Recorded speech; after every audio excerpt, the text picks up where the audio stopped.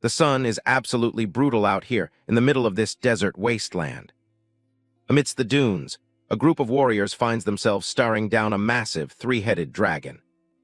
They've got their spears raised, trying to hold the line as the monster closes the gap. A blade flashes through the air, moving fast enough to leave a trail of light behind it. The strike hits home, and one of the warriors gets skewered as blood sprays across the sand. He lets out a final scream as he collapses, clearly not making it out of this fight. Park Hyun-myung is right in the thick of the carnage, his face already splattered with blood. He doesn't hesitate for a second, slamming his sword down to finish off an enemy on the ground with a brutal thud. He's gasping for air, the heat and the non-stop fighting pushing him to his absolute limit. The enemy soldiers look on in total shock, staring at him like he's some kind of monster. He stands there hunched over, his body trembling from exhaustion as he grips his blood-stained blade. Seeing him struggle, the enemy warriors charge back in, thinking they've finally got an easy kill. Everything is starting to blur, and it feels like his heart is about to explode right out of his chest. Every single breath is pure agony, like he's swallowing a mouthful of jagged glass. He looks up at the sky, drenched in a mix of sweat and blood that he can't even tell apart anymore. Even though he's running on empty, he stays on his feet as the next wave of soldiers closes in. He grips his sword tight, realizing this isn't just some crazy high-def graphic. This pain is 100% real. Right then, system notifications start flashing to life, announcing that his hidden traits are finally activating. The enemies roar and lunge forward, shouting to finish him off while he's still worn out. But Hyun-myung just lets out a defiant roar of his own, ready to push back against the tide. He's finally accepted the truth. This brutal nightmare is his new reality. Just 3 months ago, his life was a lot different and a lot more pathetic. He used to spend his days locked away in a dark room, completely glued to his computer monitor. Another game over screen pops up, mocking him for yet another failure in the digital world. He leans back with a frustrated sigh, cursing the game for being such a piece of trash. His room is a total disaster zone, a perfect reflection of a life spent chasing achievements while the world moved on. The morning light starts creeping through the window, a blunt reminder that he's wasted another entire night. He looks exhausted, his messy hair and unshaven face showing just how much he's let himself go. His desk is a graveyard of instant noodles and coffee cans, the standard diet of someone who's given up on reality. He's been living like this for 5 years now, long before he even quit his job. To him, his life is legendary, but only in the worst possible sense of the word. The game he's obsessed with is called Panginia, and it's famous for being an absolute nightmare. It actually had a brief moment of popularity 5 years ago when it first launched. The developers used a ridiculous bait line, promising to grant any one dream to whoever could actually clear it. Most people saw it as a gimmick, but some were desperate enough to spend their lives trying to win. 5 years later, nobody's even come close. The player count has dropped to almost nothing as people gave up. Now, if he's not logged in, the game basically shows that the number of online players is 0. Panginia was infamous for its brutal difficulty right from the start, driving most players away in frustration. The bosses were designed to be so strong they made players question if the game was even meant to be cleared. On top of that, you had to worry about companions who would stab you in the back without a second thought. And if you were unlucky enough to get a bounty, high-level NPCs would hunt you down until you were dead. But the worst part? Permadeath. If your character dies once, everything you've worked for disappears instantly. The game makes its rules very clear from the start. If you die, you lose everything and have to start from absolute scratch. It's an insane system that doesn't respect the player's time at all. Because the difficulty was so insurmountable, the brief burst of popularity the game had at launch died out almost instantly. Now, it's just a graveyard for frustrated players. Park Hyun-myung sits at his desk, staring blankly at the screen with a hand propped against his face. He's starting to think that someone is actively trying to prevent anyone from ever clearing the game. His latest character, a high-level knight loaded with 8 unique items, lies dead on the floor with swords through its back. 5 years of grinding and effort have disappeared just like that. Hyun-myung blinks in disbelief, his eyes fixed on the sudden flicker of his monitor. Something unexpected is happening. A blue system window confirms his character has been deleted due to the death penalty, but another message follows. He's just obtained a staggering 1,600,000 soul points. As his old character dissolves into digital pixels, a text box explains that soul points are only acquired when a character dies. The more progress you've made, the more points you get back. Hyun-myung can't believe the number. 6 million SP is an absurd amount. Up until now, even after hundreds of deleted characters, he'd barely managed to scrape together 80,000 in total. Panginia's system works by awarding points based on the value of the character you just lost. It's a consolation prize for having all your hard work wiped out in an instant. These points can then be reinvested when creating a new character to give them a much-needed head start. It's the only way to make any real progress in such a brutal world. The more SP you pour into a specific talent, the easier it is to level up that skill later on. It smooths out the growth curve so you don't hit a wall quite as fast. Hyun-myung remembers a previous character he'd poured 10,000 SP into for sword talent, eventually becoming a grandmaster of swordsmanship. Even with that power, he still ended up dead. The investment limit for a single talent is 10,000 SP, but with 1.6 million, those limits don't even matter. He realizes he has enough to max out every single talent available. Usually he'd play it safe and focus on magic for a more stable run, but this time he's feeling reckless. He moves his cursor over the random button, deciding to let the game choose his path. He doesn't think he'll ever actually clear the game anyway. He lets out a smirk, deciding this will be the first and last time he truly tries to enjoy the game before deleting it for good. There's nothing left to lose. He positions his thumb over the button, ready to gamble everything on one last roll. But as he does, a memory from his past flashes through his mind. "Sorry, Hyun-myung," a voice says as a woman holds a coffee cup between her hands. He looks up at her, his expression full of confusion and hurt. He asks her what she's even talking about, his voice trembling. The world around them seems to fade as he realizes what's coming. She sits across from him with a cold, steady gaze, telling him that he's a good person, but she can't date someone with no future forever. The words hit him harder than any enemy in the game ever could. She leans in, explaining that she's at the age where she needs to start seriously thinking about marriage and stability. She needs more than just a good person. She needs a provider. Hyun-myung sits there, speechless and sweating, unable to find any words to defend himself. The silence between them is suffocating. He bites his lip, his gaze dropping to the floor. He has no answer for her, no plan to show that things will ever change. She looks away, mentioning how all of her friends are dating or marrying guys who work at big, well-known companies with bright futures. It's clear that she's already made up her mind. Her eyes stay fixed on something in the distance, but the disappointment in her voice is directed entirely at him. "Yet you," she begins, but leaves the rest unsaid.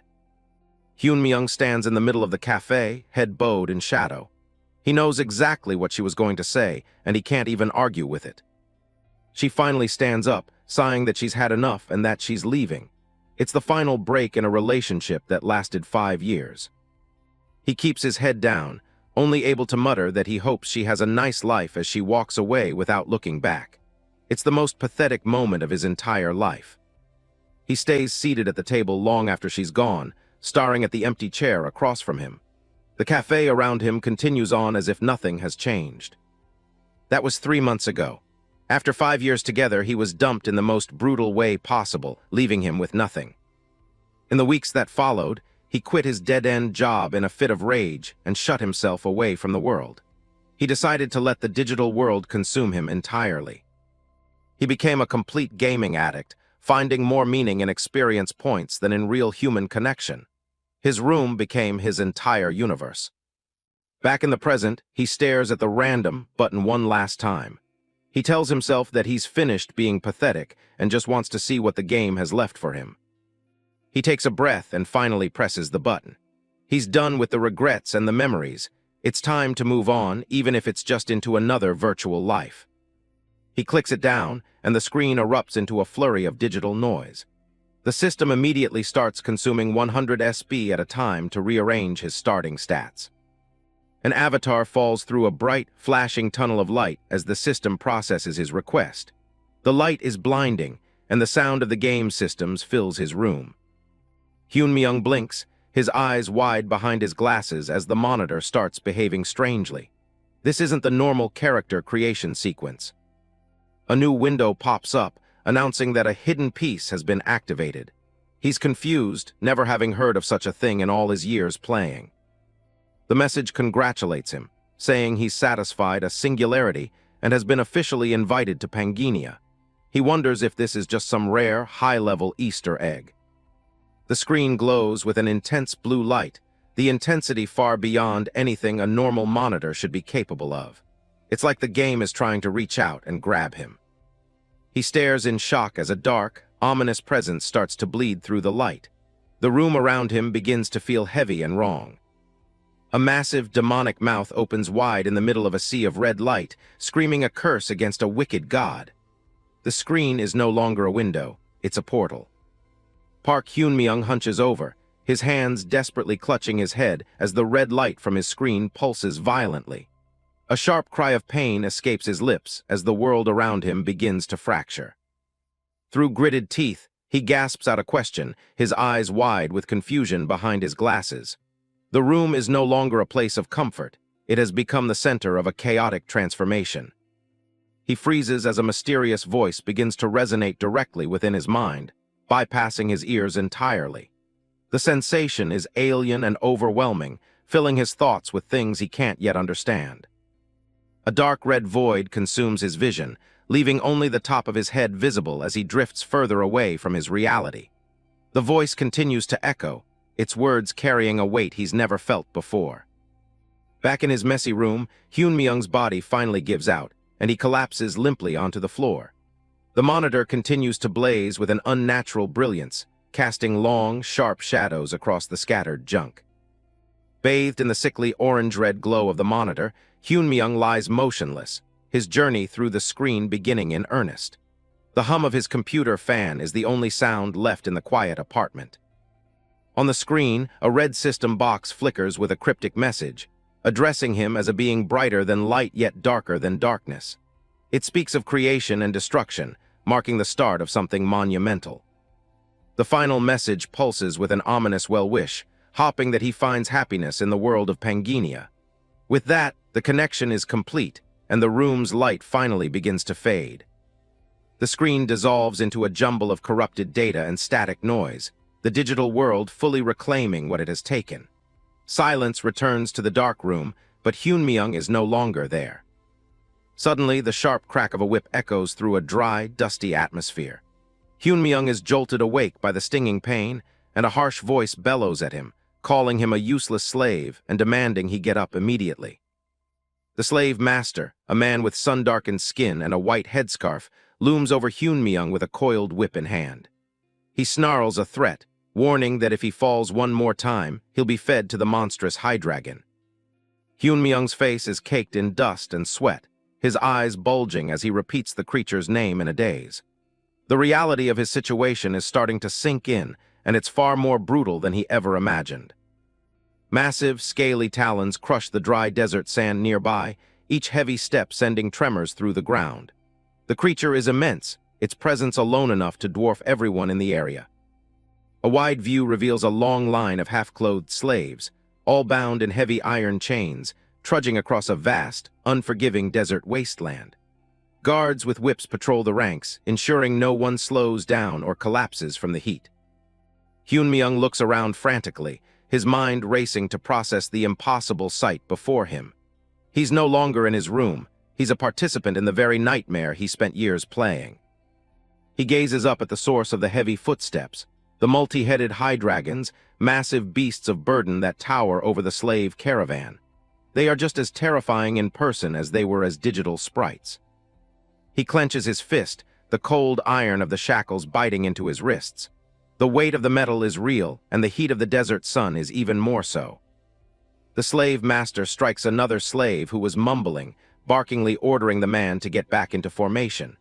There is no mercy here, only the constant demand for movement and silence.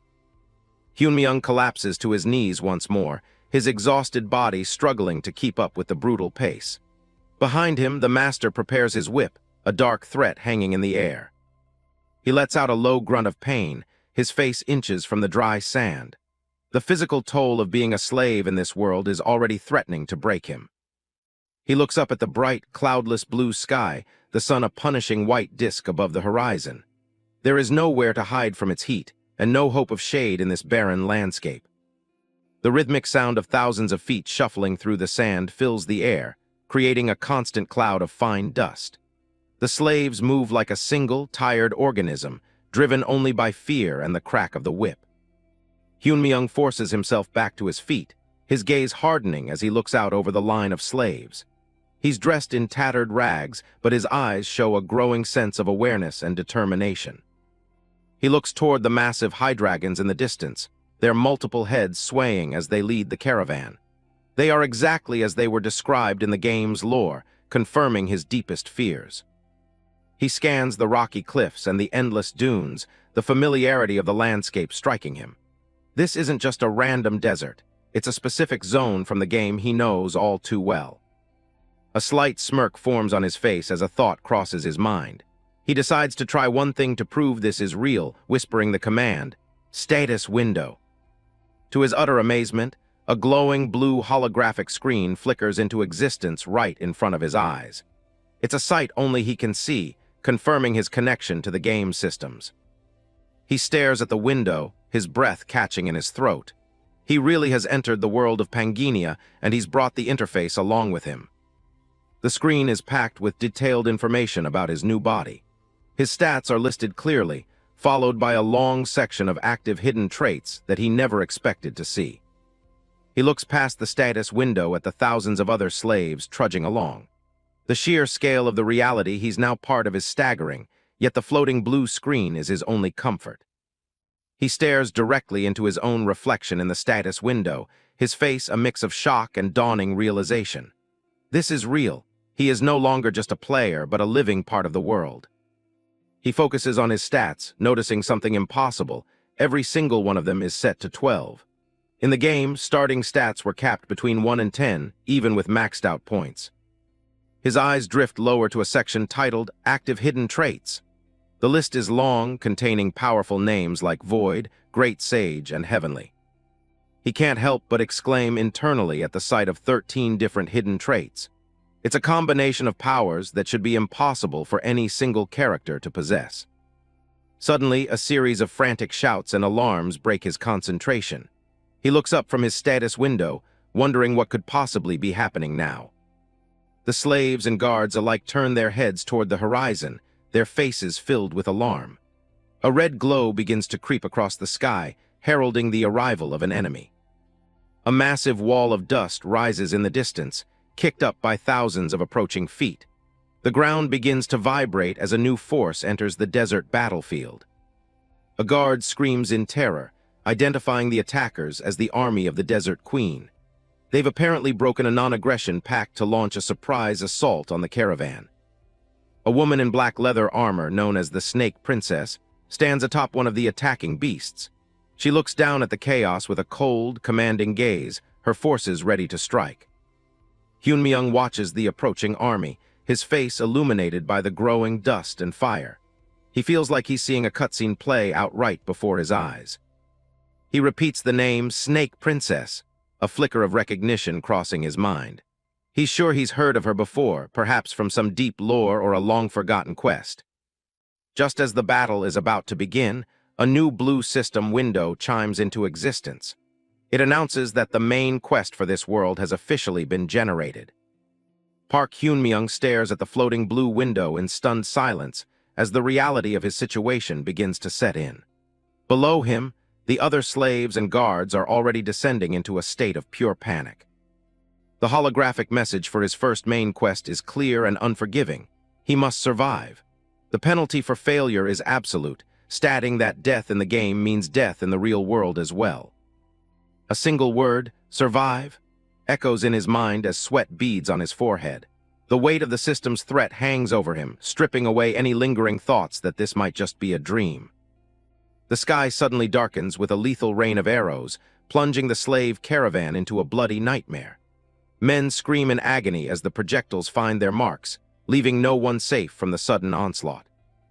Hyunmyeong stands amidst the carnage, his eyes darting between the falling bodies and the blood splattering across the desert floor. The sounds of battle and the pleas for help create a deafening wall of noise around him. His face is tight with tension, a few drops of blood marring his skin as he witnesses the brutal efficiency of the attacking army. The fear is palpable, but a flicker of something else is starting to burn in his gaze. He watches as the world around him turns into a blur of violence, the reality of the game's permadeath rule flashing through his mind. Every second he remains frozen is another second closer to his own end. A pillar of intense blue energy suddenly erupts around Hyunmyeong, signaling the activation of a hidden trait. The system identifies it as the heart of the iron-blooded monarch, a power that begins to reshape his very state of being. The system explains that this unique linked trait only appears when a person's physical talents have been pushed to their absolute maximum. It's a legendary ability that few could ever hope to unlock. The trait's effects take hold immediately, preventing exhaustion and drastically reducing the chances of him being caught off guard. Hyunmyeong's posture changes, his movements becoming more deliberate and fluid. Around him, the slaughter continues, but the hidden trait allows him to process the chaotic battlefield with inhuman speed. He can see every threat and every opportunity with crystalline clarity. Hyunmyeong looks down at a guard who has fallen nearby, his blood soaking into the sand. He sees a sword and a ring of keys lying just inches from the dead man's outstretched hand. He ignores the chaos and focuses on the objective, his mind telling him that he must move if he wants to survive. He reaches for the weapons, his chains rattling as he prepares to fight back. With a quick, practiced motion, he retrieves the sword and the keys, his eyes fixed on the approaching enemies. The fear that once gripped him is being replaced by a cold, calculating resolve. He grips the hilt of the sword firmly, the weight of the steel feeling natural in his hand. He's no longer just a victim of the game, he's now its most dangerous participant. A blinding blue light flares out from his body as his energy surges, creating a protective vortex around him. The transformation is nearly complete, and his true power is beginning to manifest. An enemy lunges at him, but Hyunmyeong is already in motion, his blade carving a brilliant white path through the air. His strike is faster than anything a normal human could ever achieve.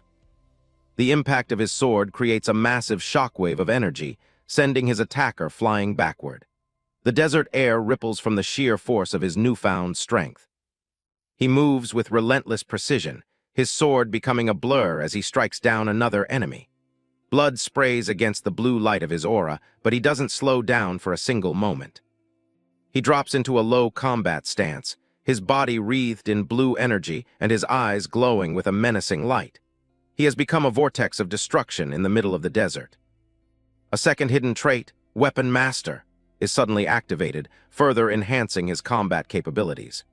Hyunmyeong's eyes glow with a piercing blue light, signaling that his true journey in Pangaea has only just begun. The desert tribesmen are charging across the dunes, their footsteps kicking up a storm of sand. Park Hyunmyeong watches them closely, his expression turning cold as he prepares for the impact. One big guy lunges in first, screaming about him being nothing but a lowly slave. However, Hyunmyeong wasn't about to just stand there and take it. He sliced the heavy spear in half with one clean sword strike, the metal clashing loudly. With a sharp movement, he knocks the enemy back and sends him stumbling into the dirt. He reached out and caught the spearhead, realizing he was picking up the rhythm of this weapon faster than he should. He hurled the spearhead straight forward, striking down another attacker with the precision and speed of a seasoned veteran. The tribesmen can only scream in shock as their front line starts to crumble under his assault. Hyunmyeong shifts his weight, dodging a lethal swing with only inches to spare. He narrows his eyes as something starts to change in the way he sees the entire battlefield. Ghostly silhouettes of axes and swords begin to flicker in the air around him. It's like every weapon he sees is becoming a natural extension of his own body. He parried an incoming axe strike with perfect precision, and pushed back with overwhelming force. A blue light pulses from his chest, and suddenly the world seems to slow down around him. He can see it clearly now, the exact path every enemy sword is about to take before they even move. He weaves through the chaos, moving with a grace that definitely shouldn't belong to a slave. His counterattack connects with brutal efficiency, drawing blood instantly. He swaps to a different weapon mid-stride, his hands moving on pure instinct.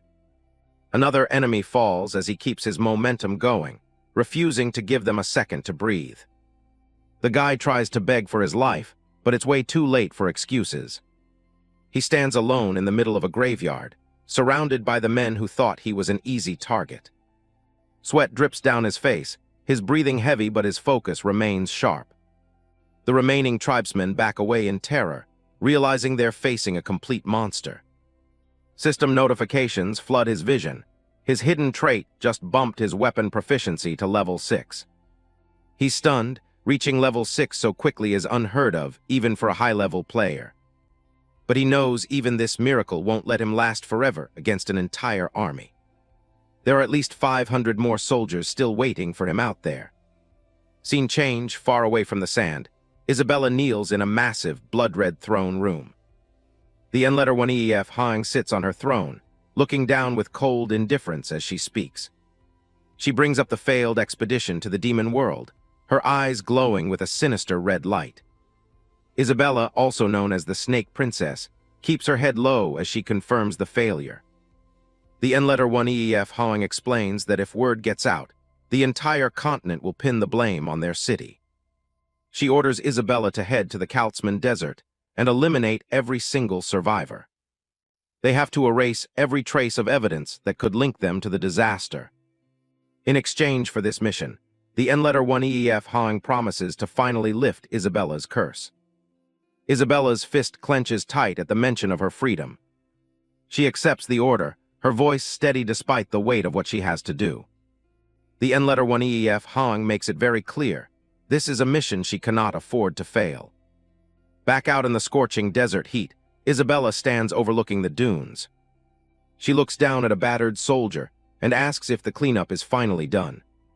The soldier stammers out a report that there's still one slave who refuses to die.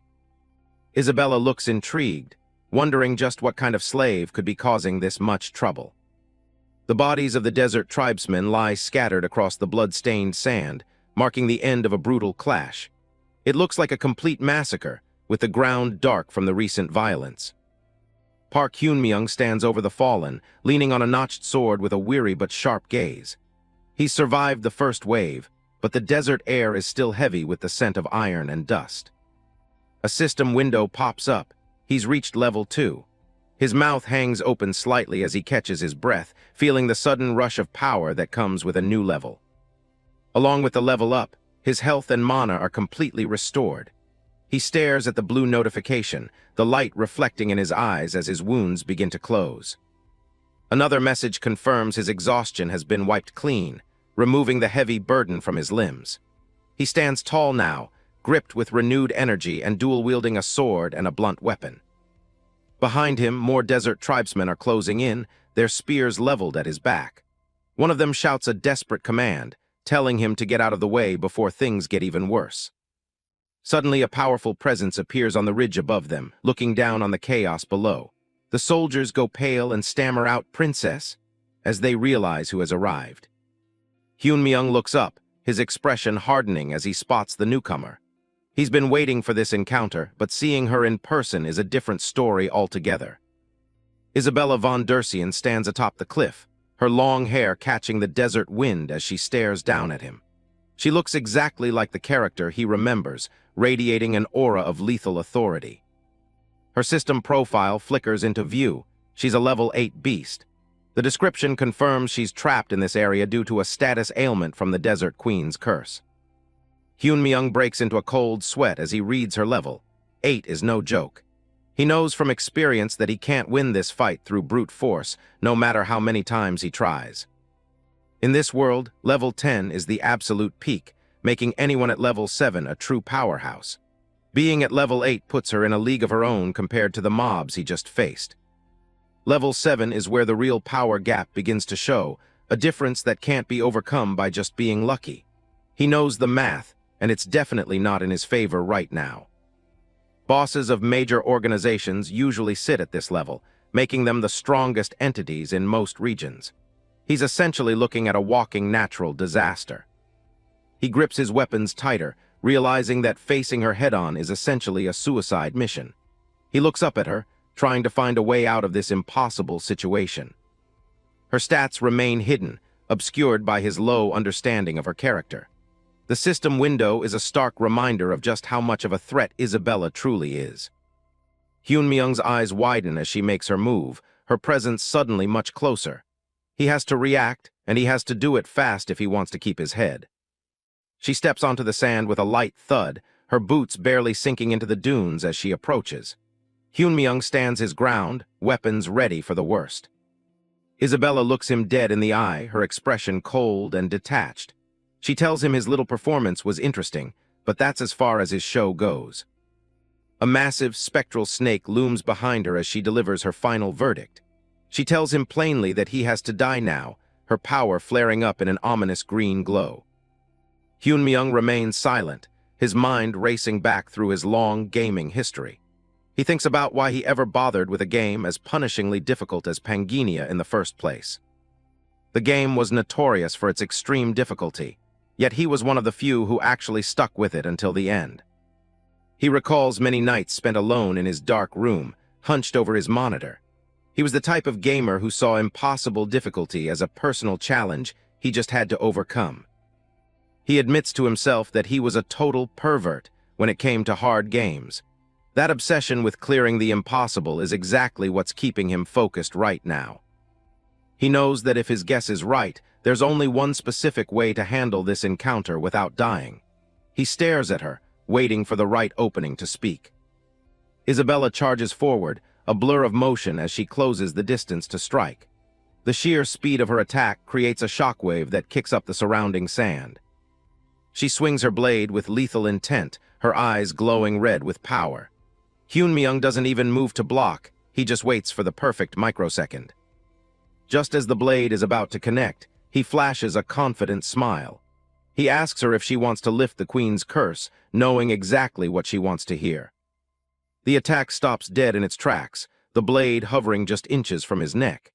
The impact of her sudden halt sends a massive blast of wind and sand outward.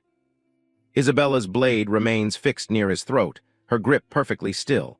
The silence that follows the blast is heavy with sudden tension. She stays in her attacking posture for a long moment, her expression shifting to one of sheer confusion. She can't believe what she just heard him say. She pulls back slightly, gritting her teeth as she demands to know who he actually is. Her voice is laced with both suspicion and a hint of desperation. Isabella's eyes are wide, fixed on him with a mix of fear and desperate hope. He has her full attention now. Hyun-myung looks out over the vast, desolate desert landscape behind her. He tells her that he reads the stars and leads people toward them. He declares himself as the Star Bearer, a title that carries immense weight in this world. He offers to help her lift the curse so she can finally leave this desert. Isabella's pupils dilate in total shock as she hears the forbidden title. She's completely stunned by his bold claim. He watches her reaction, thinking to himself that his massive gamble actually worked. Isabella stands there, her usual coldness replaced by genuine awe. He knows the Star Bearer is a rare NPC class that players need to help them break through their level caps. It's the perfect lie to gain her cooperation. A bright, celestial light shines in his mind's eye as he spins his tail. He knows he's not the real deal, but Isabella doesn't need to know that yet. He thinks about the mechanics of removing the Queen's curse. He knows she needs a specific blessing that only a Star-Bearer can supposedly provide. Isabella bows her head, her body trembling slightly as she processes the possibility of freedom. Hyun-myung knows he has her right where he wants her now. He looks at her with a calm, calculating expression, knowing she'll have to listen to him now. He calls her by her full name, Isabella von Dersian, to drive the point home. A system window flickers above Isabella, identifying her as a character he once created. She stands in a desolate ruin, a level 8 beast with a cold, piercing gaze. Park Hyun-myung looks at her, reflecting on how she was an unfortunate character he had to neglect because of his own poor choices in the game's starting point. Isabella's expression is hard, her eyes fixed on him with suspicion. He realizes that the Queen's Curse is actually a game mechanic designed to tether players to the starting map. The tension between them remains thick as he analyzes her situation from a player's perspective. A white bird flies over a vast, snow-capped mountain range, a symbol of the freedom players are supposed to have. He knows that in the original game, characters were meant to travel the entire world to reach the ending. An image of a lone white bird trapped inside a golden cage appears, representing Isabella's current state. She's been tied down to this desert wasteland for years due to the Desert Queen's curse. Isabella breaks the silence, leaning forward slightly as she asks for his name. Hyun-myung meets her gaze steadily, preparing to give his answer. "Randolph," he says firmly, causing a system notification to chime in the air. The message confirms that his character's name has been successfully set in this world. The two stare at each other in a tense standoff, neither one willing to back down first. The silence is heavy, filled with the unspoken weight of his gamble. Isabella abruptly turns away, her cape fluttering as she dismisses the immediate threat. She announces that she'll postpone killing him for now, though her posture remains lethal. She continues walking toward her army without looking back, leaving Hyun-myung to watch her retreat. She warns him that if he is lying about being a star-bearer, she will personally rip him to pieces.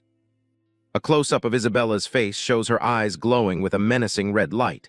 The threat is clear. She is not a woman to be trifled with, and his life hangs by a thread.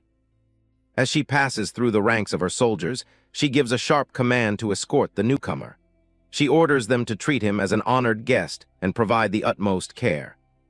A blue system window appears before Hyun-myung, declaring that main Quest 1, Survival, has been officially completed.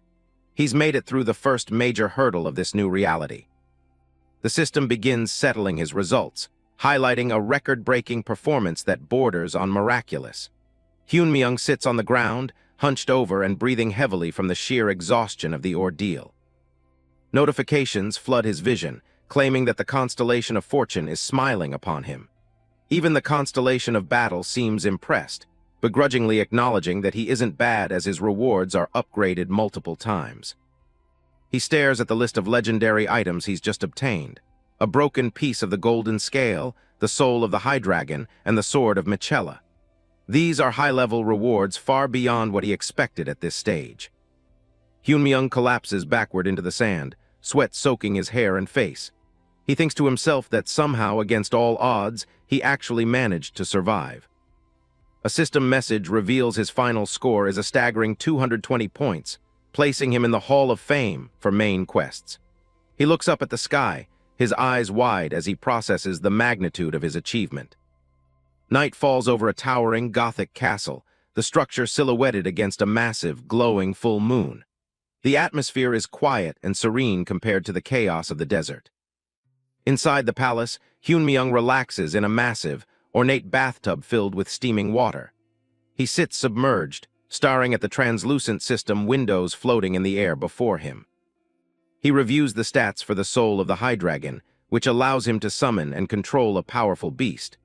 The sword of Michela is equally impressive, requiring a high-strength stat but offering massive potential for a set bonus. He leans back against the tub, stunned that he managed to get both of these incredibly rare drops at the same time. These are the kinds of items that top-tier players would kill for in the early game. He turns his attention to the broken piece of the golden scale, an item that mentions synchronization between reality and Pangenia. He puzzles over the description, wondering what it means for his future. The heavy bathroom doors are suddenly thrown open, startling him out of his thoughts. 3 beautiful chambermaids walk in, their movements synchronized and their expressions blank. The 3 women approach the tub, bowing low and offering their services to wash him. Hyun-myung stares at them, his mind immediately shifting back into analytical mode. He tells them to just wash his feet, his expression remaining cold and uninterested. He realizes this is likely another test from Isabella to see if he truly acts like a transcendent star-bearer. One of the maids begins scrubbing his foot with a cloth, the the soap bubbles rising in the warm water. The touch is gentle, but Hyunmyung stays perfectly still. He identifies them as Isabella's personal chambermaids, sent to serve him in his guest quarters. He knows that if he shows even the slightest hint of lust or reaction, she will become suspicious of his identity. He closes his eyes and takes a slow breath, repeating a mantra to keep calm and maintain his stoic facade. He reminds himself that a true star-bearer is supposed to be above such mortal desires. He keeps his face composed and neutral, ignoring the presence of the beautiful women as they continue their work. His focus is entirely on maintaining his cover. One of the maids gasps softly as she moves closer, her hands busy as she adjusts her clothing or her position. The sound is sharp and sudden in the quiet room. A massive system window suddenly pops up, nearly blinding him with its blue light. He thinks, "Status window," as he scans the new information appearing before him. He looks intensely at the floating screen, his eyebrows furrowed in deep concentration. He's looking for something specific among the dense text. The ranking list shows him at the very top with 220 points, far ahead of other players like Gracia. Below the rankings, a message warns that the breakdown of Pangaea has reached 7.66%, and the boundary with reality is shattering. Hyunmyung's eyes widen in shock as he reads the fine print about the breakdown. He realizes the world he's in is far more unstable than he initially thought. The system announces that the Hall of Fame has opened, and he has unlocked a logout feature. However, it also warns that his character will be completely vulnerable while he is logged out. He murmurs the words "Star-bearer" under his breath, his mind racing to connect all the pieces of this mystery. The maids continue their work, unaware of his internal turmoil. A close-up of his face captures his total disbelief as he stares at the screen. "Impossible," he thinks, his world-shaking realization written all over his features. Images of two formidable, glowing-eyed warriors appear in his mind, the players Gracia and I Love Mint Chocolate. These were high-level competitors he knew from his days playing the original game. He wonders if they were summoned to this world just like him, since they both disappeared from the game around the same time. The possibility that his old rivals are here changes everything. An extreme close-up of his eye shows the intensity of his focus as he absorbs the next piece of information. And furthermore, he thinks, his pulse quickening. The logout notification remains on the screen, a bizarre link back to his former life. He repeats the words "logout feature" to himself, his mind already beginning to formulate a new plan. Park Hyunmyung's eyes widen with a mixture of shock and intense relief as he stares at the system notification. He thinks to himself that he finally has a way out of this damned game and back to reality. He suddenly raises his hand, signaling the three chambermaids to stop their work immediately. Adopting the persona of a detached star-bearer, he orders them to leave so he can communicate with the stars, leaving the women startled and confused. He fixes them with a piercing gaze, his voice low and threatening as he doubles down on his lie. He warns that any delay in his ritual will result in the total loss of his powers, a threat he knows will reach Isabella's ears. One of the chambermaids stares back at him, her expression one of stunned silence and slight embarrassment. The authority in his voice leaves no room for them to argue. The chambermaids bow their heads and retreat, the sounds of their footsteps fading as the heavy bathroom doors begin to slide shut. Hyunmyung tells them to let Isabella know he will meet her once he is finished with his communication. The ornate doors close completely, sealing him inside the steam-filled room in total privacy. The plan has worked, granting him the moment he needs to act. Hyunmyung glances over his shoulder at the shut doors, his stiff posture finally relaxing as a small sigh of relief escapes him. He thinks about how lucky he is that such a shabby excuse actually convinced the servants to leave. He steps out of the ornate bath, water cascading off his shoulders as he looks down at the ripples in the pool.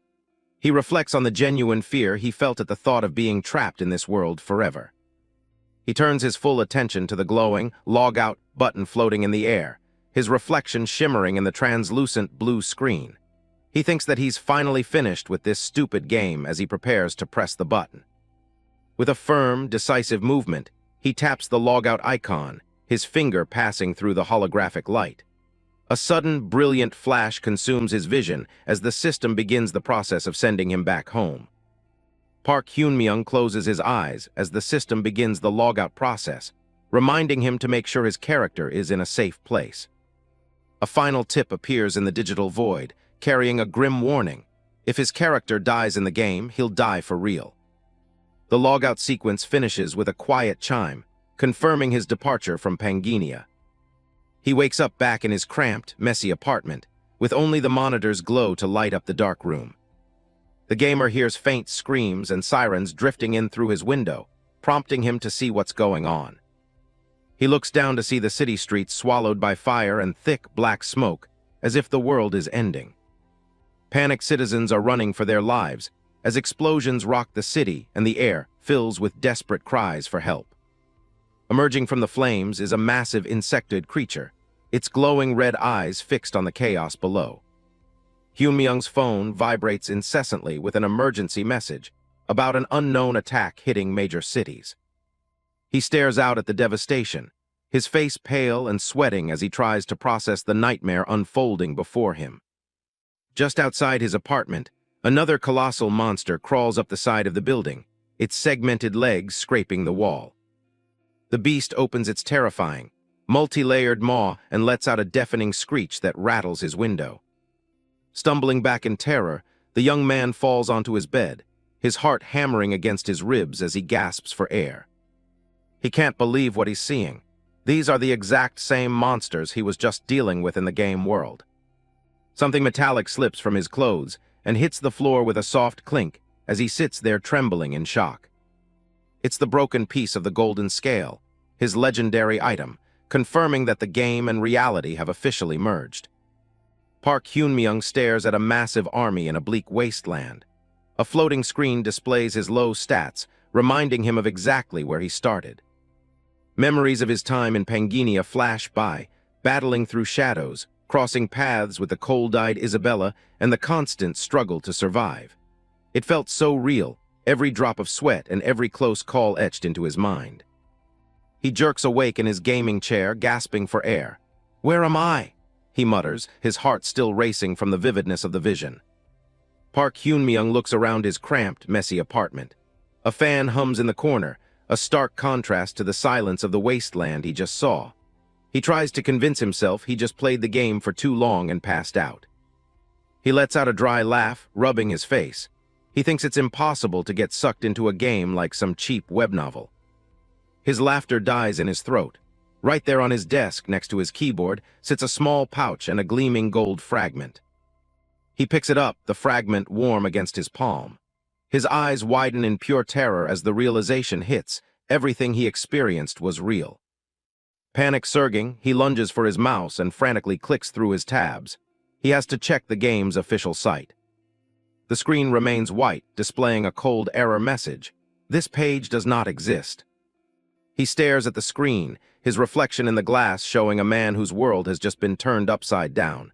The game homepage didn't just crash, it's completely gone. A sudden, sharp noise cuts through the silence of his room. The air feels thick with sudden dread. He freezes as screams erupt from outside. It's a monster!" someone shrieks, followed by a desperate plea for help. He looks out the window and his blood runs cold. A giant, mantis-like creature is tearing through the streets, sending cars flying as people scream in terror. Blood spatters across the pavement.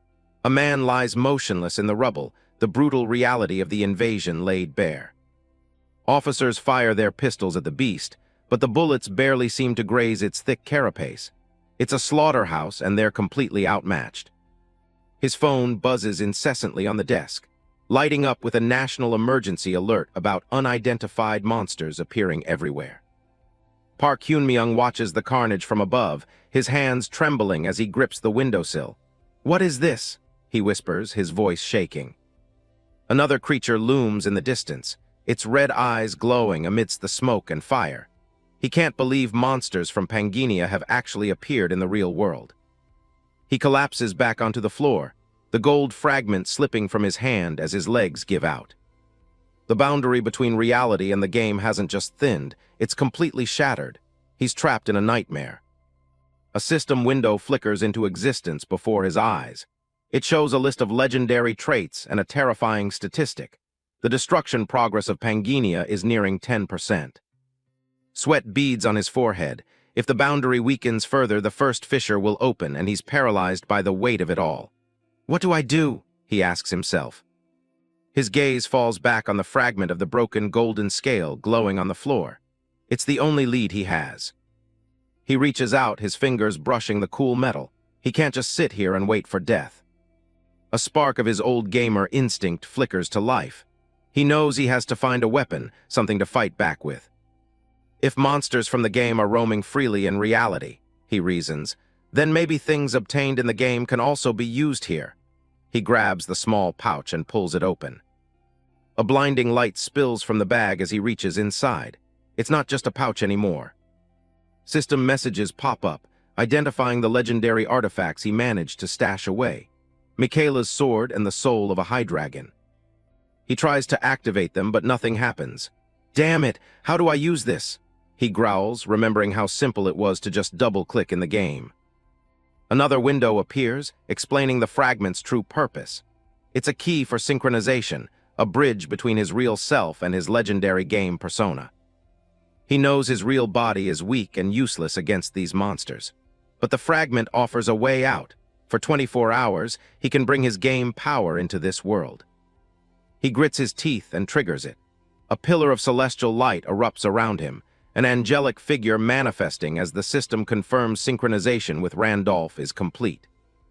A timer begins its countdown on the fragment. He has exactly 1 day to survive the chaos using his awakened powers. Out in the city, the situation has turned into a literal hellscape. People scramble over corpses as the monsters continue their relentless hunt through the streets. A woman in a light blue t-shirt and dark pants, Yoonji's mother, sprints through the wreckage. She's clutching her young daughter, a small girl named Yoonji, tightly to her chest. Yoonji's voice is small and trembling as she asks why her dad hasn't come to help them. Her mother can only promise he'll be there soon, her own voice cracking with fear. A deafening groan echoes from the building beside them as massive chunks of concrete break loose from above. Debris rains down like meteors, crashing into the street with bone-shaking force and kicking up a massive cloud of dust. The dust clears to show Yoonji sprawled on the ground, calling out for her mom through the haze of smoke and ruin.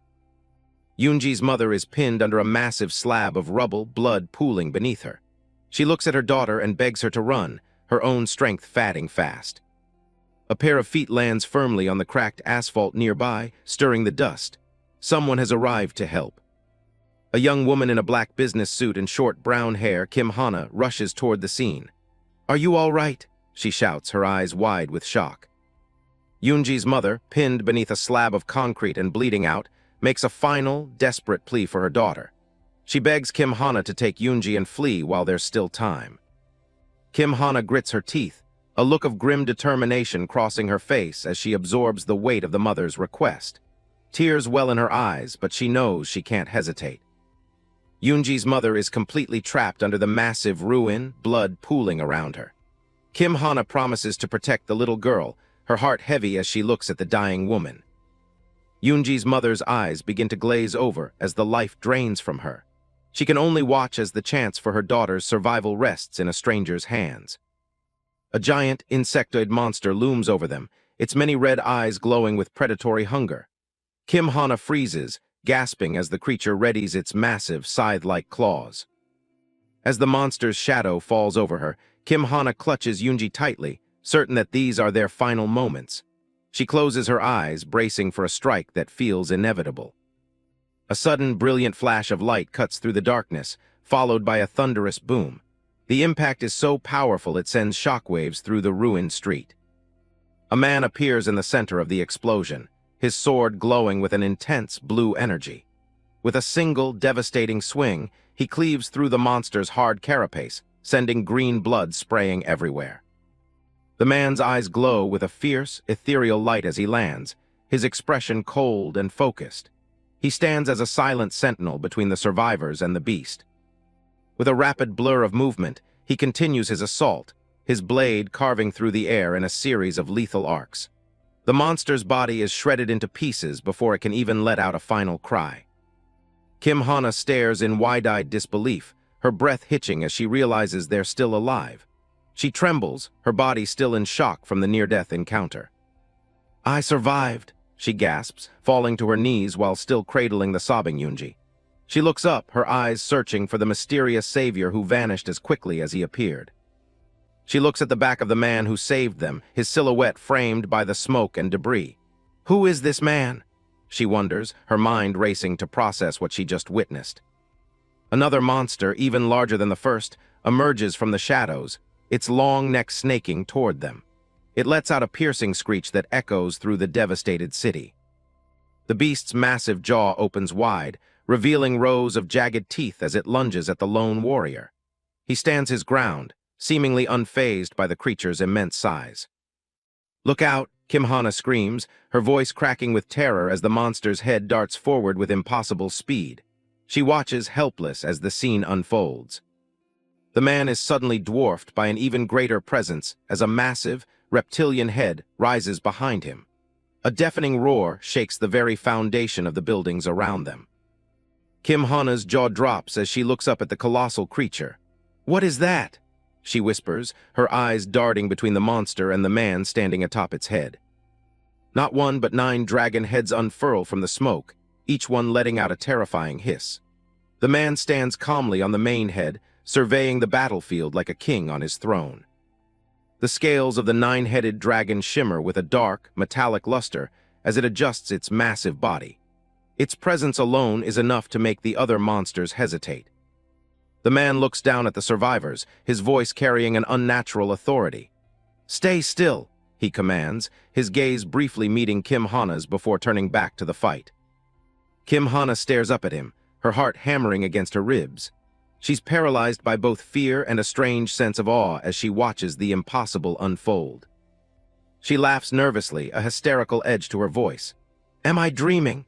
she mutters, her mind struggling to reconcile the world she knew with the one she's now seeing. Yoonji reaches out for her mother's motionless form, her small voice calling out in a heartbreaking plea. Kim Hana pulls her closer, tears finally streaming down her face as she faces the grim reality of their loss. In the distance, more survivors are seen running through the smoke-filled streets, their shadows small and fragile against the backdrop of crumbling skyscrapers. The scale of the destruction is staggering. Kim Hana watches as another monster is snatched up by one of the dragon's heads and crushed effortlessly. She realizes that the world she lived in has vanished forever. The dragon's 9 heads continue their brutal work, tearing through the monsters like they're nothing more than pests. Blood and ichor rain down on the ruined streets. Global news outlets are in a frenzy, reporting that these monsters have appeared simultaneously across the entire world. Major cities are being decimated, and human civilization is on the brink of collapse. However, the reports also mention the appearance of mysterious warriors who are fighting back. These individuals possess power that far exceeds any conventional human weaponry.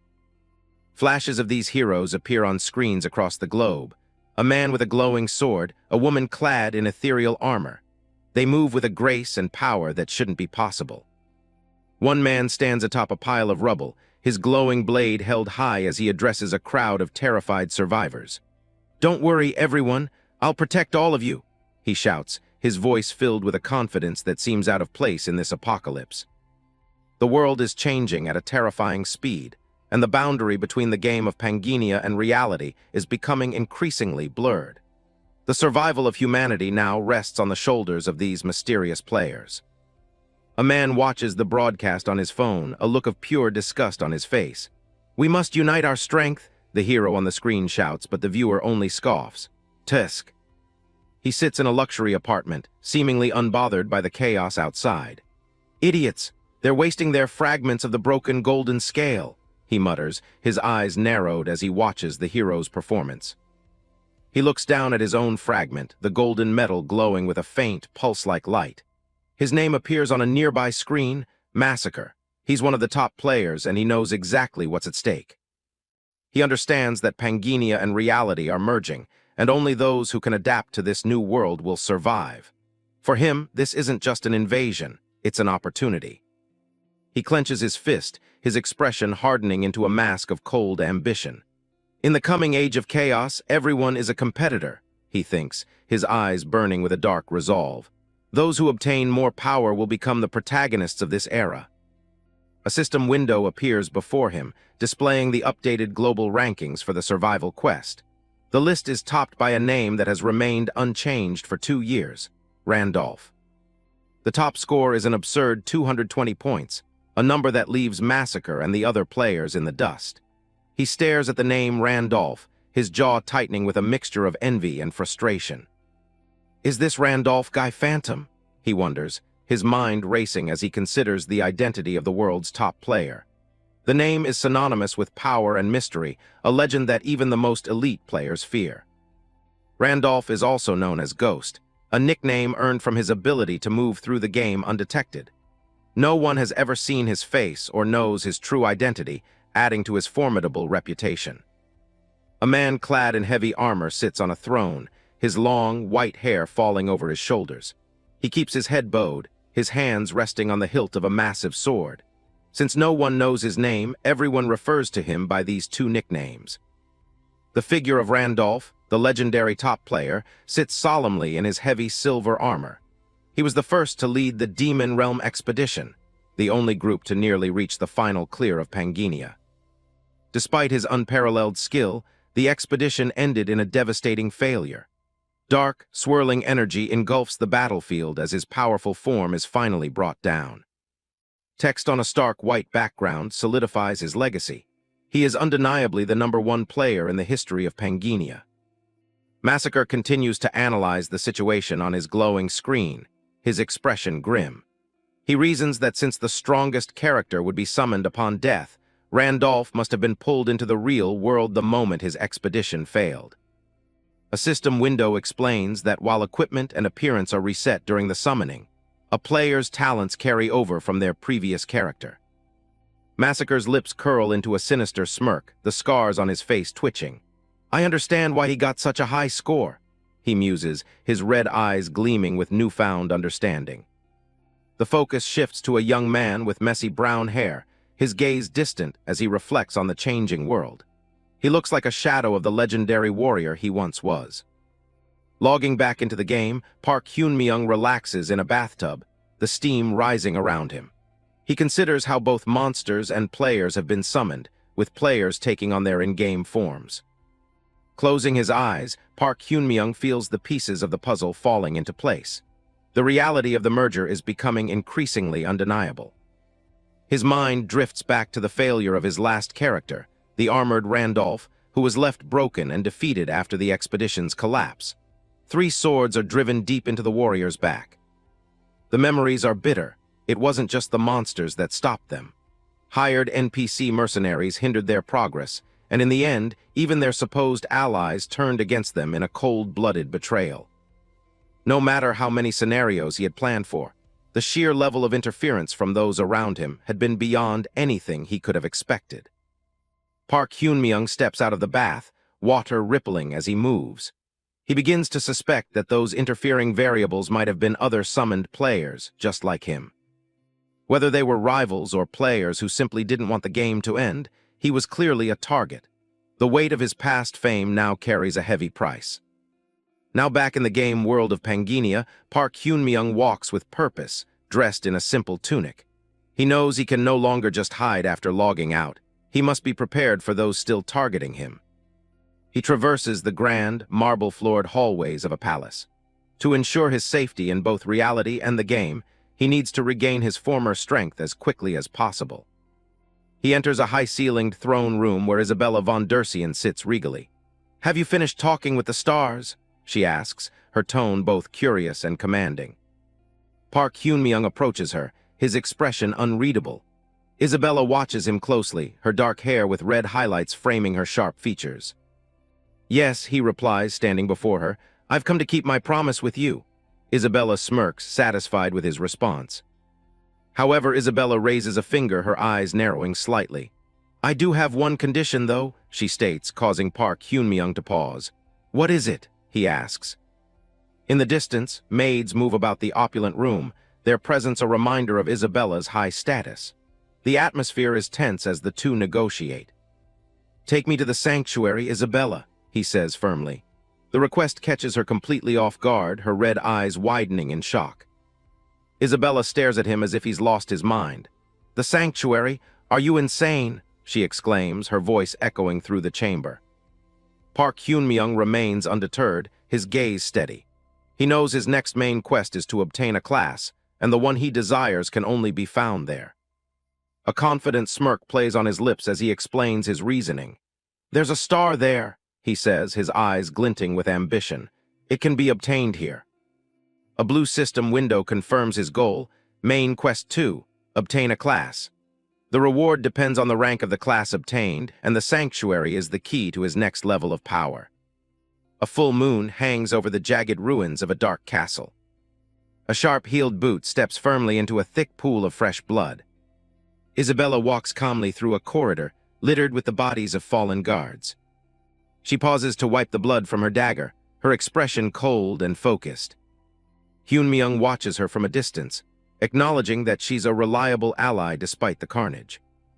The scene shifts to a few hours earlier, where Hyun-myung asks Isabella to take him into the sanctuary. Isabella is baffled, calling him insane since obtaining a class is the immediate goal. Hyun-myung leans in with a smirk, revealing that he knows a star is hidden within that very place. He explains that to lift her curse with the blessing of the stars, he has to get his hands on that star first. He's the only one who knows the exact location, having found it by sheer luck in his previous life as a player. Isabella warns him that the sanctuary is forbidden, and bringing an outsider in would have dire consequences. Hyun-myung doesn't blink, telling her it's her last chance to escape the desert for good.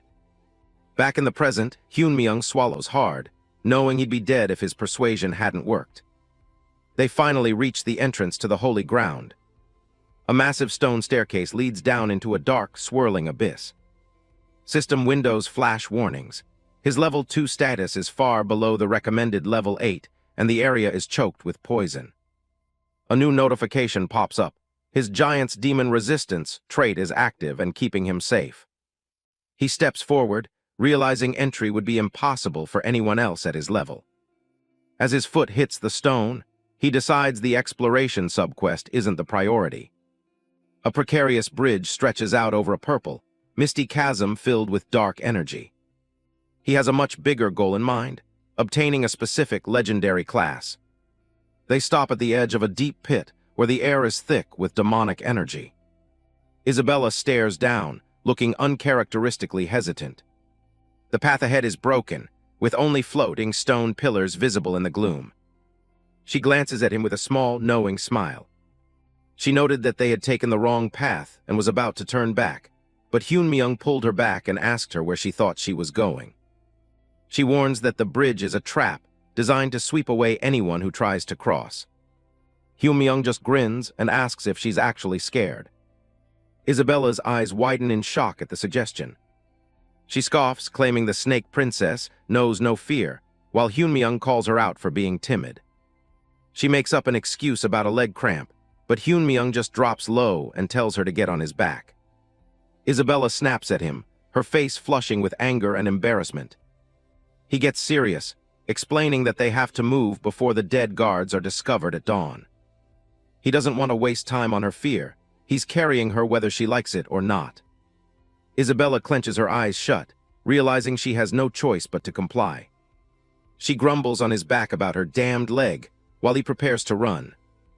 Hyun-myung takes off, his feet hitting the ground with a heavy thud.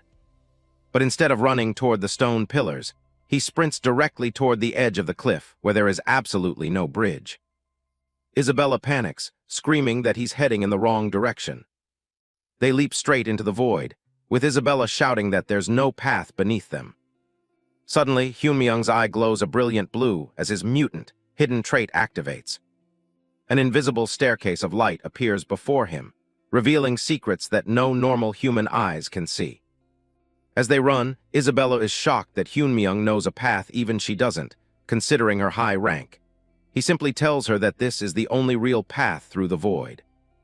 She watches him closely, wondering how an outsider could possibly have this much knowledge about their hidden grounds. It doesn't make sense for a simple star-bearer to be this confident.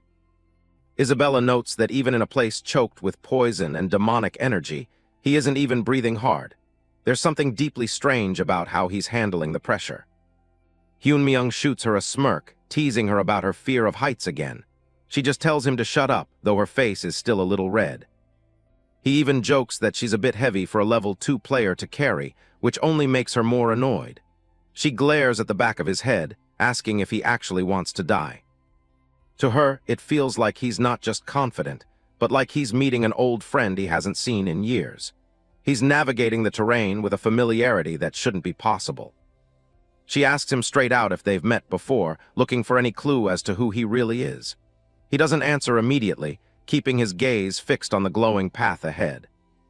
The stairs hum with blue energy as they climb higher into the dark. Hyun-myung finally speaks, saying they've never met in the same place. He reaches a hand out toward the light, explaining that while he has seen her, she has never seen him. It's a cryptic answer that only deepens the mystery.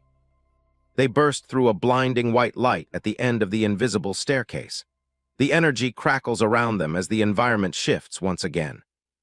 The transition is sudden, the air crackling with magic as the scene changes.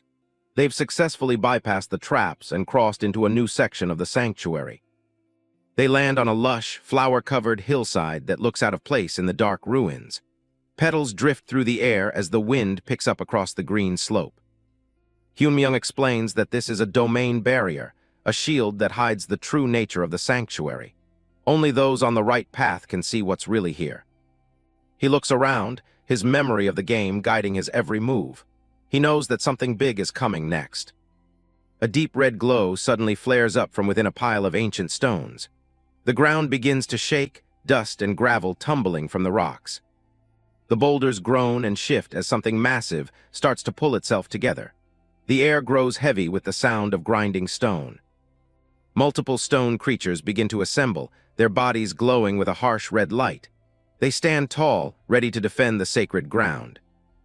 A massive golem towers over them, its single red eye focused directly on the intruders. It's an upper-tier guardian, a level far beyond anything Hyun-myung should be facing. Hyun-myung realizes that at his current level, even a graze from this thing would kill him instantly.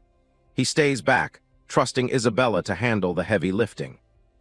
He casually asks if her leg is feeling better now, prompting another sharp response. She tells him to just shut up and watch how a real professional works.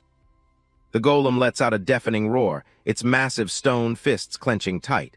It lunges forward, determined to crush the tiny intruders. It raises a colossal arm, casting a huge shadow over the flowery ground. The sheer weight of its movement creates a shockwave that rattles the air.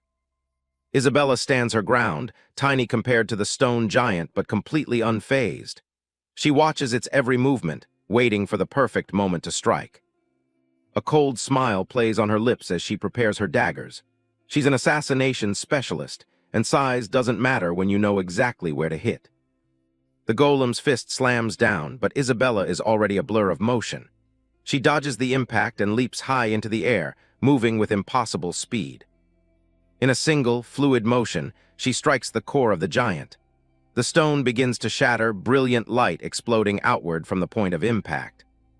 She lands gracefully, telling him that it'll be over soon. Her eyes are sharp and cold as she looks back at the crumbling guardian. Isabella dives back into the fight, her daggers carving through the golem's thick stone skin like paper. Debris flies everywhere as she dismantles the creature piece by piece. The golem's red eye flickers as it tries to track her, but she's too fast. She's already behind it, targeting the joints and internal power sources.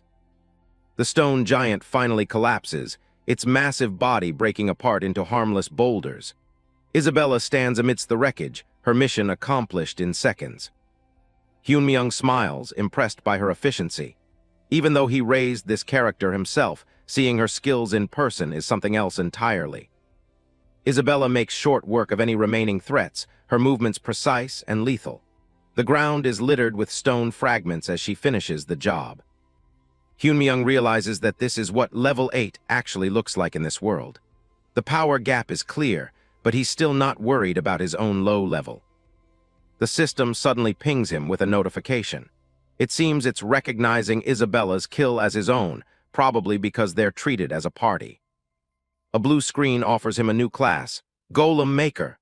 It's a rare summoner-type class, and even at its base, it's considered high-tier in Pangenia. He looks at the sigil of the Golem Maker, knowing it's a powerful option for most players. It would give him a reliable source of strength right away. But without hesitation, he hits the decline button. He has something much bigger and more specific in mind for his character. He explains that the one who can give him the class he really wants is something else entirely. The air begins to swirl with a dark, purple energy. Isabella senses the change in the atmosphere and grips her daggers tight. Something far more dangerous than a golem is starting to manifest. The ground turns a dark, bruised purple as shadows stretch across the field. The scale of this new presence is overwhelming, far beyond anything they've faced so far. A system warning identifies the new arrival, the ancient King Dramut, the master of this mountain. It's a being that was buried by the nameless star long ago. Hyunmyeong looks up as the colossal presence looms over them. He's not afraid. In fact, he says that the king has finally shown himself.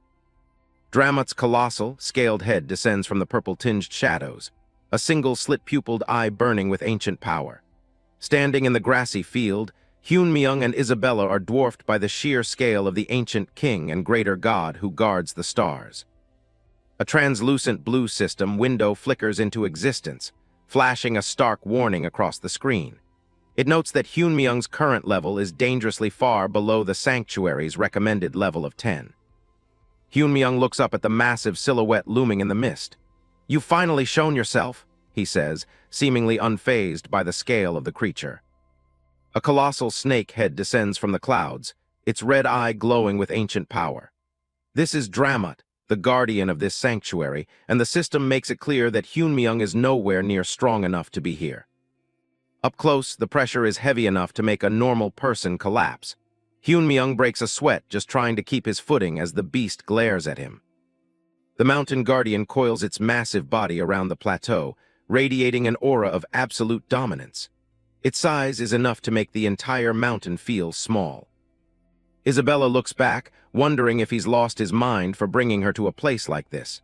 He tries to play it cool, telling her the snake is actually pretty gentle despite its looks. The snake immediately proves him wrong by lunging with a deafening roar. Isabella barely has time to scream that it definitely does attack first before the air around them explodes. A massive shockwave from the beast's movement sends Isabella flying through the air. She can barely keep her balance as the sheer force of the wind threatens to tear her apart. She slams into the ground, kicking up a cloud of dust and debris. She recovers quickly, gripping her daggers, but the impact clearly rattled her. Hyunmyeong watches the chaos with a slightly awkward expression. His gentle guide, Theory, is falling apart pretty fast. Isabella shoots him a look of pure rage, her teeth bared. She's definitely not finding this situation funny or gentle. Hyunmyeong tries to piece together his game memories, thinking this guy was supposed to be a guide.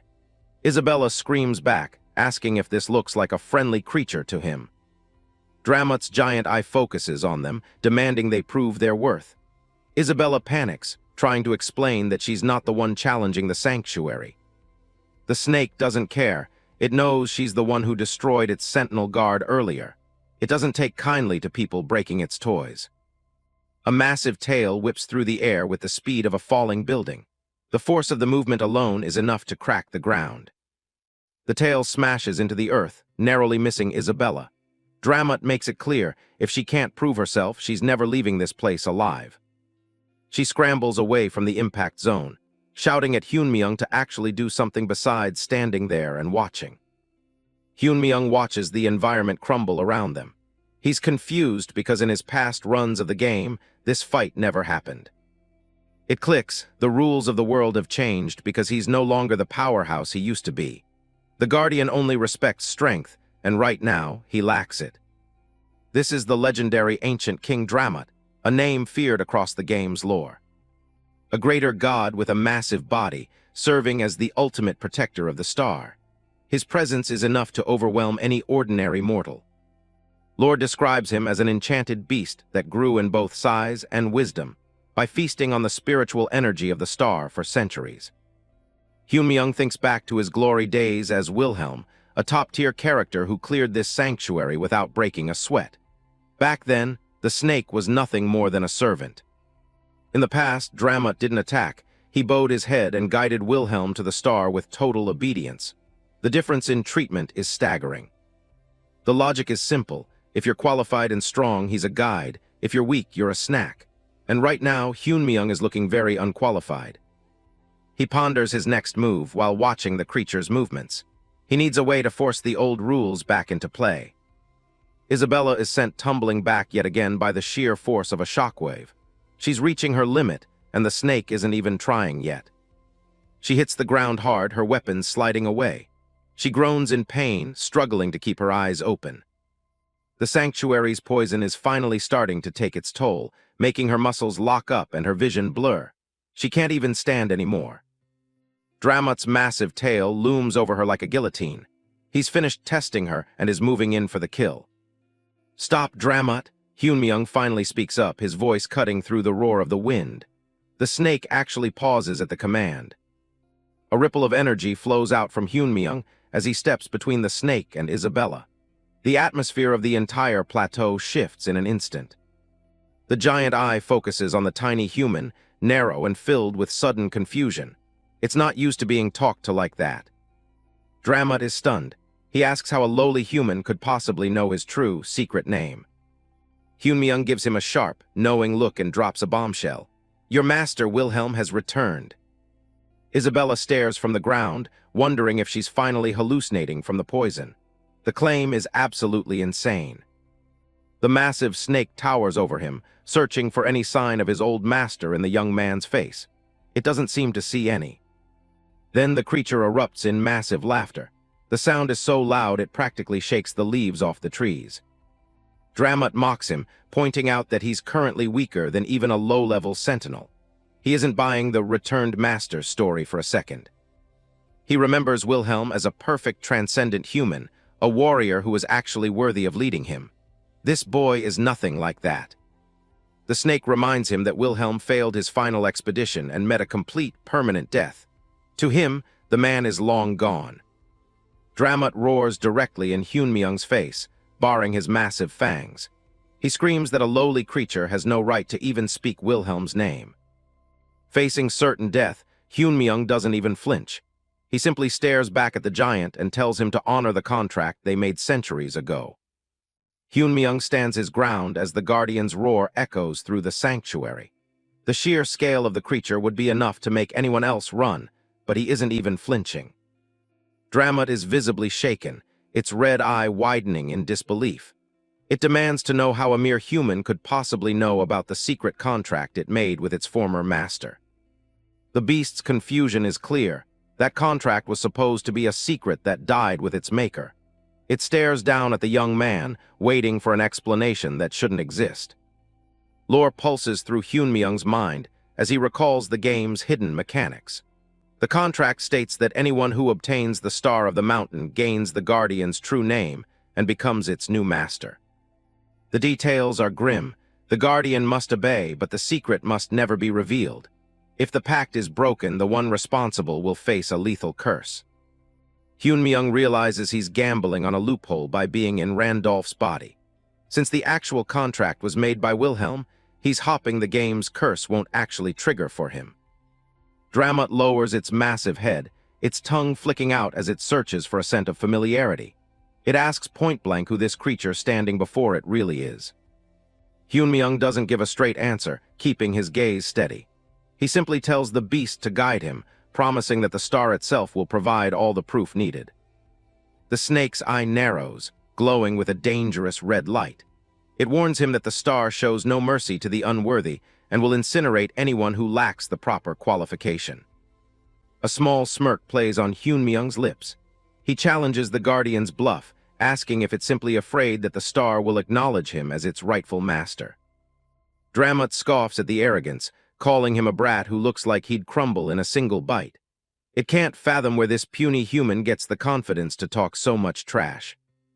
Despite its doubts, the Guardian decides to lead him to the star rather than killing him on the spot. It admits that while it doesn't believe he's Wilhelm, his knowledge of the contract makes things complicated. Dramut slithers toward the heart of the sanctuary, with the two humans following behind. The beast would much rather let the star's trial finish him off so it doesn't have to get its own hands dirty. The trio moves through the desolate sanctuary under a heavy, darkening sky. The atmosphere is thick with ancient magic and a silent, oppressive anticipation. Isabella looks around as they reach a secluded area, her expression one of pure shock. The gravity of the situation is finally starting to sink in for her. She looks up at a stone altar looming in the darkness. "Is this where the star is?" she asks, her voice barely a whisper in the gloom. Hyun-myung steps forward, confirming that the object resting on the altar is exactly what they came for. He's completely focused on the prize ahead, ignoring the Guardian's threats. There it is. The star is revealed to be a glowing white skull sitting atop an ancient stone pedestal. It radiates an eerie, powerful light that fills the entire chamber. Isabella is confused, wondering how a skull could be considered a star. Hyun-myung explains that this is more than just bone, it's actually the face of the goddess Lee. He recounts the history of Pangenia, explaining how the goddess's body was shattered into 32 fragments upon her death. These fragments are the legendary stars scattered across the continent. He reaches out and picks up the skull, explaining that these pieces are the keys to transcendence for any player. It's the ultimate power-up that everyone in this world dreams of achieving. Hyun-myung's face is set in stone as he prepares for the next step. He knows exactly what's about to happen and isn't showing a hint of fear or hesitation. The moment he grips the skull, it erupts into a massive pillar of white-hot energy. The sanctuary is flooded with light as the power of the goddess is unleashed. Isabella shields her eyes, screaming out in terror. She's convinced he's about to be incinerated and wonders if he's actually lost his mind this time.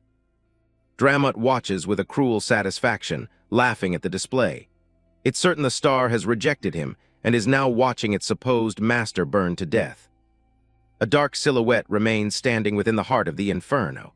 The flames swirl around him with violent force, but he hasn't moved an inch from his spot. Inside the light, Hyun-myung looks more annoyed than anything else. He mutters about the Guardian's attitude while the power of the goddess washes over him. He knows the secret. The star only kills those who try to bypass the Guardian. Since he technically passed through Dramut by negotiating, he's safe from the deadly rejection. His mind is already on the next goal, securing the specific character class he needs. This is a one-time opportunity, and he can't afford to mess it up. He stares into the hollow eyes of the skull as it begins to crack. He remembers a rare lore detail stating that if a classless player acquires a star, it grants them a special class. The word void pulses from the artifact as it starts to disintegrate in his hands. This is the moment of truth where his destiny in this world is decided. A massive list of legendary traits and classes begins to spiral around him like a whirlwind. Everything from Weapon Master to Great Sage is momentarily within his reach. The system announces that he is one who faces destruction, but the light only grows more intense. He's being remade from the inside out by the pure goddess power. Messages flood his vision, confirming that his mana is being converted into raw star energy. He's already gained new skills like Star Pierce and a blessing that enhances his abilities. The rewards keep coming as his base stats receive a massive permanent boost. The system explains that his power will only grow as he collects more of Lee's fragments. The most important detail is that these effects are permanent, even if he achieves transcendence later. Hyun-myung's eyes glow with a new, terrifying intensity. Finally, the notification he was waiting for appears. He has officially acquired the Star Successor class. The process is complete, and the blinding light begins to fade. Isabella can only stare in mute shock, her mouth hanging open. She's just witnessed a human absorb the power of a god, something she thought was completely impossible. Hyun-myung stands silently for a moment, letting the new power settle into his veins. The air around him crackles with a lingering static from the transformation. He turns to Isabella, his voice calm and steady despite the chaos. He asks her what her heart truly desires once her curse is finally lifted from her. She's still dazed, but the answer comes out instinctively. She wants to leave the desert behind and find the lost bloodline of her family, the Dursians. Hyun-myung leans in, his gaze piercing and full of newfound authority. He offers to help her achieve that dream, but only on one specific condition. Park Hyun-myung makes his proposal with a calm, steady voice. 1 year of service in exchange for her freedom and the location of her lost family. Isabella stands frozen, the weight of the offer clearly showing in her eyes. A haunting image of a woman on a dark throne flashes through her mind, a figure of cold authority that she seems desperate to escape. Back in the present, Isabella looks down at the ground, her voice barely a whisper as she begins her reply to his offer. Her hand clenches tightly against her shoulder, her knuckles turning white as she battles with her own pride and desperation. Hyun-myung places a steady hand on her, his gaze intense as he promises he is nothing like the queen and never breaks his word. Isabella looks up at him, her pupils dilating as she begins to realize the true nature of the man she's dealing with. She remains silent for a moment longer, her lips pressed together in a thin, hard line of determination. Finally, she drops to one knee in a formal gesture of submission, vowing to serve him exactly as he requested. Hyun-myung looks down at her with a satisfied nod, acknowledging that she's made the only logical decision available to her. He turns his attention back to the massive snake Dramut, asking for final confirmation that the star's owner is the Guardian's master. The giant beast is visibly shaken, sweat beading on its scales as it realizes its fate is no longer its own. With a fierce glare and a pointed finger, Hyun-myung commands the Guardian to bow its head and accept its new master. System windows erupt into view, detailing his massive score and the upgraded rewards he's earned through his reckless actions. The constellations of fortune and adventure are both watching his progress with growing interest. The notifications continue, warning that several combat-oriented entities from beyond have begun to take notice of his unique path through the world. The scene shifts to a darkened room where a pair of sharp, suspicious eyes watch from the deep shadows. Isabella enters a grand sanctuary, leading Hyun-myung behind her under the guise of a captured slave. The room is filled with kneeling, robed figures who watch their approach toward the throne in silence. The silence is shattered by a harsh command to seize both of them immediately. The robed soldiers look up, their expressions grim as they prepare to move in on the pair. Randolph and Isabella stand before the massive head of Dramut. The protagonist asks if the creature finally recognizes who the master of the star is. Dramut, looking completely intimidated, quickly confirms that Randolph is his new master. "All right, then bow your head, you bastard," Randolph commands with a cold, pointed finger. A flurry of system messages confirms the completion of Main Quest 2. He scored a unique 230 points, causing a massive update in the Hall of Fame and drawing the gaze of high-level constellations. More notifications pop up, showing that several combat-oriented constellations have started taking a keen interest in his every move.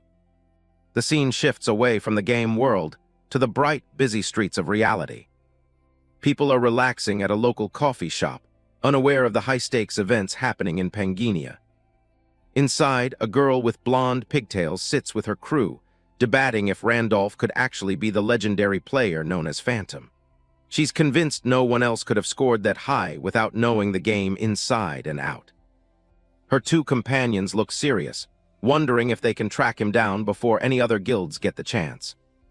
The pigtails girl takes a drink, listening quietly with a sharp, calculating look in her eyes. She explains that Phantom is finally a real player now, so there has to be a way to find him, starting with a phishing tactic. Since the secret auction hall just opened for him as a quest reward, she's betting he'll definitely try to use it. She details the plan. They'll list a high-quality item at a dirt-cheap price to lure him in. Once he buys it, they'll use a special twin ability on a talisman to attach a tracking spell directly to the buyer. She notes how many rookies fall for these traps, only to be tracked down and robbed shortly after. One of the men is skeptical, doubting someone as experienced as Phantom would ever be that careless. The girl leans forward, her expression turning intense as she argues that his past decisiveness is exactly why he'll bite. She recalls his failed but massive expedition, her face flushing with a manic, obsessive energy. Her face twists into a wild, blushing grin as she laughs, convinced his greed for juicy items will be his downfall. Her companions watch her with pure concern, wondering if they should call for help or just report her for stalking. They wonder what kind of powerhouse he is in reality. maybe a CEO or the heir to a massive corporation. The scene shifts to a dark alleyway as the conversation about Phantom's identity continues. The global rankings refresh, showing Randolph firmly in first place, while another player named Massacre is officially banned from the quest. Gracia stares at the new rankings in disbelief, shocked that anyone could score that many points. He sits calmly in a dim room, unfazed by the fact that he won't be using the auction hall for a while. On the floor next to him lies Massacre, beaten and bloodied, gasping for air. Gracia casually walks away from the violence he just committed, looking completely indifferent. He grabs the man by his hair, coldly stating that he'll just keep killing everyone in the top ranks until he's back at the peak. Back in the game, a sub-quest notification confirms that the sanctuary exploration has been completed. Randolph and Isabella float through a bright portal as the system confirms a 100% exploration rate and a new Conqueror achievement. They slide down a long shaft while the system rewards him with an epic teleport book. Randolph keeps his cool, nodding that the ride isn't as uncomfortable as he thought it would be. Isabella looks back at him. He's satisfied with the outcome, thinking about how he managed to finish the exploration and escape all in one go. A familiar flash of light signals another level up. He hits level 3, which feels slow to him, but his stats show balanced growth across the board. A massive list of talents fills his screen, though it means he'll need far more experience than a normal player to keep progressing. He doesn't complain, knowing his stats grow much more because of it. He checks his hand, sensing his new strength. Sitting in the shadows, he starts checking the rest of his rewards from the main quest. He's landed 2 extremely rare items for his current level, and Isabella watches him closely. The first is the Shadow Cloak, a powerful piece of gear that grants him a free stealth skill by turning him invisible. A sudden impact shakes the area, kicking up dust and debris from the ceiling. In the darkness, Dramut's eye snaps open, glowing a sharp red as he detects intruders approaching the sanctuary. These guys are sprinting frantically through the darkened corridors of the sanctuary, their movements a blur of speed. Dramut reports the detection of intruders, his glowing eyes tracking the incoming threat. Randolph stops, his expression turning sharp as he processes the news. Isabella speculates that it's likely the Queen's pursuit squad, realizing they've overstayed their welcome in the sanctuary. She turns to him with a worried gaze, asking what he plans to do now that a sizable force is closing in. Randolph pulls his hood over his head, skeptical that even with Dramut's help, they could handle the entire squad. He points out that since Dramut is the sanctuary's guardian, there's no reason for them to stay and fight a battle they can't win. Isabella looks surprised by his blunt pragmatism. They take off at a full sprint, leaving Dramut behind to hold the line against the intruders. Dramut narrows his massive eyes, letting out a hiss as he prepares to do his job. The pursuit squad bursts into the chamber, shouting in shock at the sight of the giant sea serpent while the 2 targets escape. As they run, Isabella worries about the Queen's arrival, but Randolph is confident it's only an advance unit. He explains that they need to get out as fast as possible before the main force surrounds the sanctuary and traps them inside. Isabella realizes he isn't abandoning Dramut. The Guardians simply can't leave the sanctuary, so they're the only ones who can run. Randolph explains they need to reach the warp gate at the edge of the desert. He's already used the blessing of the stars to lift her curse, making the escape possible. His boots slam into the ground as he pushes himself to keep moving. They arrive at a massive stone archway, but Randolph notes the real problem. The gate requires time to activate. Isabella looks up at him, the weight of their situation sinking in as they wait for the portal. Randolph turns back, confirming that once they pass this area, they'll finally be out of the desert. He looks out over the barren landscape, knowing there's nowhere to hide if the pursuit squad manages to track them down. He tells her he needs to use this time to communicate with the star, while Dramut keeps the enemy busy. He also admits he needs to check on things in the real world, explaining that he can't stay logged in forever. He looks her in the eye and asks if he can truly trust her while he's vulnerable. Isabella's eyes widen in surprise. She shifts her grip on her dagger, the metal hilt firm in her hand. With a look of pure determination, She vows to protect him no matter what. The system begins the logout process, displaying a few helpful tips about the auction hall. Park Hyun-myung wakes up in his own bed, the soft light of morning filling his room as the logout completes. He sits up and lets out a sigh, still struggling to get used to the strange feeling of returning to his real body. He picks up his phone, immediately scanning for any updates on the world's status. He's relieved to find that no monster alerts or disaster warnings have been issued yet. A system screen only he can see shows that the boundary between reality and Pangaea is weakening, as the destruction progress hits 7%. He knows more monsters will appear soon, making it crucial for him to gather information in the real world. His phone pings with a notification, snapping him out of his thoughts. It's a message from Kim Seo-yeon asking how he's been. He looks at it with a mix of surprise and annoyance. He ends up at a bright cafe called Coffee and Tea to meet her. Seo-yeon is already complaining on the phone, bringing up how he used to buy her food and clothes. Hyun-myung tells her bluntly that he has nothing to say to her and doesn't see the point in meeting. He hangs up the call without giving her a chance to argue. Inside the cafe, Seo-yeon glares at her phone, calling him an annoying jerk for hanging up on her. She thinks back to when he was pathetic and did whatever she said, regretting that she didn't just stay with him for the money. She looks up and sees him walking toward her, her expression immediately shifting to a fake, happy smile. She greets him warmly, but she's stunned by his appearance. He's wearing a tracksuit and glasses, looking much more composed than before.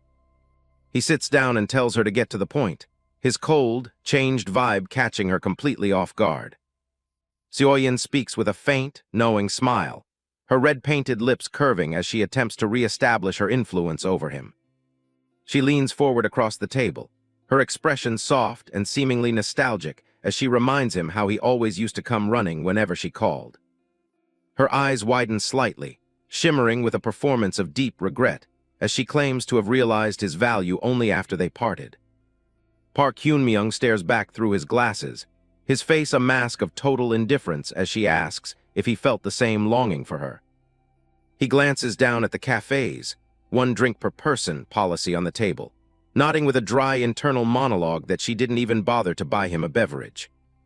Without a word, Park Hyun-myung stands and begins to walk away, his sudden movement leaving Seo-yeon stuttering in confusion. Seo-yeon lunges forward from her seat and shouts after him, her facade cracking as she desperately tries to stop him from walking out on her again. He looks back over his shoulder, his gaze cold and calculating as he asks if her current boyfriend is aware of this secret meeting. Seo-yeon freezes, sweat beading on her forehead and her face flushing red as she realizes her double dealing has been laid bare. Park Hyun-myung continues his exit with steady steps, ignoring her desperate pleas as he leaves the cafe and its drama behind. As he was walking out of the cafe, he suddenly recalled a blinking blue system notification that had appeared right before his eyes, announcing a level up and confirming that his progress in Pangaea was being synchronized, meaning it had transferred directly into his real body. His calm reflections are interrupted by a loud disturbance ahead, where a group of people has gathered around a chaotic, escalating conflict. A hulking man has a young woman trapped by her hair, pulling her head back while he rants aggressively at the surrounding crowd.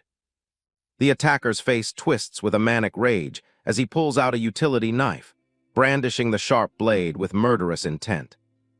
The woman screams in terror, her eyes squeezed shut and her face pale as the sharp blade is swung toward her. Before the blow can land, Park Hyun-myung's hand shoots forward, catching the man's wrist in a bone-crushing grip.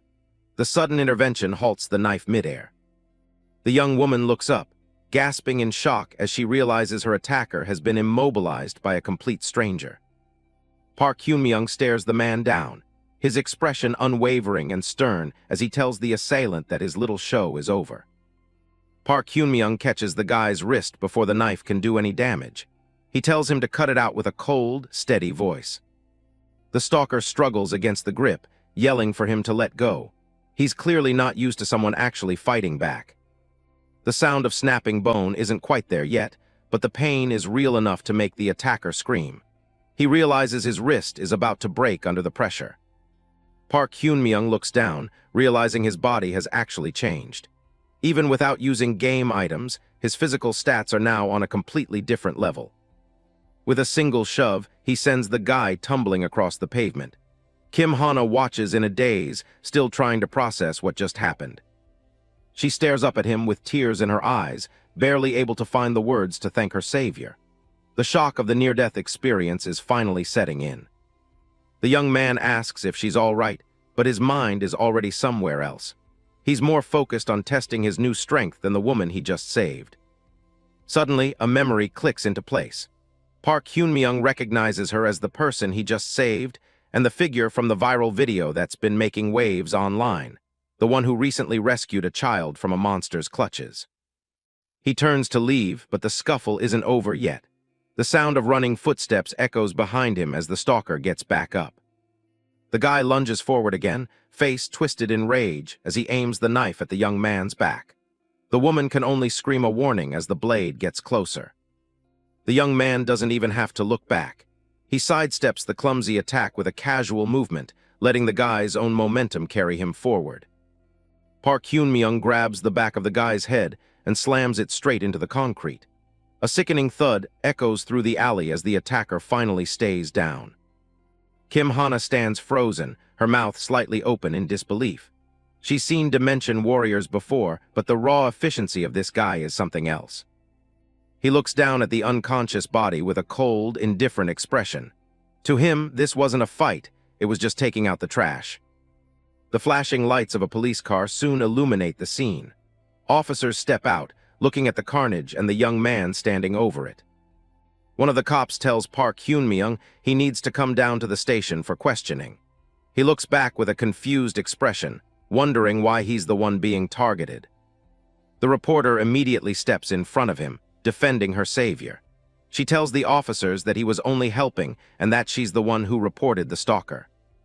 The officers aren't budging, insisting that since there was an assault, they have to follow protocol. Kim Hana isn't having it, arguing that a man with a knife shouldn't just be watched. The young man sighs, leaning back and running a hand through his hair. He's got too many things to do in the game world to waste time in a police station. She doesn't let up, asking the cop if he'll take responsibility if the witness gets dragged into some unnecessary legal mess. The officer hesitates, clearly losing his footing in the argument. She pulls out her press card, introducing herself as Kim Hana from CK Broadcasting. Her eyes are sharp and determined, showing she's not someone they can just push around. The cops exchange a worried look, realizing they're dealing with a major media representative. The situation just got a lot more complicated for their paperwork. People in the crowd start whispering, recognizing her from the recent news reports. They mention she's the one who saved a child from a monster on YouTube. Seeing the public sentiment shift, the officer lets out a defeated sigh. He tells the reporter she can take the complaint directly and lets the young man go. Kim Hana turns back to her savior, offering her sincere thanks once more. He just brushes it off with a casual "don't mention it," ready to move on. She hands him her business card, explaining that she covers cases involving Dimension Warriors. Park Hyun-myung looks at the card, the term catching his attention. The reporter describes the mysterious people who appeared the day the monsters invaded. She calls them Dimension Warriors, the heroes of the modern world. He finds it interesting that almost nobody mentions Pangaea directly. People seem to find attacks from another dimension more believable than a game becoming reality. A high-pitched voice interrupts them as a girl comes running up, shouting for her oppa. The reporter looks on, a bit surprised by the sudden intrusion. Kim Seo-yeon grabs his arm, her face full of forced concern as she asks if he's hurt. The woman wonders if this newcomer is his girlfriend, seeing her possessive grip. Park Hyun-myung doesn't hesitate to pull his arm away, his face turning cold. He flatly denies having a business card or any connection to the woman hanging on him. Seo-yeon looks stunned by the cold shoulder. Meanwhile, Kim Hana ignores the drama and asks for his phone number instead since he doesn't have a card. She saves the contact under Park Hyun-myung, a small smile on her face. It's a good name for someone who just saved her life. The reporter suggests they grab coffee or dinner sometime soon, promising to treat him as a thank you. He gives her a brief nod as she walks away with a wave. In the background, Seoyeon is absolutely fuming, her face contorted in a mix of jealousy and disbelief. She can't understand why he's treating her like a stranger. Her teeth grind together as she stares at his retreating back. The thought that a nobody like Park Hyun-myung would ignore her is more than her ego can handle. Kim Hana continues on her way, the clicking of her heels echoing on the pavement. She seems satisfied with the day's events, despite the near-death experience. Her phone rings, pulling her out of her thoughts as she checks the screen. She lets out a small hum, wondering who would be calling her this late. She picks up with a professional hello, already transitioning back into reporter mode. The voice on the other end is her boss, and he sounds urgent.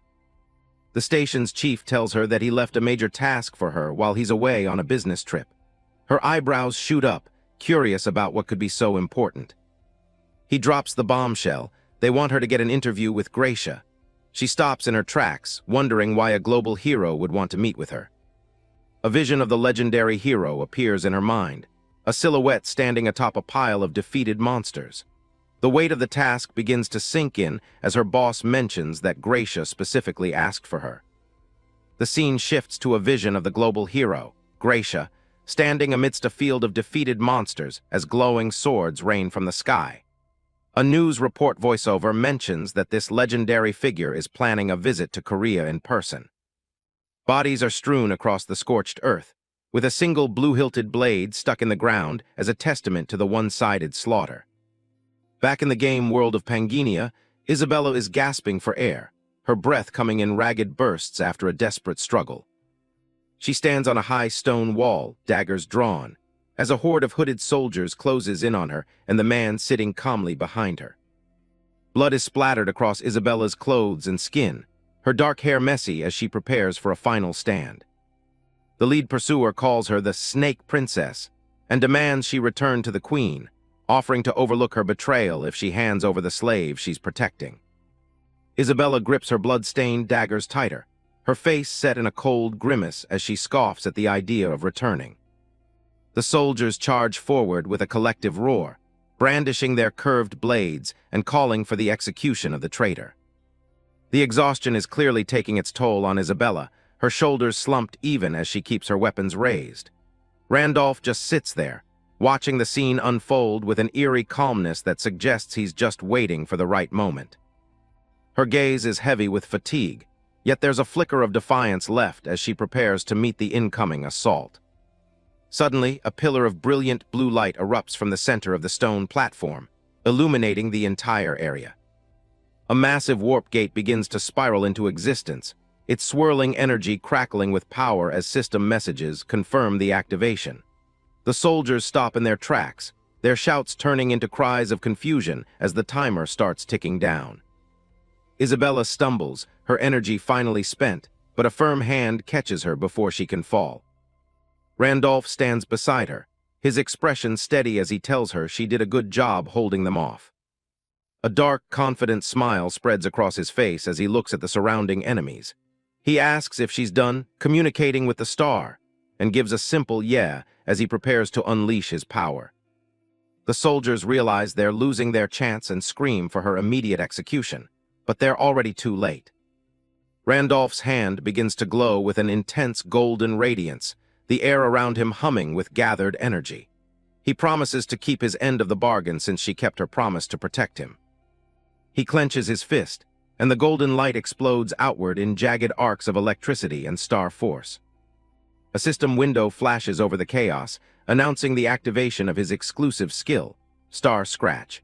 It's a high-level ability that drains his entire pool of star force in one go.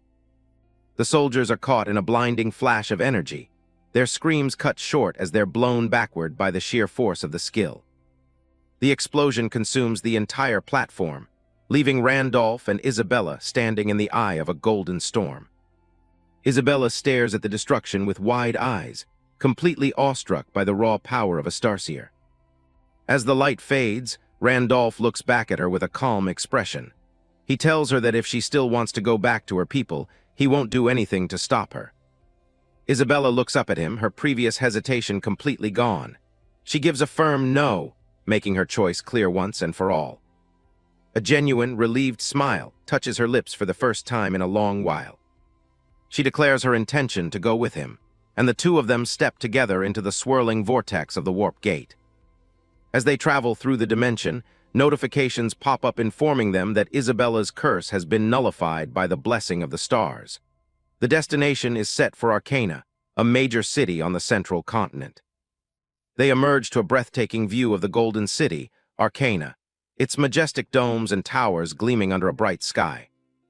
A system tip appears, warning that Arcana is a place ruled by pure materialism, and that those without serious gold shouldn't even bother entering. The city is a bustling metropolis of stone and gold, with crowds of people moving through the sun-drenched markets. Randolph and Isabella walk through the streets, taking in the opulent architecture and the high-end shops. He notes that the city is incredibly lavish and that they'll need a lot of money just to survive here. Isabella pulls out a heavy leather pouch and gives him a confident smirk, boasting that she brought 300 gold along with them. Randolph stops and looks at the bag, his expression shifting from curiosity to a flat, deadpan stare. Isabella's smile falters as she sees his reaction. He points out that in a city like this, 300 gold is barely enough to cover a decent meal and a bed for a single night. Her eyes go wide, and her jaw nearly hits the floor in shock. Randolph explains that the economy in the heart of the continent is on a completely different level compared to the desert they left behind. They pass a street stall where a simple item has a price tag of 50 gold coins. Isabella stares at it in disbelief, realizing just how little her fortune is actually worth. Randolph doesn't seem worried at all, pointing toward a grand building with flashing lights.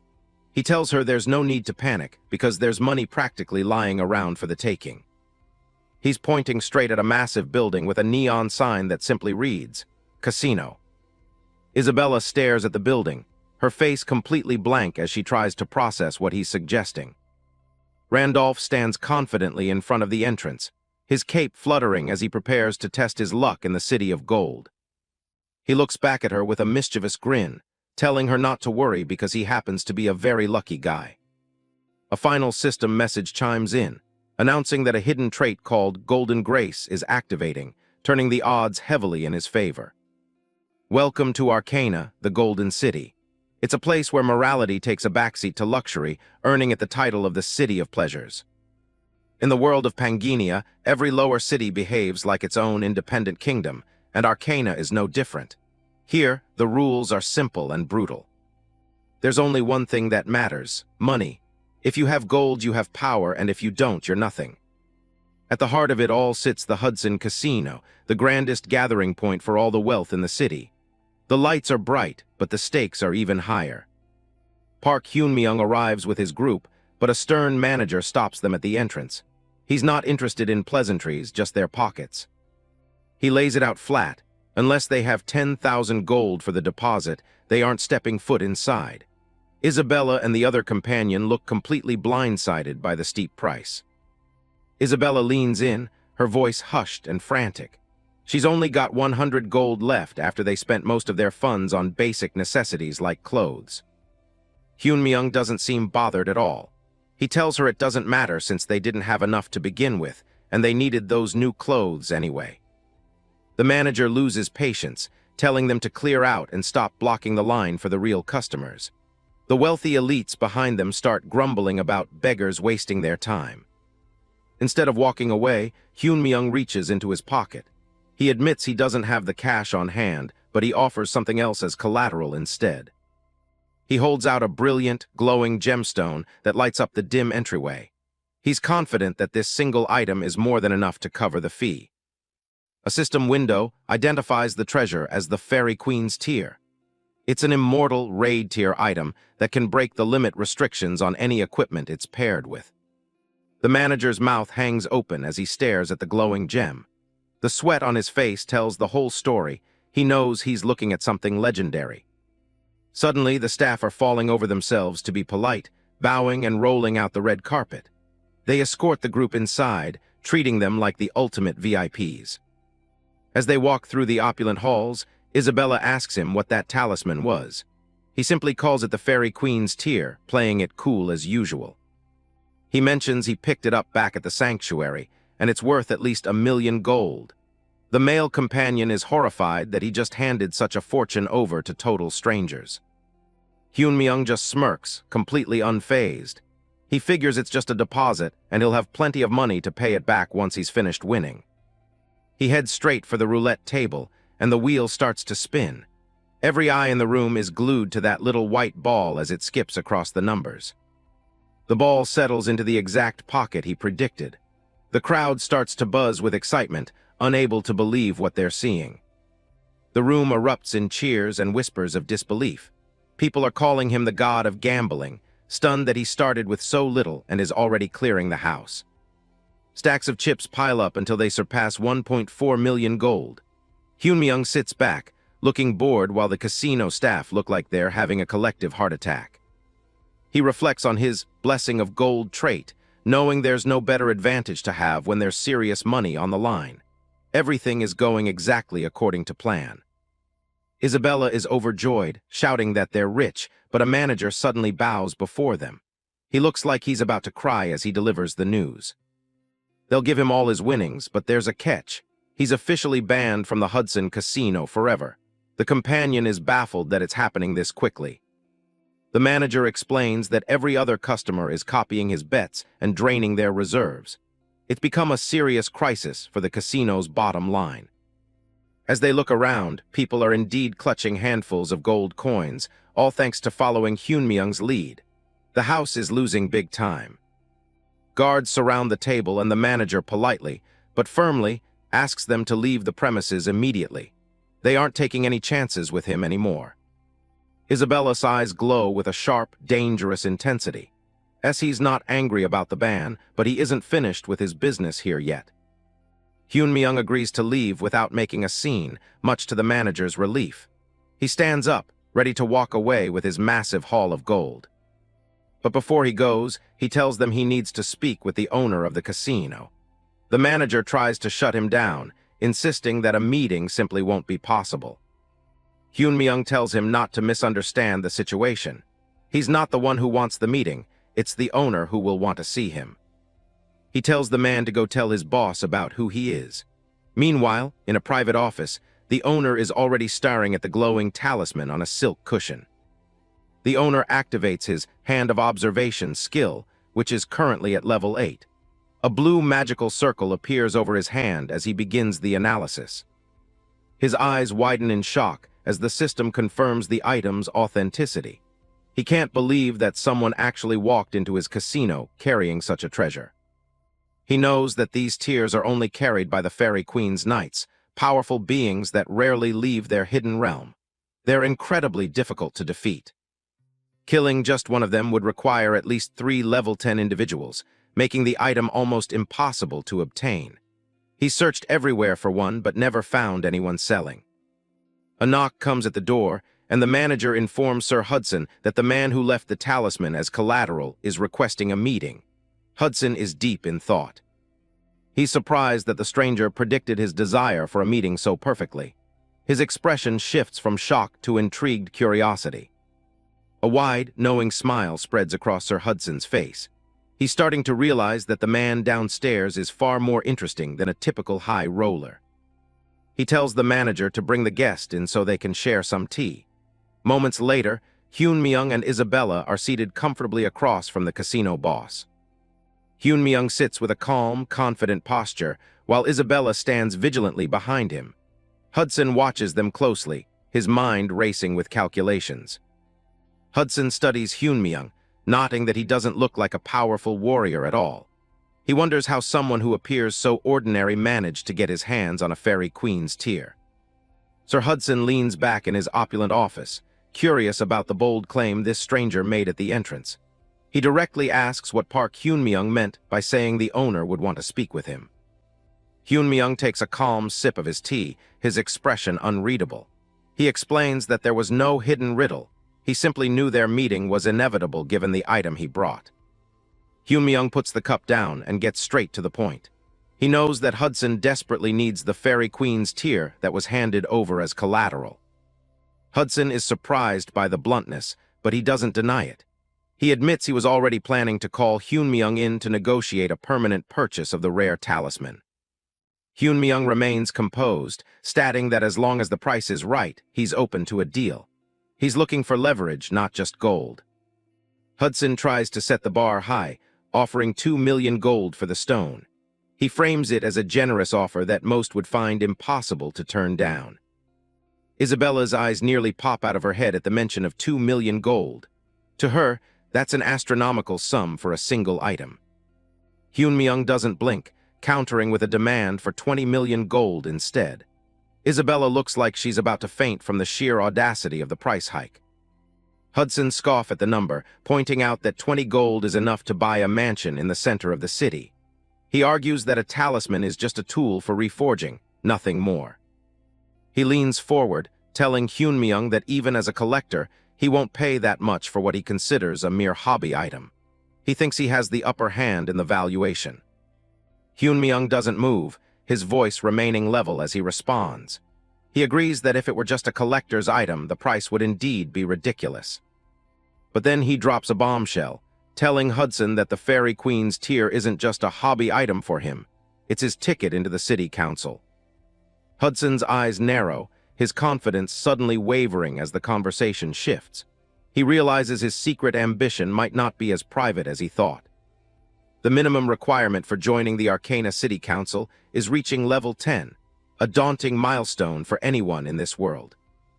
For someone like Hudson, who possesses a non-combat class, breaking through that wall with raw strength is practically impossible. He simply doesn't have the warrior's edge. That's where the Fairy Queen's tear comes in. It has the unique power to remove equipment level requirements, a game changer for those lacking stats. With this gem, Hudson could equip high-tier legendary gear to artificially boost his combat power and bridge the gap. It's the only way he can meet the council's strict criteria. Hyun-myung asks why a simple casino merchant would even want to sit on the city council. The room goes silent as the true weight of the negotiation sets in. He reveals the real reason. It's to gain the approval of his fiancée's family. He mentions her name, Serengeti, causing Hudson to visibly stiffen in shock. The name Serengeti hangs in the air, a phantom from a past Hudson thought was buried deep within the system's history. She was the only daughter of Marquis Weiser from the Balrin Kingdom, a woman of high nobility and even higher repute. Known as the Pure White Knight, she led 500 warriors into the heart of the Demon World Great Expedition, standing tall on the battlefield. She made the ultimate sacrifice, losing both her legs to the Demon King to save Hudson's life. She was more than a knight, she was his indispensable partner. In the real world, Hudson had been just another player sitting at his computer, treating Pangenia as nothing more than a complex digital game. But after the fall of the Night King Wilhelm, everything changed. Awakening inside the world itself, Hudson began to see the true nature of the NPCs around him. Serengeti's final words haunted him. She handed him her necklace, begging him to deliver it for her if she didn't return from the front lines. He remembers the moment he obtained Serengeti's necklace, a quest item that felt far too personal to be mere code. The locket contained a photo of Serengeti and her fiancé, a man who shared Hudson's face. It was a realization that shattered his perception of reality. He had wondered if this was just part of the game's original setting, but he knew the lore better than anyone. He was searching for any logical explanation. Based on the game's core parameters, Serengeti never had a fiancé. The history of the world had been altered in a way that shouldn't be possible. Someone had influenced the very foundations of this world, rewriting the lives of those within it to fit a new, distorted reality. Hyun-myung realizes the truth. Hudson is a player just like him, someone who has completely assimilated into this living world. Hudson is sweating, his composure completely gone as he asks how Hyun-myung could possibly know his deepest secret. He's never breathed a word of this to anyone. Hyun-myung deduces that Hudson arrived here long before he did. He knows he needs to squeeze every bit of information out of this man about other players and the true nature of Pangenia. He raises a single finger, playing the part of a mystic. He claims that he didn't discover it through research. He simply heard the truth. "The stars told me," he says, a cryptic answer that leaves Hudson reeling. Hudson asks in disbelief if he's actually speaking to a star-bearer. Hyun-myung makes it clear he doesn't care if Hudson believes him or not. He states that he can give the merchant exactly what he desires, but it won't be for money. He has one simple condition. Hudson must tell the stars the full, unvarnished story of his life. He'll decide whether to help only after hearing the truth. He emphasizes that every single detail must be true, as the stars have no patience for liars. The pressure in the room is thick enough to choke on. Hudson clutches his leg, his face contorted with the weight of the decision. He's been asked to lay bare his entire existence to a total stranger. Hyun-myung knows this is a dangerous choice. Revealing personal information in this world can lead to discovery by hunters, a threat every player fears. These hunters are specialized NPCs who treat players as criminals and execute them on sight. For a player like Hudson, staying hidden has always been a matter of survival. Hyun-myung's thoughts dwell on the ruthless nature of the hunters. In this world, the simple act of revealing one's identity as a player is often a death sentence. The hunters are unpredictable, infiltrating every level of society with such precision that extreme caution is the only true defense. This constant threat is why players like Hudson go to such lengths to hide their origins. Despite the risks, Hyun-myung remains certain that Hudson will accept his offer. He knows that the merchant's desire to reach the city council outweighs his fear of exposure.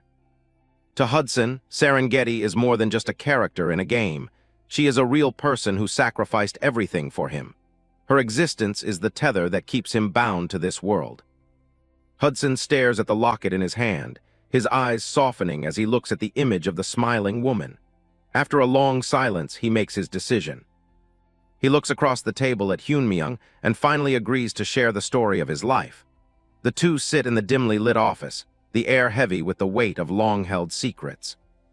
Hudson begins his tale with Serengeti, explaining that almost everything he wants to achieve in Arcana is tied to his promise to her. She is the compass for his every action. He mentions that she was a brave knight who took part in the Demon World Great Expedition, an assault led by the legendary 8 heroes. Hyun-myung's eyes widen at the mention of the group. Hyun-myung interrupts, questioning the number of heroes. He had always believed that the knight King Wilhelm led the expedition alone. Hudson is equally surprised by Hyun-myung's confusion. He explains that while Wilhelm was the most famous, the expedition was actually a joint effort by all 8 legendary figures. He adds that rumors persist of infighting amongst the heroes, which many believe was the true cause of the expedition's ultimate failure. The red light of the office casts long, ominous shadows. Hyun-myung is stunned, his mind racing to reconcile this new information with what he thought he knew about the game's lore. The idea of heroes fighting amongst themselves seems like pure nonsense. Hudson asks if Hyun-myung even knows the names of the 8 heroes. He begins to list them, starting with the most powerful member after Wilhelm himself. The man he names is Gracia, a legendary figure whose reputation was second only to the Night King. The scene shifts from the fantasy world to a sleek, modern office in the real world. A digital news report by Kim Hana flashes on a screen, titled, "The Man Who Rode a Monster." It details a mysterious figure who descended from the sky atop a creature during an attack in Seoul. The report credits Kim Hana for the breaking news, capturing a moment of chaos where a lone man seemed to turn the tide against a giant mantis monster. In a high-rise office, Gracia, now a sharp-dressed man in the modern world, receives word that an interview with Kim Hana has been scheduled. He acknowledges the news with a brief thanks. His assistant suggests bringing the reporter to the U.S. instead, mentioning that the government wants Gracia to stay put in case of further monster attacks on American soil. The city of Seoul shines in the distance. Gracia declines the suggestion, staring intently at the image of the man riding the monster.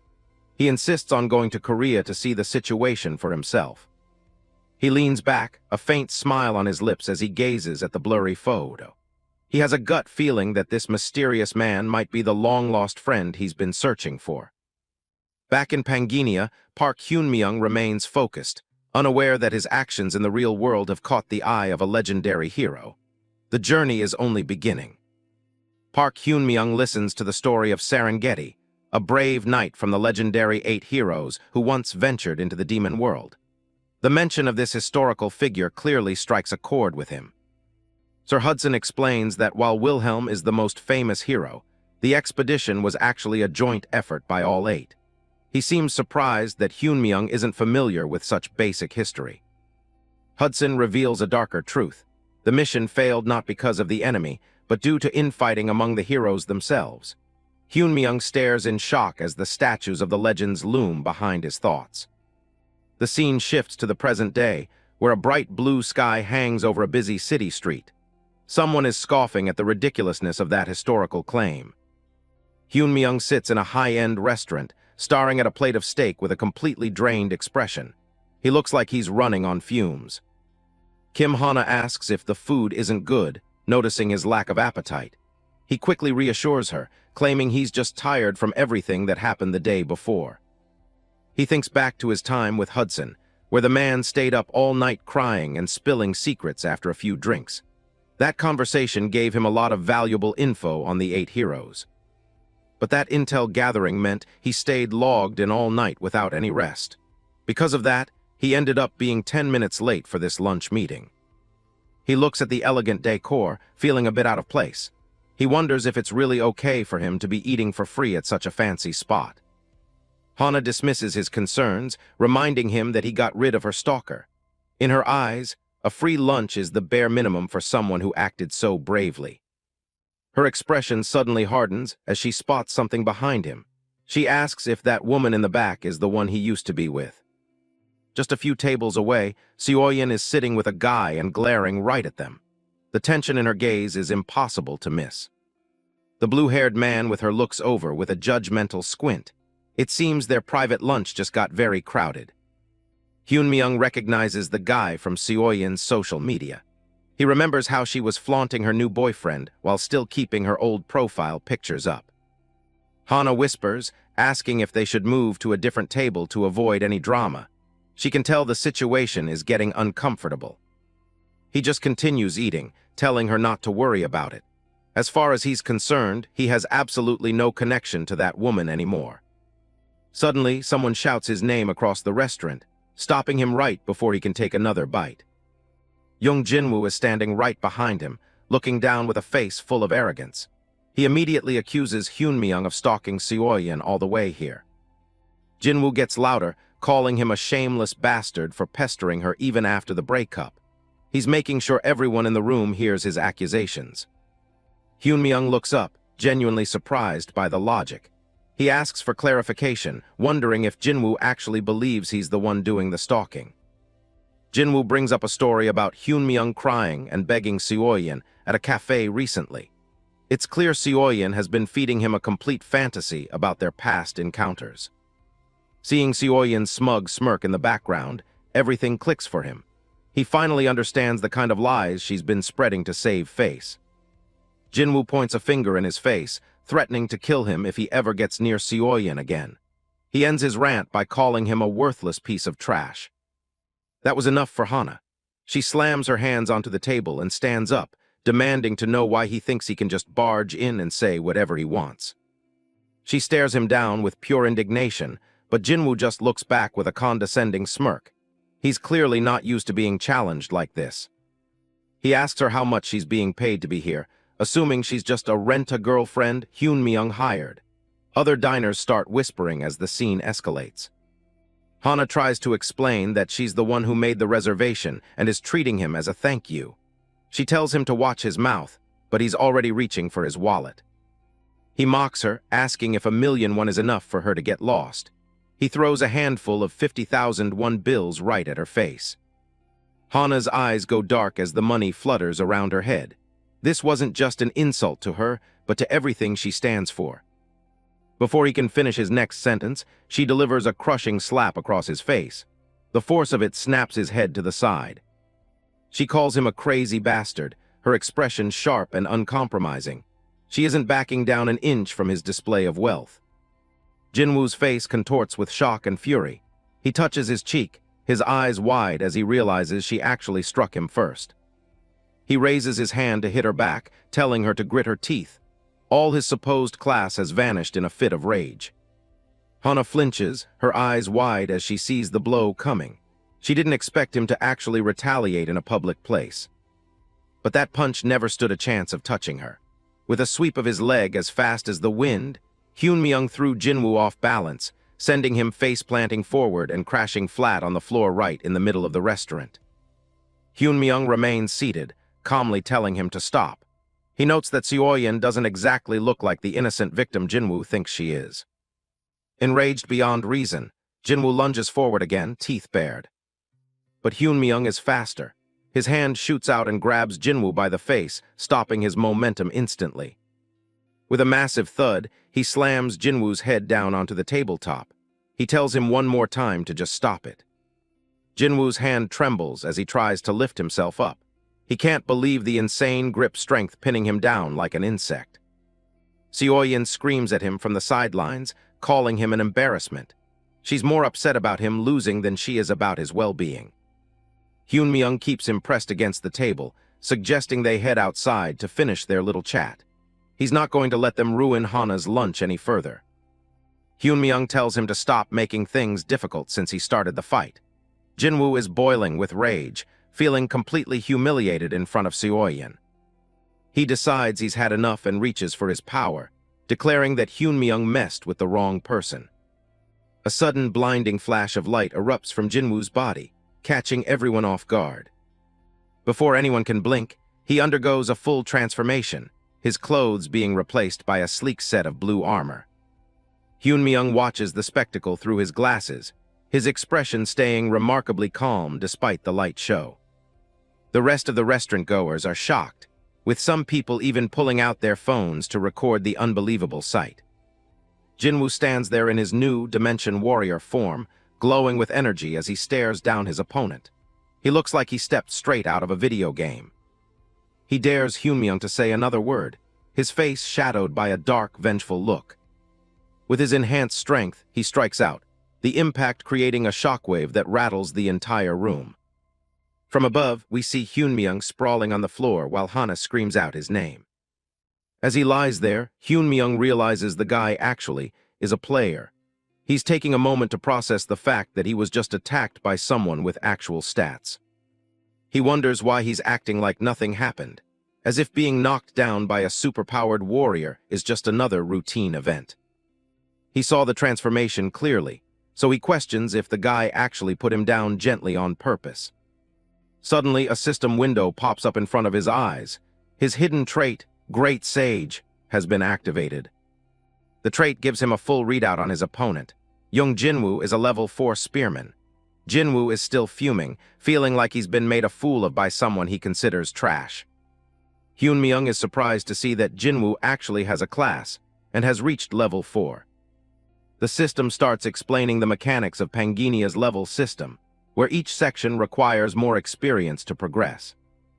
A side-by-side comparison shows Hyun-myung's stats as Randolph, a star successor with a massive list of talents.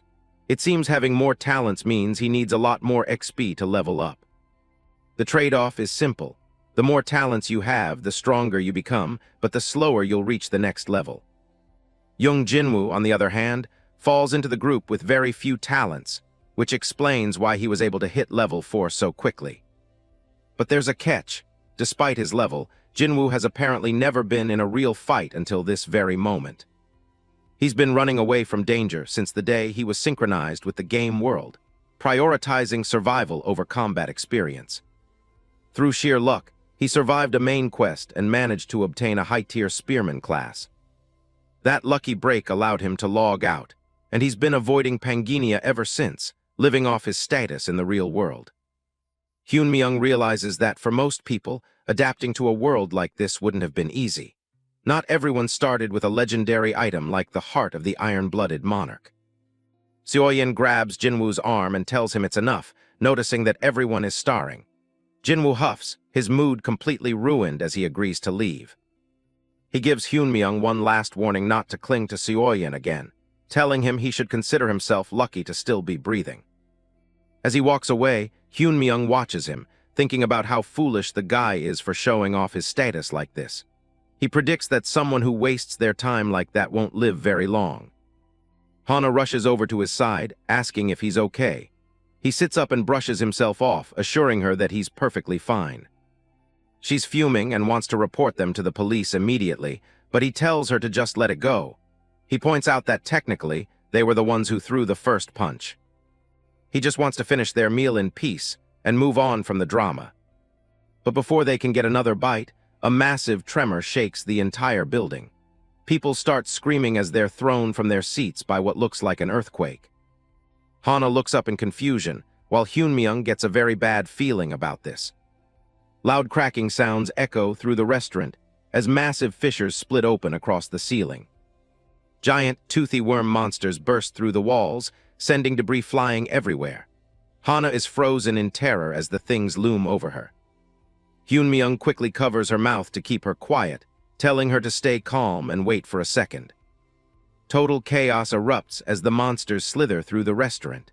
People are desperately trying to crawl away from the massive maws full of sharp teeth. Hyunmyeong notices something strange. The monsters aren't actually attacking the civilians. They seem to be focused on something else entirely. He identifies them as cheedworms, scavengers that usually only go after corpses. He figures as long as they don't attack first, they might be safe. But then he spots Jinwoo and Seoyeon across the room. Jinwoo is still in his armor, looking incredibly tense as the worms close in. Seoyeon is clutching onto him, screaming for him to do something. Jinwoo looks panicked, clearly out of his depth. He finally gathers his courage and summons a glowing blue spear, preparing to strike back at the nearest monster. Park Hyunmyeong screams a warning at the top of his lungs, calling young Jinwoo an idiot and telling him to hold back his attack. He knows that these scavengers shouldn't be provoked without cause.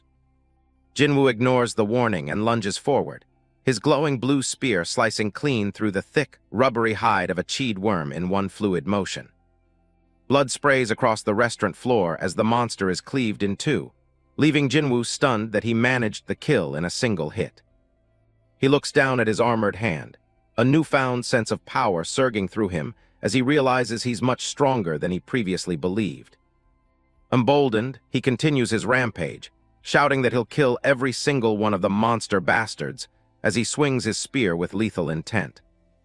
He directs the panicked civilians toward an exit, taking pride in his role as a Dimension warrior, protector, and reveling in the awe of the crowd. A wide, manic grin spreads across his face as he cuts through another worm, blood splattering his armor while he mocks the creatures for being so weak. While Jinwoo is distracted by his easy kills, Hyunmyeong remains calm and tells Kim Hana to get as far away from the area as possible. Suddenly, a thick, blood-red fog begins to pour into the room, accompanied by a low, haunting howl that vibrates through the floorboards. Visibility vanishes in an instant, leaving Jinwoo and the remaining civilians coughing and stumbling blindly through the oppressive crimson haze. Jinwoo's eyes dart around as he curses the fog, his hands tightening on his spear as he realizes he can't see a single thing in front of him. From the depths of the red mist, a massive obsidian-black hand with long, razor-sharp claws reaches out for the unsuspecting warrior. Before Jinwoo can even turn around, the cold, dark fingers wrap around his face and clamp firmly over his eyes, blinding him. A single, glowing red eye slits open in the darkness right beside his head, its vertical pupil fixed on him with predatory intent. Jinwoo's body shakes with a sudden chill as a deep, guttural voice breathes a single word into the silence. Who? Killed my children? The massive shadow of an elite monster looms over him, its presence suffocating the entire room as its claws dig into his armor. A blue system window appears with a dire notification. An elite monster, Cheed Mamba, has appeared, and the recommended raid party size is 20 players. Young Jinwoo is suddenly blinded as dark, shadowy hands clamp down over his eyes. A single glowing red eye opens in the darkness behind him, tracking his every move. A booming voice echoes through the red fog, demanding to know who killed its children as it looms over the restaurant. System alerts confirm that an elite monster called Cheed Mamba has appeared, and it usually takes a raid of 20 people to handle. From the shadows, a jagged, toothy grin spreads across the creature's face as it reveals its presence. Its intent is clear.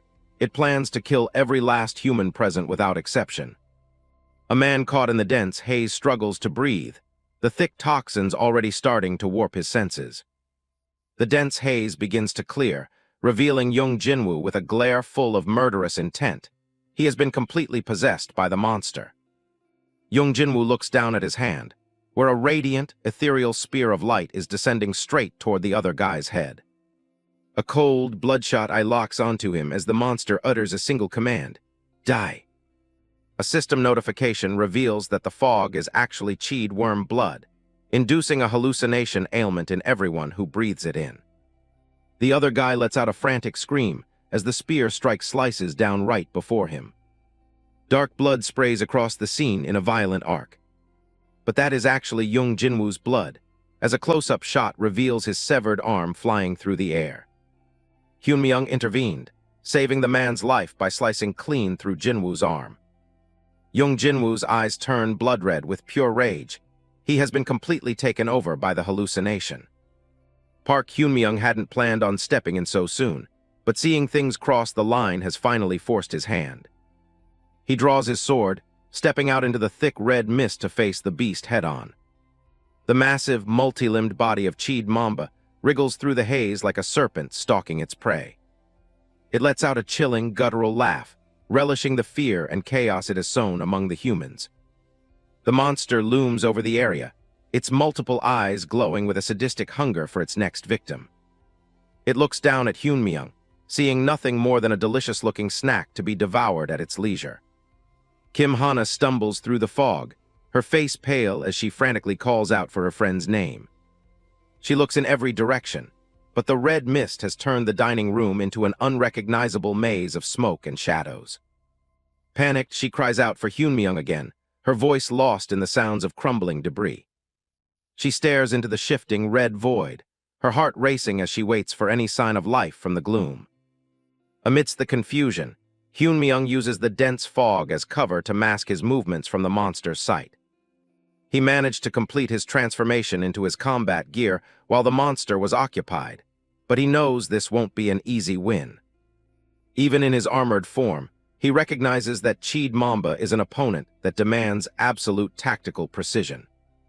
If he didn't already have the monster's exact attack patterns memorized, he would have been torn apart long ago. The elite monster is genuinely shocked.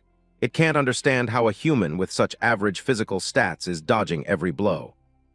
It realizes the boy is moving with uncanny foresight, as if he knows exactly where every strike will land before it even begins. Another massive claw comes whistling through the air, but Hyunmyung stays perfectly out of reach with a sharp pivot. Qi Mamba snarls in frustration, claiming that all the humans dodging is ultimately useless against its power. Hyunmyung leaps into the air, twisting his body to avoid a cluster of tentacles that smash into the floor right where he stood. He's already analyzing the boss's sequence, calculating exactly which move is coming next in its rotation. His eyes remain locked on the creature, tracking the subtle shifts in its muscles as it prepares for a heavy skill.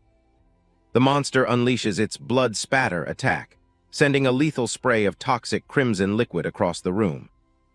Hyunmyung lands gracefully, his blade held at the ready as he stays just outside the danger zone of the splash. He's well aware that even a single drop of that tainted blood would inflict a crippling status ailment upon him. A sudden, massive eruption of power shakes the entire building as the monster escalates its assault with a heavy strike. A giant spike erupts from the ground, sending debris flying as Hyunmyung is forced to brace himself against the overwhelming force. Park Hyunmyung pants heavily, his eyes darting around as he anticipates the monster's next move. Every breath feels like lead in the suffocating heat of the battle. The massive tentacles of Qi Mamba whip through the air, barely missing him as he narrowly avoids another bone-crushing strike. The monster can't believe a mere human is dodging its elite-level attacks. Qi Mamba looms over him, its multiple eyes glowing with a mix of surprise and frustration at his evasion. It admits that his ability to dodge is truly impressive for a player of his level. The monster sneers, its jagged teeth dripping with malice as it reminds him that evasion won't matter if he can't actually land a blow. It prepares to ramp up the intensity of its assault. Hyunmyung remains calm, focused on his strategy despite the exhaustion visible on his face. He knows he only needs one clear opening to turn the tide of this fight. He reveals his trump card, the Fairy Queen's Tear talisman, a rare item that glows with a brilliant blue light in his palm. He promises that his next strike will be the one that ends the monster's life. Using the talisman, he bypasses the stat requirements to equip the legendary Hermes' shoes. Shifting energy surrounds his legs as the equipment takes effect, granting him godlike speed. He follows up by equipping Michaela's armor and helmet, the full set snapping into place with a flash of red and gold light. The synergy between his items is finally beginning to reveal its true power. System messages flood his vision, confirming that the Celestial Dragonborn set option and the Swiftness option of Hermes' shoes have been activated. He is now a blur of motion on the battlefield. Hyunmyoung is thankful he had the foresight to buy these items at the secret auction house before the world changed. He apologizes to Hudson in his mind, knowing he's using a secret weapon earlier than planned. The stats of his new gear are overwhelming, offering him speed and agility far beyond his natural limits. With the requirement reduction from the talisman, he can finally utilize their full potential. He launches himself forward, a streak of light trailing behind him as he activates the Swiftness skill. The sheer force of his movement sends debris flying in every direction. The monster swings its massive, spiked limbs in a desperate attempt to catch the blurring human, but it's too slow. Hyunmyoung moves like the wind, weaving through every lethal strike. His eyes are locked onto his target, tracking the monster's movements with superhuman clarity through his new helmet. Every action is a calculated step toward his final goal. He sidesteps to dodge a thunderous blow that shatters the floor, using the momentum to pivot and shift his center of gravity in preparation for a counterattack. His boots crunch into the rubble as he stabilizes his stance, his armor glowing with an internal, draconic power.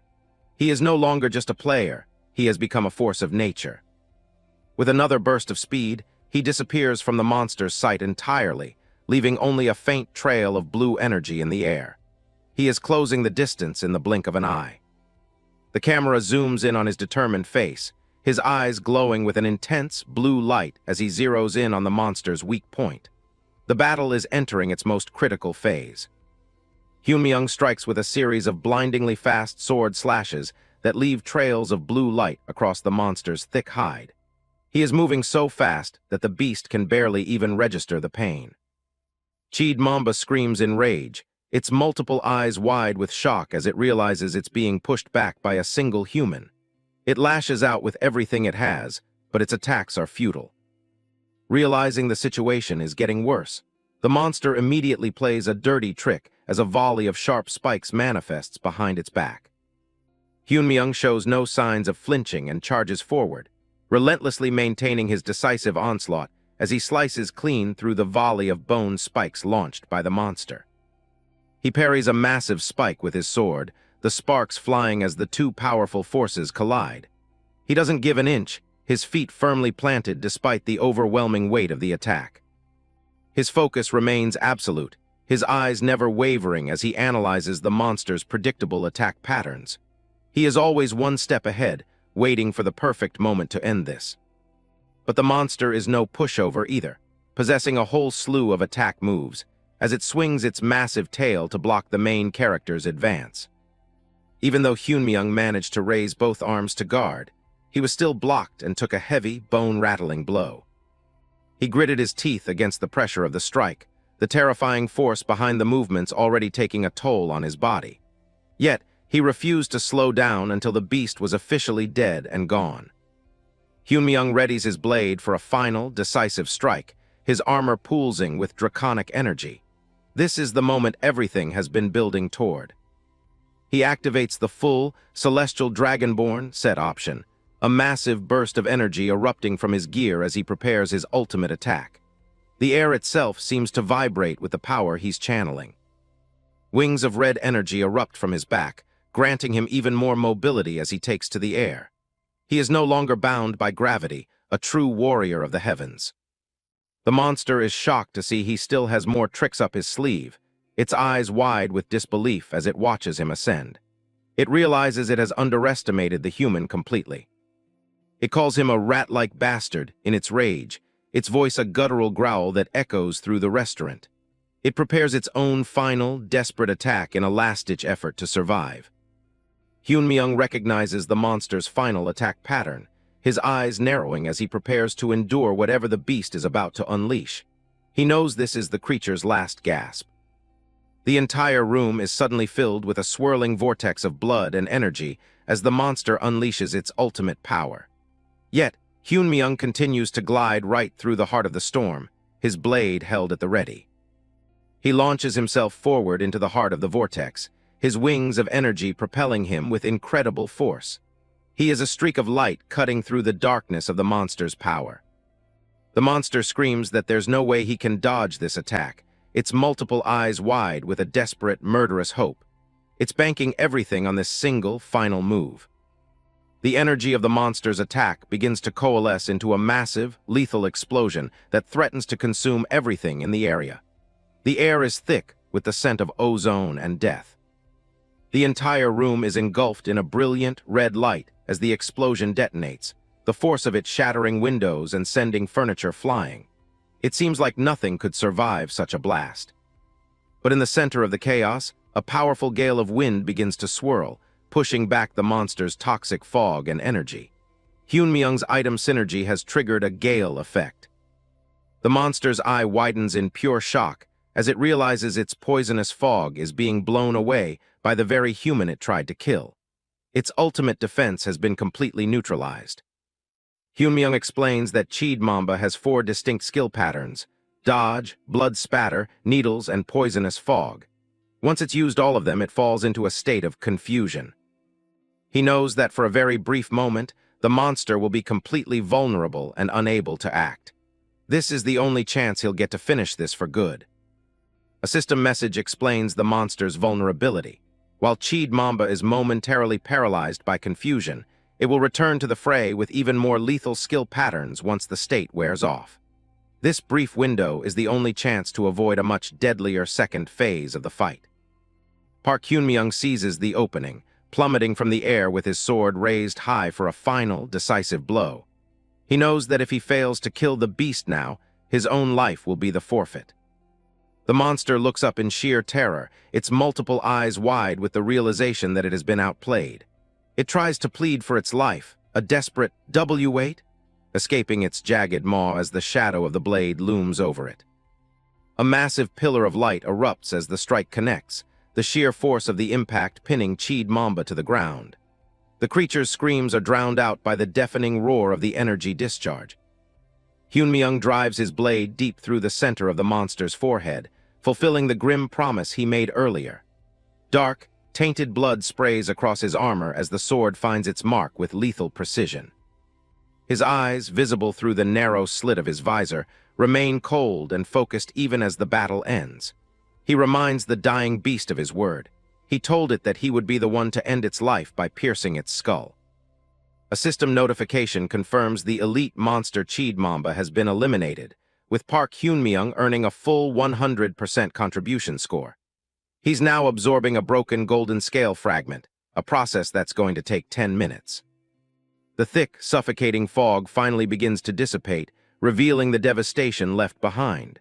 Kim Hana watches from the sidelines, struggling to process the sudden silence. The darkness recedes, leaving behind a grim update. Pangaea is 91% through its collapse.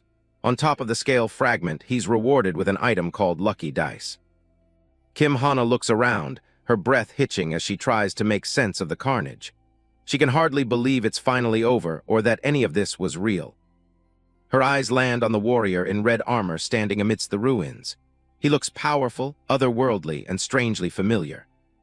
Park Hyun-myung, still in his Randolph persona, pulls his white hood lower. He's not ready for his identity to be revealed just yet.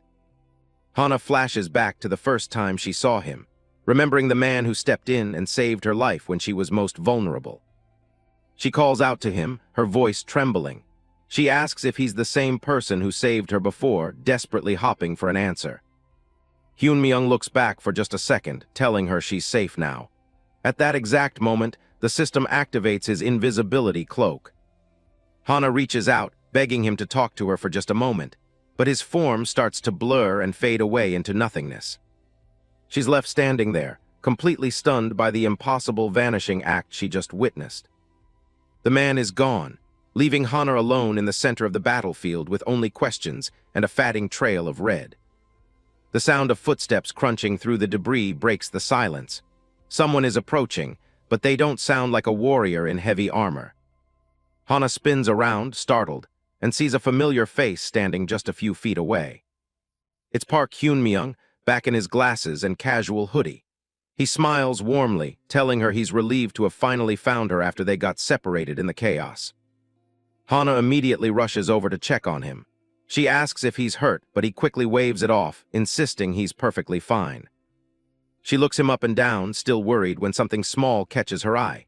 Her gaze narrows, focusing on his hand. There's a small, distinct smear of blood on the tip of his finger.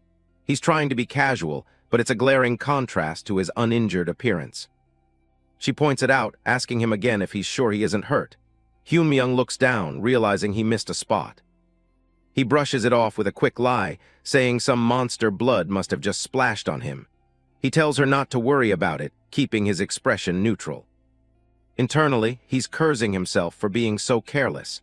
He didn't even notice the blood that got caught under his nails during the fight. Hana finds it incredibly unusual. His clothes are perfectly clean, yet his nails are stained with blood. It just doesn't add up.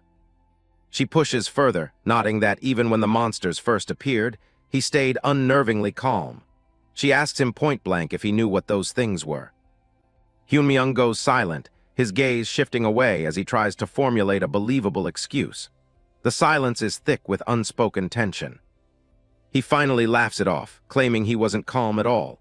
He says everything was so hectic he probably just said whatever came to his mind. Hana doesn't buy it for a second. She calls him a liar, insisting that he was totally composed throughout the entire nightmare. In her head, the alarms are screaming. She's convinced he's hiding something big, and her suspicion is only growing. The fact that he acted like it was nothing, and showed up right after the mysterious warrior vanished, is far too convenient. She can't shake the feeling they're the same person. She stares at him, her mind racing as she tries to connect the dots. Could he really be the hero who saved her twice? The next day, the sun rises over a world that has irrevocably changed. The peace is fragile, and everyone knows it. It wasn't long after the First Dimension War ended that another one broke out. The cycle of violence is starting to feel permanent. Shops are closed and streets are deserted. Warrior members warn that these attacks aren't going to stop, urging everyone to stay indoors. The once bustling streets of the city have become ghost towns. People are too paralyzed by anxiety to step outside their homes. Public dissatisfaction is reaching a boiling point. Many citizens are calling out the government's complacent response and their failed promises of safety. Reports suggest the government tried to downplay the scale of the damage, which likely led to even more victims in the second incident. Behind closed doors, a group of influential players meets to discuss the crisis. They aren't waiting for the government to act. One man scoffs at the public outcry. He notes how carefree everyone was during the first invasion, but now they're finally realizing the danger. Another member adds that monster attacks are completely outside common sense, so it's no wonder people who weren't directly affected didn't take it seriously at first. The group acknowledges that since this threat defies logic, nobody knew how to respond. The government's attempts to maintain normalcy were doomed from the start.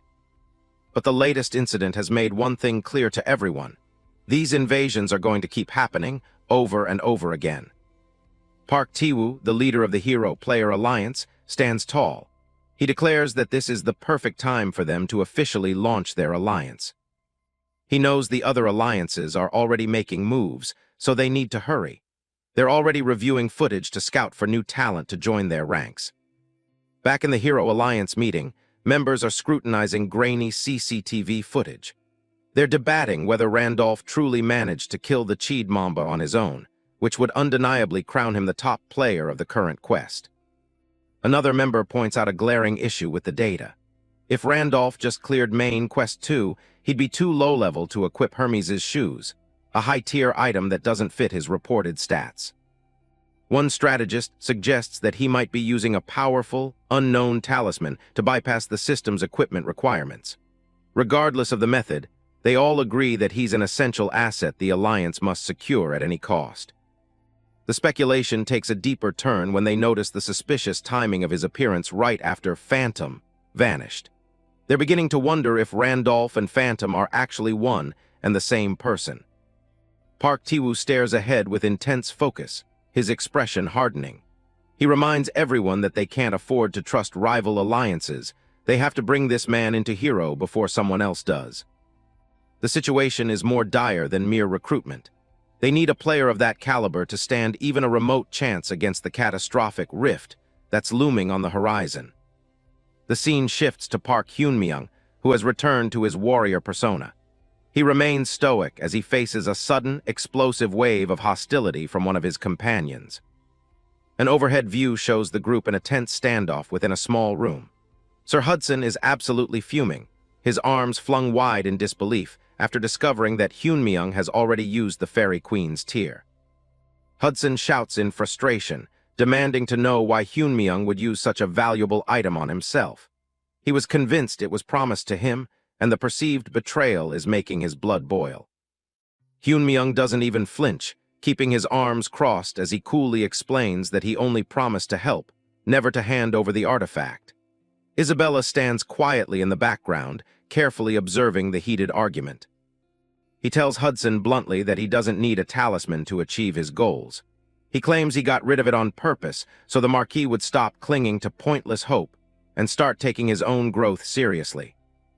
Inside his head, however, Hyun-myung is hiding the real truth. There is no way he will ever admit that he only used the tear because he desperately needed the boost to defeat the Cheed Mamba. Hudson leans over the table, his face twisted with doubt. He demands to know if there's actually another way forward now that the item is gone, clearly losing faith in their mission.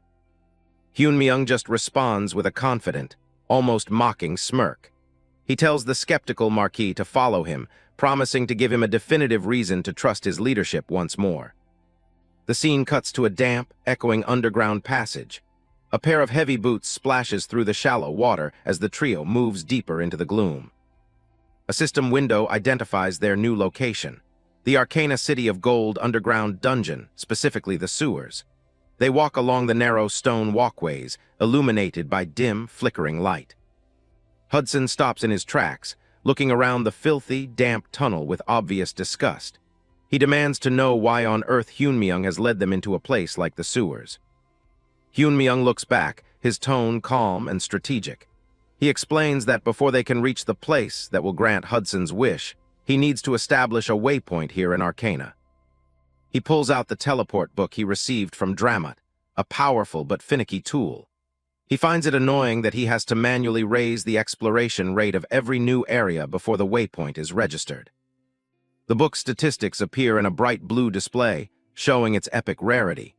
It allows for 1 teleport per day to an explored location, and it's currently set to the Desert Sanctuary.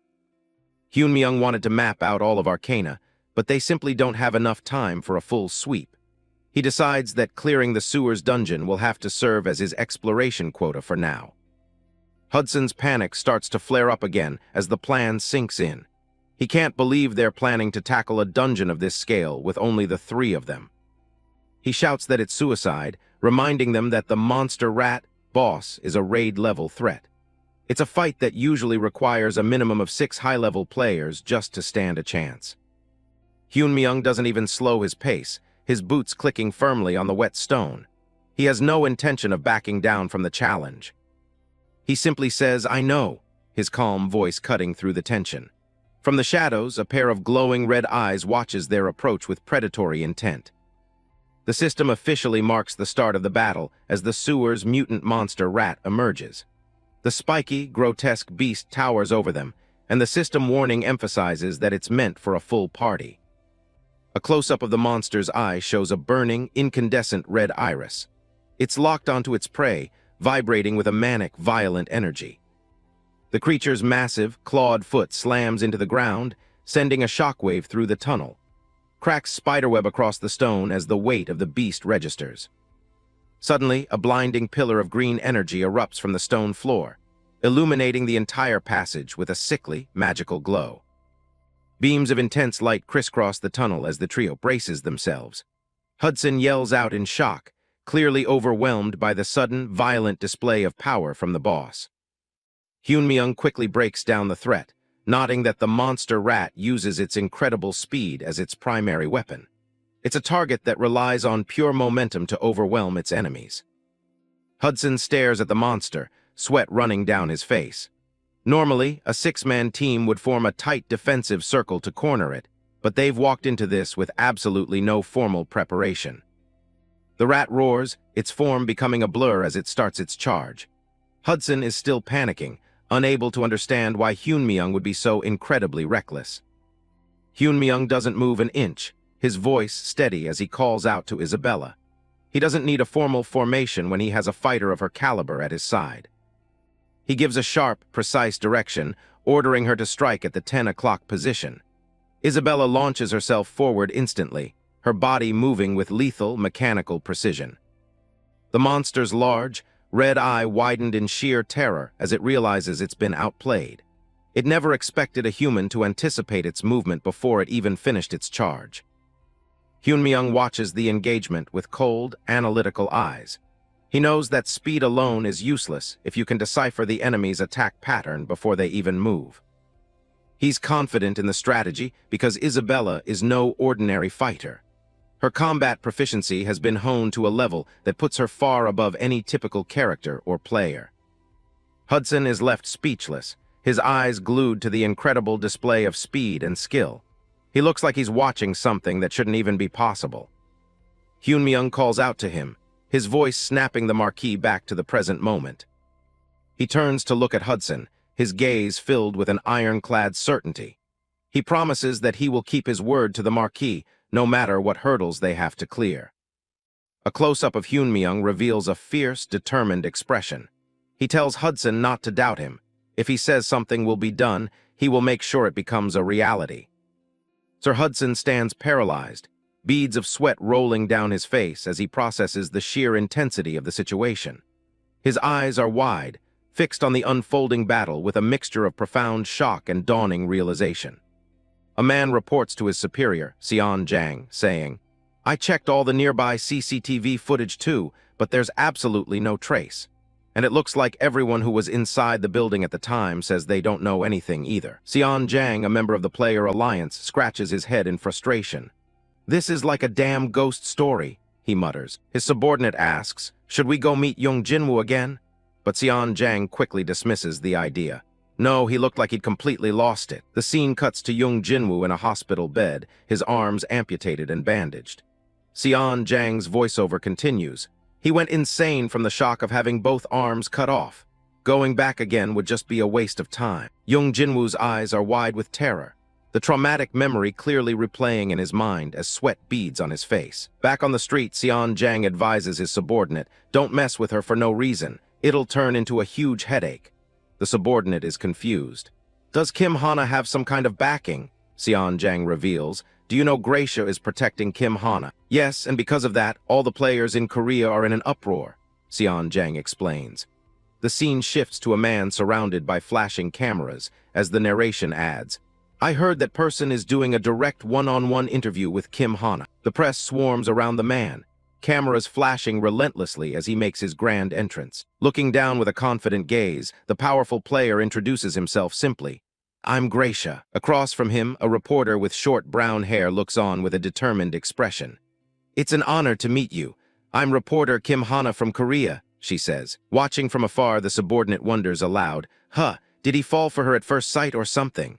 Seon Jang retorts, "How would I know, you punk? Anyway, don't go poking a beehive for no reason." Seon Jang reflects on the situation, thinking to himself, with Phantom gone, Gracia is now the undisputed strongest player. Yet that kind of monster came all the way to Korea just to interview with some ordinary reporter. Honestly, I'm curious too. But if Gracia is involved, the right move is to stay as far away as possible. An image of Gracia's overwhelming power fills the screen as Seon Jang's thought concludes. If we so much as rub him the wrong way, the alliance itself could get crushed. The scene changes to a dark, blood-soaked room. A lone, injured player pants heavily, surrounded by bodies. "It's already over," he wonders in disbelief. He looks up in terror at his assailant. What the hell are you doing? He stammers. Player PK is supposed to be forbidden in the real world. His attacker remains silent. The player desperately tries to reason, shouting, "Forbidden? Who decided that? Gracia said that to prepare for the invasion, so PK between players is forbidden in the real world." As his assailant grabs him, the player screams, "If Gracia finds out!" The attacker's cold voice cuts him off. "That's fine." The attacker ruthlessly finishes him off. "Ask him right now to save you, idiot," he says as the player lets out a final scream. Blood splatters across the dark room, marking the end of the massacre. A cloaked figure walks away, leaving a trail of bloody footprints. A system window pops up. Rankings have been updated. You have been registered in the top rankers for obtaining a class. Congratulations, Player Massacre has acquired the rights to the secret auction house. Elsewhere, a man with his hair tied back stares at a glowing interface, coming to a realization. Randolph is definitely that bastard Phantom, he thinks. If it isn't, then there's no way to explain the score he's built up. He continues to strategize. If it's him, he'll challenge the main quest immediately without hesitation. If I wait there, I'll meet Phantom soon enough. His eyes narrow with intense determination, his voice laced with venom. You will die by my hands. The scene shifts to a vast, quiet desert under a bright, sunny sky. But the ground begins to tremble. Suddenly, a huge, clawed foot bursts from the sand, kicking up a cloud of dust. A massive, three-headed dragon, a high-dragon, bursts from the ground, its red eyes glowing menacingly. As the dust settles, it's revealed that the high-dragon is a mount, carrying the protagonist and his companions high above the desert. The protagonist reflects on his recent good fortune. I got lucky. My original goal was just to go register a waypoint in the sewer's dungeon. The scene flashes back to his party, standing before the corpse of a giant, mutated monster rat in the sewers. From the creature's body, he pulls a large, brilliantly sparkling core. A system window explains the item. It's a mutant monster rat core, a mysterious material that can cause mutations in beasts or be used for special equipment. It also has the hidden trait of strengthening beast-type souls. He thinks to himself, to think I'd get material to evolve the high-dragon. Thanks to this, we'll arrive a bit faster, as his dragon's eye glows with anticipation. Aboard the high-dragon, he turns to his companion. Hudson, did you take care of things at the casino properly? Hudson confirms. Yes, I did. As you instructed, I took care of everything. Hudson sits down, explaining his decision to leave his old life behind. It's true the casino is a shame to give up, but it can't be helped if we have to be away for a long time. If it's for marrying Serengeti, it's not even worth worrying about. With a look of conviction, Hudson adds, besides, there's no way people around here would leave the casino alone if I'm not there.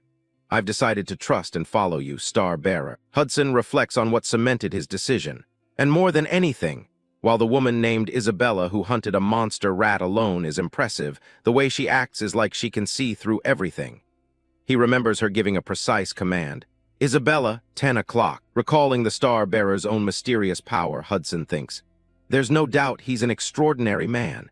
If I miss this chance, I don't know when I'll ever get an opportunity like this again. The Star Bearer simply scoffs at Hudson's declaration of loyalty. Is that so? While Isabella was dozing off beside him, he thought, he made the right call. Now I can focus entirely on hitting level 10 and advancing on the path of the Star Bearer. But Isabella, despite being fast asleep, muttered, I can hear your true thoughts, you know. Hudson interrupts the moment, asking, so where are we headed now? The Star Bearer replies, didn't I tell you? To which Hudson says, no, I don't recall hearing it. With a smirk, the protagonist says, we're going to the masterpiece that will grant your wish. Hudson can only echo in confusion. The masterpiece. He clarifies in his thoughts, the masterpiece that will fulfill Hudson's request, and the place where main quest 3 begins. Aloud, he declares their destination. We're going to the Tower of Spirits. The scene transitions to a lush, ethereal forest, bathed in a magical blue light. The party arrives, taking in the sight of the massive, ancient trees that tower over them. Hudson looks around, underwhelmed. Is it this place? To my eyes, which know nothing, it just looks like an ordinary forest. The protagonist calmly corrects him. It's not an ordinary forest. Hudson replies, pardon. He gazes up at a colossal, shadowy tree. This is the entrance to the Tower of Spirits, the Bassrock Forest, where the spirit tree grows. The narration explains the lore. A spirit tree is a tree where spirits are born. A tree where spirits are born temporarily has the power to open a path to the spirit realm. The protagonist walks towards the spirit tree, his internal monologue explaining the rule of this place. Entering that path at dusk is the only way you can head toward the Tower of Spirits. But as he reaches out and places his hand on the ancient bark, a grim realization dawns on him. However, as his silhouette stands before the cracked and withered trunk, his thoughts are grim. This tree has already been dead for a long time. He looks out at the darkened woods, realizing the scale of the problem. Not just this tree, the entire forest is dying. It's been quite a long time since a new spirit was born in this forest. He draws his sword, its blade glowing with an ethereal light. It's not a good method, but we have no choice. His companions watch from a distance, shocked by his actions. Star-bearer, WH, what are you trying to do? Hudson asks nervously. He grips the hilt of his sword with both hands, preparing to strike. With a determined cry, he swings the massive blade. Both Hudson and Isabella look on with wide-eyed disbelief. His powerful strike slices clean through the ancient, colossal tree trunk. The spirit tree crashes down, its trunk shattering on impact, sending debris flying across the clearing. Hudson stares at the fallen tree in horror. Is it really okay to cut it down like that? The star-bearer stands silently amidst the wreckage. As a strange light emanates from the sky, Hudson panics. That tree is the entrance to the Tower of Spirits. Suddenly, a streak of light slams into the ground right beside them. An arrow of pure energy comes hurtling towards them from the treetops. In a flash, Isabella shoves Hudson to the ground, intercepting the deadly projectile with her blade just in time. "Whoa!" he yells. She grunts from the force of the impact, her hand bleeding as she successfully deflects the attack. Cug. From the shadows of the forest emerges their attacker, a stern-looking archer with pointed ears. "To think you'd block it," he says, impressed. "You're quite something." The powerful being addresses her directly. "Human woman." A system window identifies him as the Level 9 Master of Bassrock Forest, a High Dryad. As Isabella holds Hudson back, he stares in sheer terror. "En no way, a High Dryad." The High Dryad looks down on them with disdain. "I thought you were merely a wandering traveler who'd gotten lost, so I was going to show mercy and let you pass through the forest." His expression hardens as he gets to the point. "But you dared to cut down the spirit tree. Humans have lost their fear, huh?" He sneers. As dozens of Level 7 Dryad Guardians suddenly appear in the trees, surrounding the party with drawn bows. Isabella and Hudson look up at the sea of enemies. 40, no, at least 50. Isabella's eyes narrow as she assesses their dire situation. "If that many rush us at once, we'd have no chance. In the worst-case scenario, I have to make sure the Star-Bearer escapes." But the Star-Bearer calmly steps forward, drawing the Guardian's attention. "Don't take your anger out on the wrong person," he calls out. "I'm the one who cut the tree down." He meets the enraged High Dryad's gaze without flinching. "If I hadn't done this, you wouldn't have shown yourselves until the very end, would you?" The Dryad can only reply, "You're insane." Unafraid, the Star-Bearer looks up at the Forest Master and says calmly, "Come down. I want to talk with you." The High Dryad rejects the offer without hesitation, his eyes glowing red as he draws his bow, ready to fire. "I refuse." But as he aims, the human's voice cuts through the tension. "Do you plan to just stand by and watch as the forest dies?" The Dryad's fingers halt on the bowstring. His eye widens in shock, caught completely off guard by the question. "What?" The Star-Bearer stands his ground, sword in hand, and makes an unbelievable promise. "I'll bring this dying forest back to life." He continues, laying out the grim truth for the forest's guardian. "I don't see a single spirit in this forest that could breathe life into it. If no new spirit is born like this, you know better than anyone that the entire forest will die before long." He then makes his demand. "Open the gate to the Tower of Spirits, then I'll give this forest a spirit." But the High Dryad scoffs at the proposal. "Nonsense. Even if we open the gate, the Tower of Spirits is a place only the chosen can enter." He glares down with contempt, asking, "Are you saying a mere wretch like you can enter the tower?" The narrator explains why this seems impossible. To enter the Tower of Spirits, one needs specific talents and must complete countless quests. Over an image of the magnificent tower, the narration continues. It requires breaking through atrocious odds, and among all gamers, the number of people who have entered can be counted on one hand. At Randolph's current level, it's an impossible dream. But there's a catch. Of course, that's only if Randolph were an ordinary character. A brilliant green aura explodes from the protagonist as a system window declares, "Hidden trait, Druid's nature affinity has been activated." Ignoring the impossible odds, he issues a command. "Shut up and open the gate. I'll take responsibility for saving this forest, so open the gate already." The leader of the Forest Guardians fixed his gaze on Hyunmyoung and asked calmly, "So, are you claiming that you will save this forest?" The remaining High Dryads, losing their patience and not believing a single word, snarled in fury. Lies, I'll kill you, spirit tree. Destroy, I'll kill you. Seeing the Dryad swarm surging forward, Hudson and Isabella brace themselves for the clash. The Dryad guardians roar, I'll kill you, while others chime in, I'll shoot you dead. While the lackeys were still causing a chaotic ruckus, screaming, I'll kill you, I'll kill you. They were all poised to pounce. Just one word from their leader, and the entire mob would tear Hyunmyung's party of three limb from limb. But just as the tension reached its breaking point, the leader raised his hand, his voice turning cold and sharp, drowning out the noise with a single command.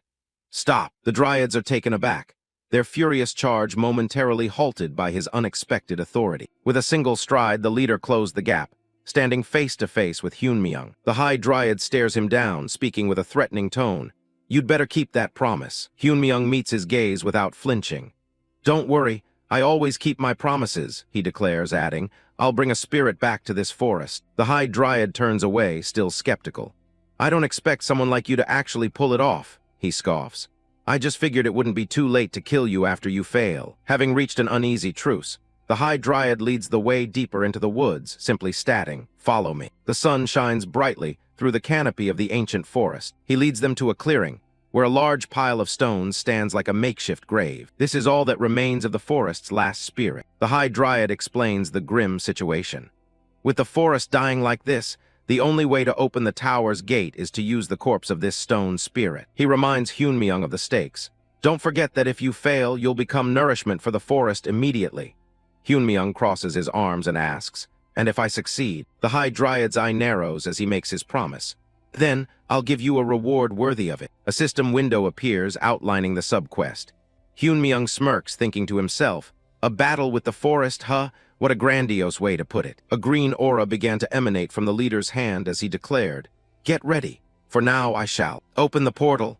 A brilliant burst of light exploded from his hand, consuming the entire area. The entire forest is consumed by a blinding flash. As the light intensifies, the silhouettes of Hyunmyung and his party can be seen entering the newly formed gateway. The force of the portal's opening is immense, blasting everyone with its radiant energy. A system message confirms his success. A portal leading to the Tower of Spirits has been created. Only those who have been granted permission may enter. Before them lies a swirling vortex of golden light, an entirely new dimension. Stepping through, Hudson and Isabella find themselves in an otherworldly space, surrounded by a sea of cosmic energy. Hudson stammers in awe, this place is. Hudson turns to Hyunmyung, asking, Star-bearer, does this mean we've entered the Tower of Spirits? Hyunmyung clarifies, no. This is the inside of the portal meant to enter the tower. To enter the tower itself, you have to receive permission here. Permission from who? Hudson's question is answered before he can even finish it. A small, fiery spirit wearing a golden helmet materializes before them, floating amidst the star-like embers of the portal. A spirit?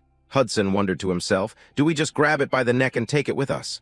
Hyunmyung calmly replied, no. Hudson added, I mean, it looks pretty cute. The little spirit floats closer to Hyunmyung, seemingly inspecting him. It looks up at him, its simple white eyes blinking in the cosmic void. Suddenly, a voice emanates from the spirit. I can sense a druid's aura. I grant you permission to climb the tower. A system notification confirms what's happening.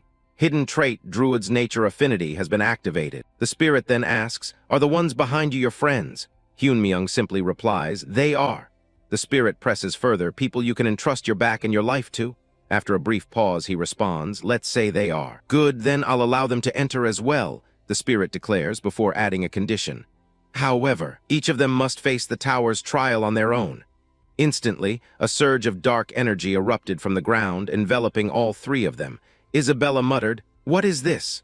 While her companions were caught completely off guard. Feeling himself being pulled away, Hyunmyung called out to the other two, I'll be back in a flash. Hudson panicked as his body began to disintegrate into particles of light, screaming, my body, it's disappearing. The spirit offers some reassuring words as they vanish. Time in reality and time in the tower flow differently, so climb the tower without worry. With its final words of encouragement, the spirit sends them off. I wish you luck, Druid. Hyunmyung receives the quest details. Main quest 3 is to climb the tower. The system notes that mysterious towers stand across the world, and completing one is a main quest. It also provides a tip. It's recommended to first climb the Tower of Basics that exists in each city. Hyunmyung finds himself alone, standing before a massive, ominous door adorned with a skull and wrapped in shadowy tendrils. He looks at the menacing gate, thinking to himself, "It's been a while since I've been in the Tower of Spirits," before his thoughts are cut short. What? Looking up at the terrifying stone face carved into the door, he wonders, what is this trial anyway? His mind races, recalling the rules. To enter the Tower of Spirits, you must pass a trial, which takes on different forms depending on the climber's elemental affinity. He remembers that when he created Isabella, the elemental affinity he chose was wind. Meaning for Isabella, it would be the trial of wind, he thinks.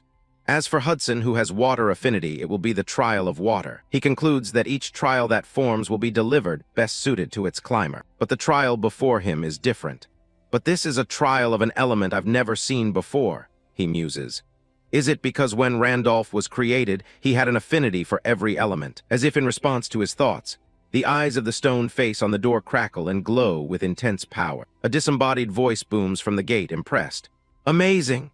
A being with affinity for all elements, water and fire, light and darkness. You possess elements that can't coexist. The voice continues its assessment. Is it because of the void element, the one that encompasses all things? Though this is far too much to be simply called a void. It's the incarnation of chaos. The gate issues its challenge. Come in, the trial you must pass through is called the trial of chaos. The heavy doors begin to swing open. As he steps across the threshold, the voice offers a final warning. You who have opened a trial that has never once been opened, be careful. If chaos devours you, you'll never be able to return. Hyun-myung walks alone into the vast, empty space beyond the gate. He enters a massive, empty hall echoing with silence. He whispers the name of his challenge to himself. The trial of chaos. His thoughts drift back to his past. For the past 5 years, I played Pangenia without missing a single day. It wouldn't be an exaggeration to say I'm the gamer who's played Pangenia the longest, and knows more about this world than anyone, he continues, reflecting on the countless skills and mysteries he's encountered. And yet, Pangenia still has endless things I don't know about, a game with insane difficulty that's impossible to clear, yet always igniting an overwhelming urge to challenge it. Pangenia has these unknown regions, places where there is nothing but mystery, he thinks, a determined smile playing on his lips. This is exactly why I can't help but love this game. He grips the hilt of his sword, his resolve hardening. They said the trial of chaos has been opened for the first time, right? Then this time too. I'll be the first to clear it. He draws his blade, ready to face whatever lies ahead, just as a shadowy figure manifests before him. The figure resolves, revealing long white hair. It slowly raises its head, its sharp features becoming clear. It's a man with a regal and powerful presence, his piercing gaze fixed on Hyun-myung. Hyun-myung's eyes widen in disbelief. Wilhelm, he thinks in shock. Why is the character I raised showing up as a trial? Wilhelm immediately lunges, his sword flashing in a deadly arc. Hyun-myung barely manages to bring his own sword up to parry the lightning-fast strike. The force of the blow sends him sliding backward. He grits his teeth, stunned by the sheer power of his own creation. As he regains his footing, his mind reels. Putting aside why Wilhelm has appeared as the trial, don't tell me I'm supposed to fight that guy who used to be rank 1. Wilhelm deflects another blow with ease, sending Hyun-myung stumbling. He struggles to comprehend the challenge. And win. A massive swing from Wilhelm's sword cuts through the air. Hyun-myung ducks just in time, a look of grim realization on his face. He thinks to himself, they are essentially. The shadow of Wilhelm looms over him, sword raised for another strike, his eyes glowing ominously. Not expecting anyone to clear this trial, a powerful impact sends shockwaves through the chamber. Hyun-myung can only marvel at the situation, thinking, Pangenia is such an insane game. A blinding light flashes as Park Hyun-myung equips his new gear. A system window confirms it. You have equipped Michaela's armor, Michaela's helmet, and Hermes' shoes. A sword is stopped just shy of his wrist, drawing blood. Hyun-myung analyzes the attack, thinking, the sword couldn't completely cut through my arm. That means his attack power isn't that far off from my defense. 2 streams of blood spray from behind his back. He sizes up his opponent, musing, he looks like Wilhelm, but are his stats closer to Randolph? From those streams of blood, 2 massive dragon wings take shape, their sheer power blowing away the surrounding earth, stone, and dust. New system notifications pop up. The Michaela's set option, Celestial Dragonborn, has been activated. The Hermes' shoes option, Swiftness, has been activated. Hyun-myung grits his teeth, realizing it's not just a cosmetic copy. If only the appearance copied, he thinks. A third message appears. Gale, the synergy effect from the potential Dragonborn and Swiftness has been activated. With a surge of power, Wilhelm is thrown back, and Hyunmyung feels a wave of confidence. "There's no reason for me to be scared," he declares internally. He unleashes a powerful blast of energy. Wilhelm braces himself, his expression hardening as he withstands the attack. His eyes narrow with intense focus. Hyunmyung doesn't let up, leaping into the air for a downward strike. But Wilhelm is faster, dashing forward and shattering the ground with his speed. A direct kick slams heavily into Hyunmyung's face. That vicious counterattack deflects Hyunmyung's strike, causing the sword to miss his face by mere inches and shatter the ground behind him. Having just scored a hit, he throws a contemptuous look at Hyunmyung. His lips curl into a smirk as he taunts in a mocking voice. "Did you come to reclaim your past glory? Is that even possible?" In the blink of an eye, he lunges forward, driving his blade straight at Hyunmyung's flank. The strike is so blindingly fast and unexpected that Hyunmyung fails to dodge completely. The blade grazes him, leaving a stinging wound as a spray of blood splatters out. An unexpected turn of events leaves him stunned, his face contorting in pure shock. His fist clenches tight, trembling with tension as he channels all of his pent-up rage into it. Enraged, Hyunmyung lands a heavy punch, shouting, "What the hell are you saying?" He grabs Wilhelm by the hair, his grip tightening. Unleashing a brutal slash, Hyunmyung roars, "You cheap knockoff!" Blood splatters everywhere, and just like that, he tosses Wilhelm's head aside. A look of utter disbelief still lingers on that face after the frantic assault. Hyunmyung stands over his defeated foe, the battle finally over. A system window appears. "You used an HP potion." He pulls out a vial of red liquid. He quickly drinks the potion, and a green aura of healing energy immediately surrounds him. With his wounds now healing, he crushes the empty bottle in his hand. As he catches his breath, Hyunmyung thinks to himself, "Good thing I stocked up on potions with money from the Hudson Casino." But it seems the battle has only just begun. From the shadows, clones of Wilhelm are gradually starting to coalesce. One Wilhelm, two Wilhelms, and then an entire army of clones emerges. Surrounded by the ominous shadows, he lets out a sigh while looking at his potions.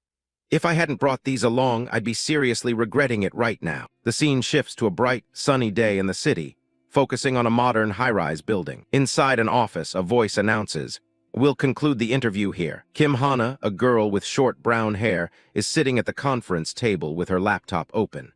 Facing a man on the opposite side, she politely offers a gentle greeting. "It must have been exhausting for you to travel all this way." She looks up at a confident-looking man with blonde hair and a striking coat. "Thank you, Mr. Gracia," she says. Gracia's tone changes. "Not at all," he replies. "Now that the interview is over, I have an off-the-record personal question." Kim Hana looks surprised. "For me?" she asks. Gracia confirms, "Yes, it's a simple question." He pulls up an online article. "That man mentioned in the article you wrote. Who is he?" The headline reads, "Exclusive report, the man who rode atop the monster." The byline is clear, reported by Kim Hana. Gracia's gaze is intense. "Please tell me everything you know about that man," he demands. "I want to know everything you saw that day without missing a single detail." Back in the Tower of Chaos, the floor is littered with the armored bodies and broken swords of defeated foes. Bloodstains and dark residue cover the walls and floor, evidence of a brutal, drawn-out battle. From above, Hyunmyung is a lone figure standing in the center of the carnage, having single-handedly defeated an army. He leans heavily on his sword, completely exhausted from the fight. He wonders to himself, "How much time has passed? I think I've fought at least 100 of them. I'm pretty worn out." Surveying the room, he finds a sliver of hope. The one saving grace is that they're not being summoned anymore, and since I can't see any path upward, this is probably the top floor. He checks his inventory, realizing a critical problem. "I'm out of potions. It'd be nice if a clear message appears now." At that very moment, the pile of defeated corpses suddenly transforms into strange, dark streams of energy that begin to converge at his feet. It erupts from the ground, causing him to jump back in alarm. They manifest into massive, pitch-black figures that blend seamlessly into the darkness. Ghostly figures with glowing red eyes and sinister smiles surround him. One asks, "Chaos didn't work. What are you, human? No, are you a druid?" Another cheerfully exclaims, "I like you, to think you'd make it all the way up here." Hyunmyung recognizes the creatures instantly. "Spirits of chaos," he says, then hopefully asks, "If you've shown yourselves, does that mean I've cleared the Tower of Chaos?" One of the spirits flashes a massive, mocking grin, repeating his word with dripping sarcasm. "Cleared." The spirits of chaos erupt in mocking laughter all around Park Hyunmyung. "How ridiculous," one of them sneers. "You thought someone like you would be able to clear this tower." It continues to insult him as a radiant gate of light appears before Hyunmyung. The trial of this tower hasn't even begun. Hyun turns to face the light as the spirit explains. Beyond that barrier is where the real trial starts. A spirit whispers over his shoulder. You're already in tatters just from getting this far. You think you can clear it. It reveals the supposed truth of the trial. That thing was never meant to be a trial you pass through in the first place. They show him a horrifying vision of an endless army of clones. Beyond it, hundreds. No, thousands of the chaos illusions you've been fighting are waiting for you. The spirit's voice is filled with condescending pity.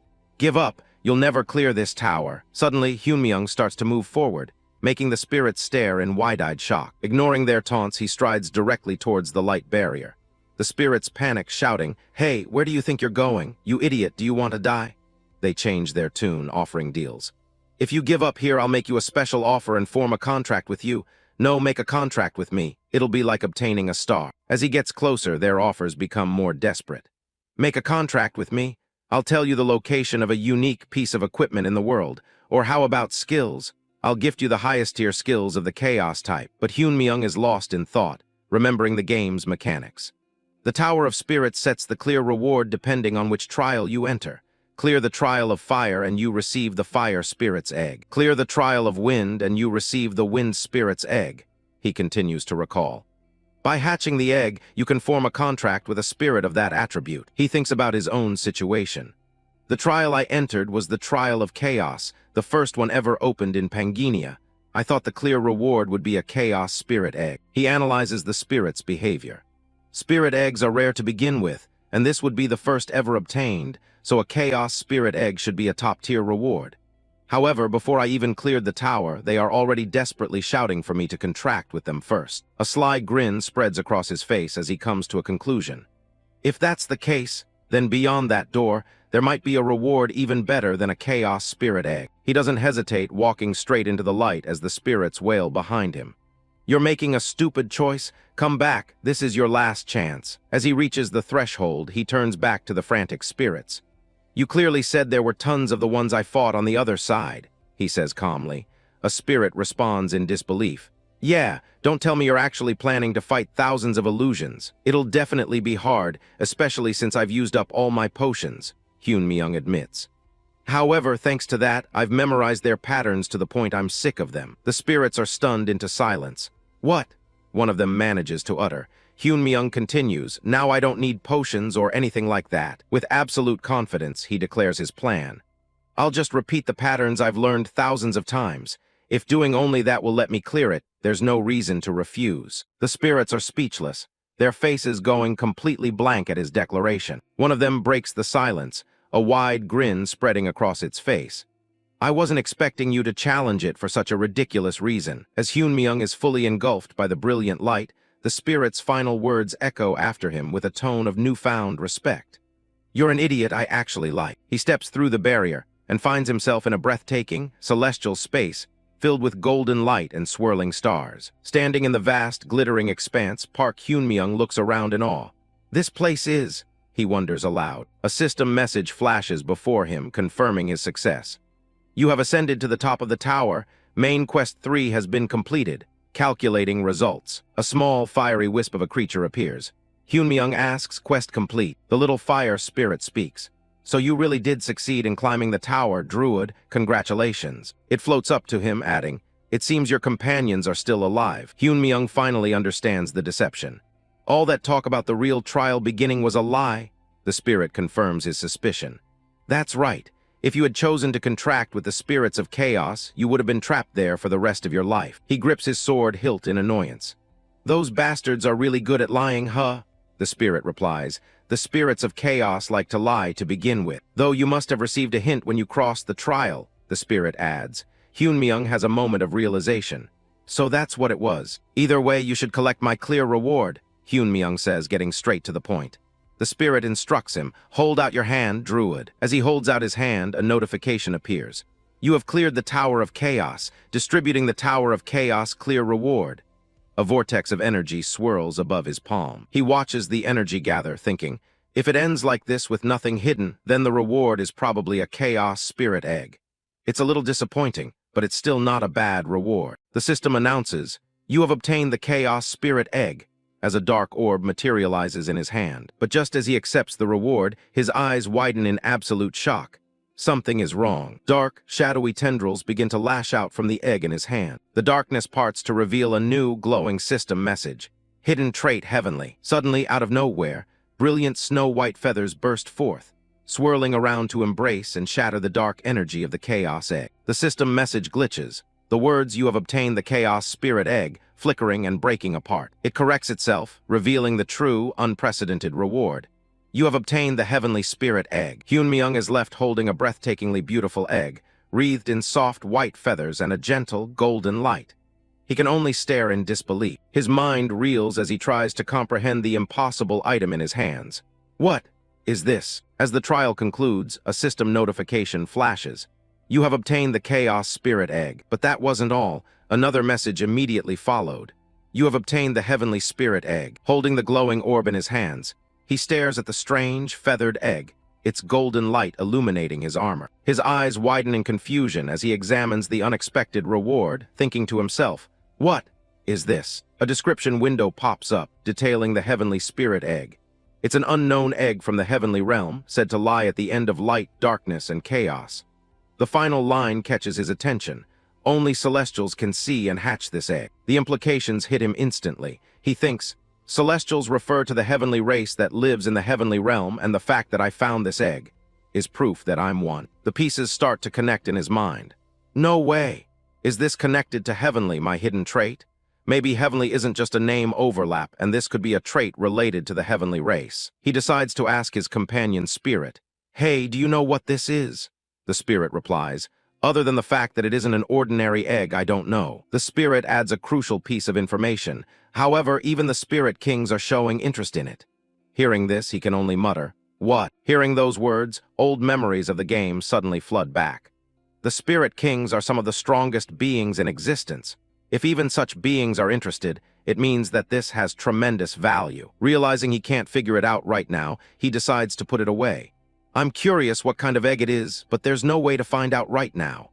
A notification confirms the Heavenly Spirit Egg has been stored in his inventory. I'll have to hatch it later and find out. With that settled, the main quest completion window appears. He has succeeded in becoming the first to conquer the Tower of Chaos, an unprecedented achievement. With a total score of 240 points, the main quest's Hall of Fame will be updated. Suddenly, a flurry of new messages floods his screen. Beginner's luck. The constellation of fortune is amazed by your results. The rewards are upgraded. And another. Excited by you being full of adventure, the constellation of adventure licks their lips with their tongue. The rewards are upgraded. The praise continues to roll in. A constellation praises you for defeating the battle against yourself. The rewards are upgraded.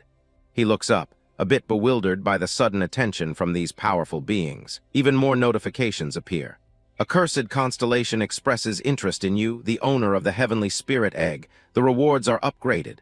And the constellation that guides black light remembers your name. The rewards are upgraded. A slow smile spreads across his face as he understands what's happening. The constellations of the 100 Stars Temple. He recalls a previous encounter, thinking, some constellations showed interest back at Dramat's sanctuary too. A faint memory of a glowing skull flashes in his mind. Back then the messages were similar. Beginner's luck. The constellation of fortune smiles at you widely. The rewards are upgraded. And the constellation of adventure applauds your adventure. The rewards are upgraded. But this time is different. He looks at the 5 stacked notifications, amazed. But to think 5 of those high-end mighty beings would take interest. He reflects on their significance. Constellations of the 100 Stars Temple. They are beings that play important roles in Panginia's setting, just like the Spirit Kings. From a player's perspective, he thinks, they're the kind of beings you lose nothing by staying on the good side of, since they can directly assign special quests, or upgrade your rewards depending on how you clear them. He pieces it all together. In the game's setting, I heard they liked stories humans tell.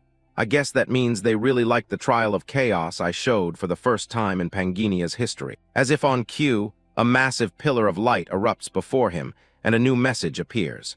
The grade of the rewards is being transcended due to the constellations. The system presents him with a monumental choice. You can choose 2 rewards from the 20 listed below.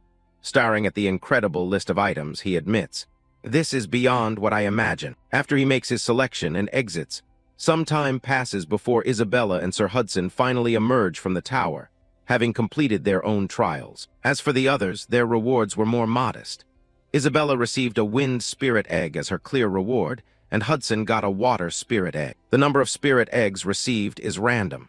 Luckily, Isabella obtained 2 and decided to keep her promise to the Dryads by giving them 1. The Dryad accepts the egg, thinking that if someday they hatch the wind spirit and release it into the forest. A faint smile appears on his face at the thought. Then Basrock Forest can finally regain its vitality. The Dryad expresses his gratitude. In addition, as thanks, the Dryads gave us the best elixir, Mandragora. He presents the grotesque-looking item, explaining, "It's made from a 1,000-year medicinal herb that had absorbed the forest's vitality." "Of course," he says, as the others recoil in disgust at the elixir's appearance. They gave it to Isabella, who provided the spirit egg. With this powerful item, the narrator notes, Isabella will grow even stronger. A system window pops up, not for Isabella, but for him. He has gifted the Basrock Forest a wind spirit, completing the subquest. His reward is the title Dryad Friend and the forest's gratitude, which also registers the forest as a new teleport location. A helpful tip adds, "Dryads never betray a friend they trust, as long as you don't burn the forest down." At the same time, the Hall of Fame rankings for the tower climb are updated globally. In first place, with an untouchable score of 240 points, is Randolph. He surpassed Gracia, the previous number 1, by a wide margin. More notifications follow. You have ranked up in the main Quest 3 standings. You have obtained the main Quest 3 privilege, Guardian Wall. And because his rank has risen to first place, surpassing the maximum limit of points, the Guardian Wall's grade has been upgraded. Later, as the group travels by dragon carriage, the system's effects begin to take hold. On the way, Hyunmyung sits studying the details of his new skill. The Guardian Wall protects his logged-out body from danger and warns him. At level 11, it can nullify attacks of 1 star or below for 30 seconds. He reflects on this, a sense of security washing over him. So the privilege this time is Guardian Wall. That's a huge relief. He thinks about its dual nature. When I log into Pangenia, it protects Park Hyunmyung in reality. And when I return to reality, it protects Randolph in Pangenia. It's the perfect defense against being attacked while logged out. With his biggest weakness covered, his thoughts turn to other matters.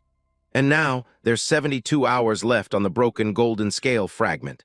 Thinking about the future, the more remaining time I have, the better. Hudson turns to him, addressing him by a unique title, Star Bearer. Cradling his spirit egg, he says, "Thank you. I never dreamed I'd actually own a spirit egg. I want to hatch it as soon as possible. A spirit will surely be the key to solving my problem." The protagonist advises him, "That's right, the path from 9 to 10. It's hard alone, but if you borrow the power of a spirit, it should be possible." Hudson agrees, "Yes, when we get back I'll buy a spirit incubator first." He then extends an offer to the group. "There's somewhere I need to stop by before going back. Do you want to come along?" From inside the cart, Hudson eagerly replies, "Of course. After receiving such a great favor from you, I'll accompany you anywhere if you need me." A slight smirk plays on his lips as he simply says, "Thanks." The group arrives at a large town with quaint, tiled-roof houses under a bright, sunny sky. Sir Hudson looks around at the familiar yet unsettling architecture, his voice trembling. "So the place you needed to stop by was here," he shouts, his face etched with pure shock as he recognizes the strangely somber streets of his own city. As Sir Hudson panics, grabbing his head and yelling, Park Hyunmyung cuts him off with a sharp, "Quiet." Isabella, looking concerned, asks, "Where are we going that he's acting like this?" He replies, "The Knight's Garden, the territory of Marquis Weiser." He then delivers the final blow. "It's where Hudson's fiancée is." The revelation sends Hudson into a fresh wave of panic. "Why are we here? I'm not qualified to propose to Serengeti yet." Hudson stammers. Park Hyunmyung walks on ahead, saying coolly, "Don't make a fuss. I'm not telling you to propose today. We're here because I personally have something to ask Serengeti," he explains.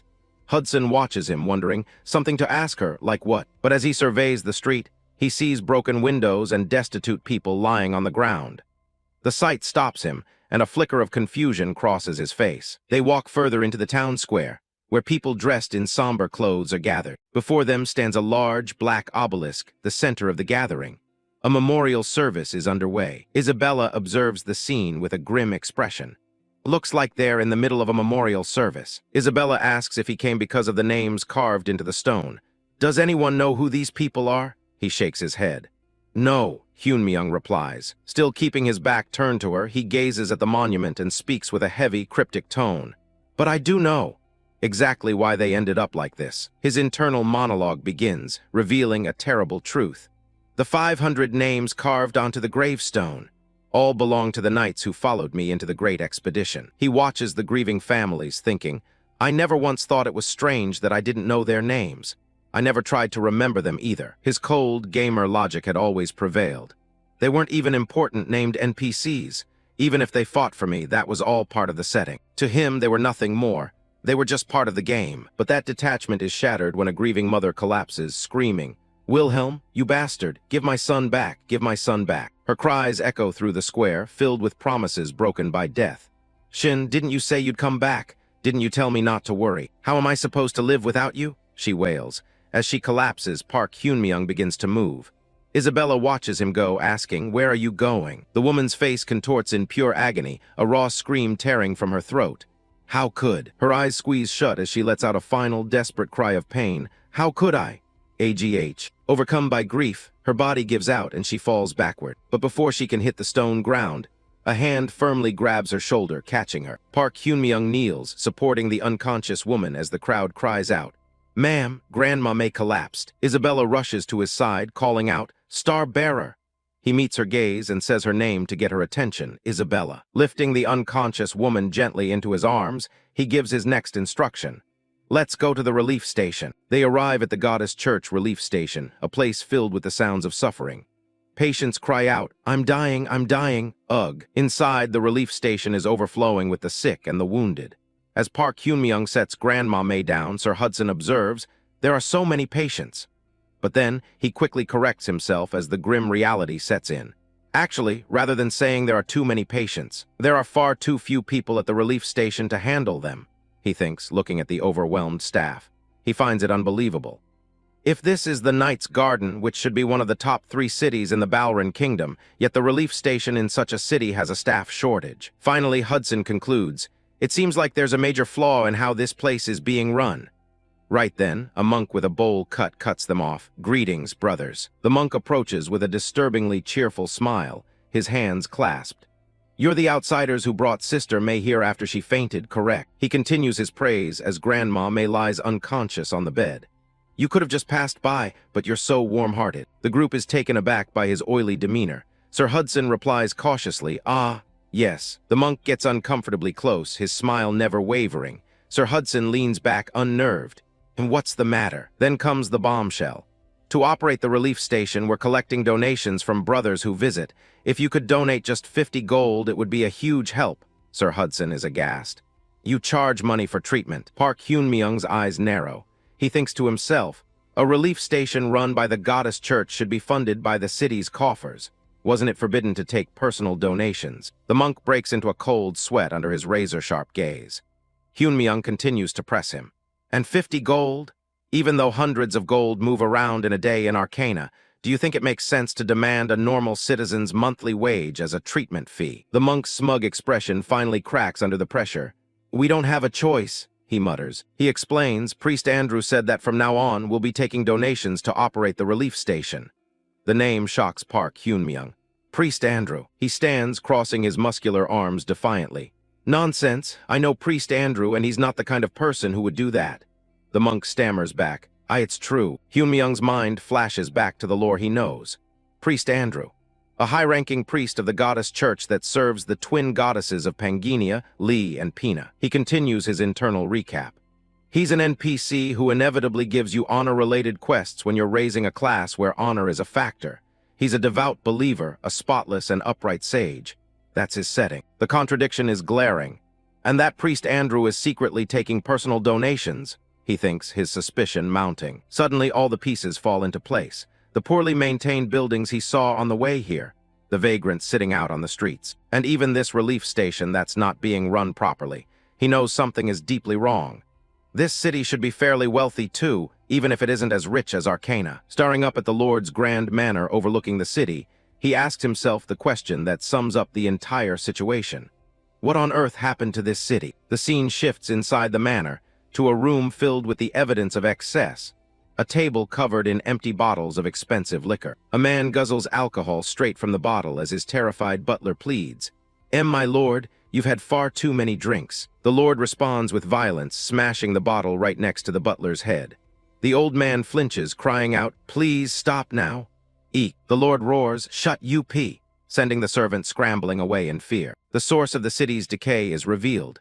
Drunk, disheveled, and drooling, the lord of the Knight's Garden, Marquis Weiser, snarls his next command. "Go bring the rest of the alcohol." A moment of silence passes as the visitor arrives at the relief station. He gets straight to the point with a man in robes. "I need to speak with Priest Andrew in person. Take me to him." The abruptness of the request catches the man off guard, who can only reply, "Pardon." The monk begins to make excuses. "That will be difficult. There are so many people lining up to be treated by the priest." But before he can finish, Hyun-myung cuts him off, signaling his companion with a simple command.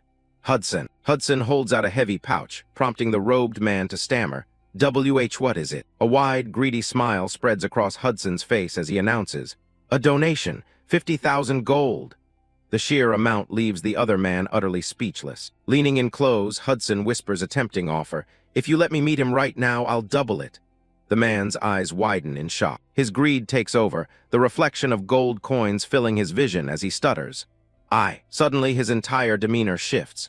With a bright, booming voice, he declares, "I'll escort you immediately, brother," leaving a nearby bystander completely baffled. Soon, they're led into a quiet, respectable-looking office filled with books. An elderly man with long white hair greets them warmly.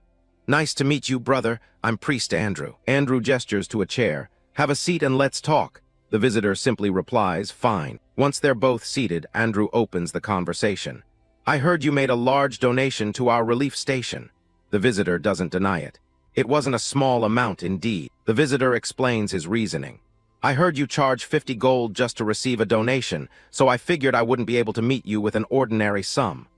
Andrew remains silent, listening. The priest seems to misunderstand the visitor's intentions, asking, "Are you disappointed because I'm just an old priest who cares about money?" "I'm ashamed and have nothing to say." But the visitor clarifies his purpose. "I was just curious," he begins. "How did a relief station in a big city like this," he finishes the question that has been bothering him, "end up so desperate for money?" Priest Andrew clasps his hands and changes the subject. "I heard you brought Sister May here after she collapsed." The visitor confirms, "I did." The priest begins to tell a tragic story. Sister May's only son joined the Demon World Great Expedition and never came back.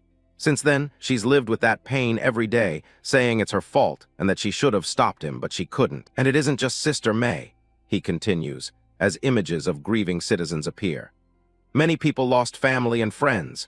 Countless knights who joined the Great Expedition while admiring Wilhelm, the Night King, swore they'd drive out the Demon King, but never returned here. And thus," Andrew explains, "Knight's Garden lost countless talented people and consumed enormous resources as war funds.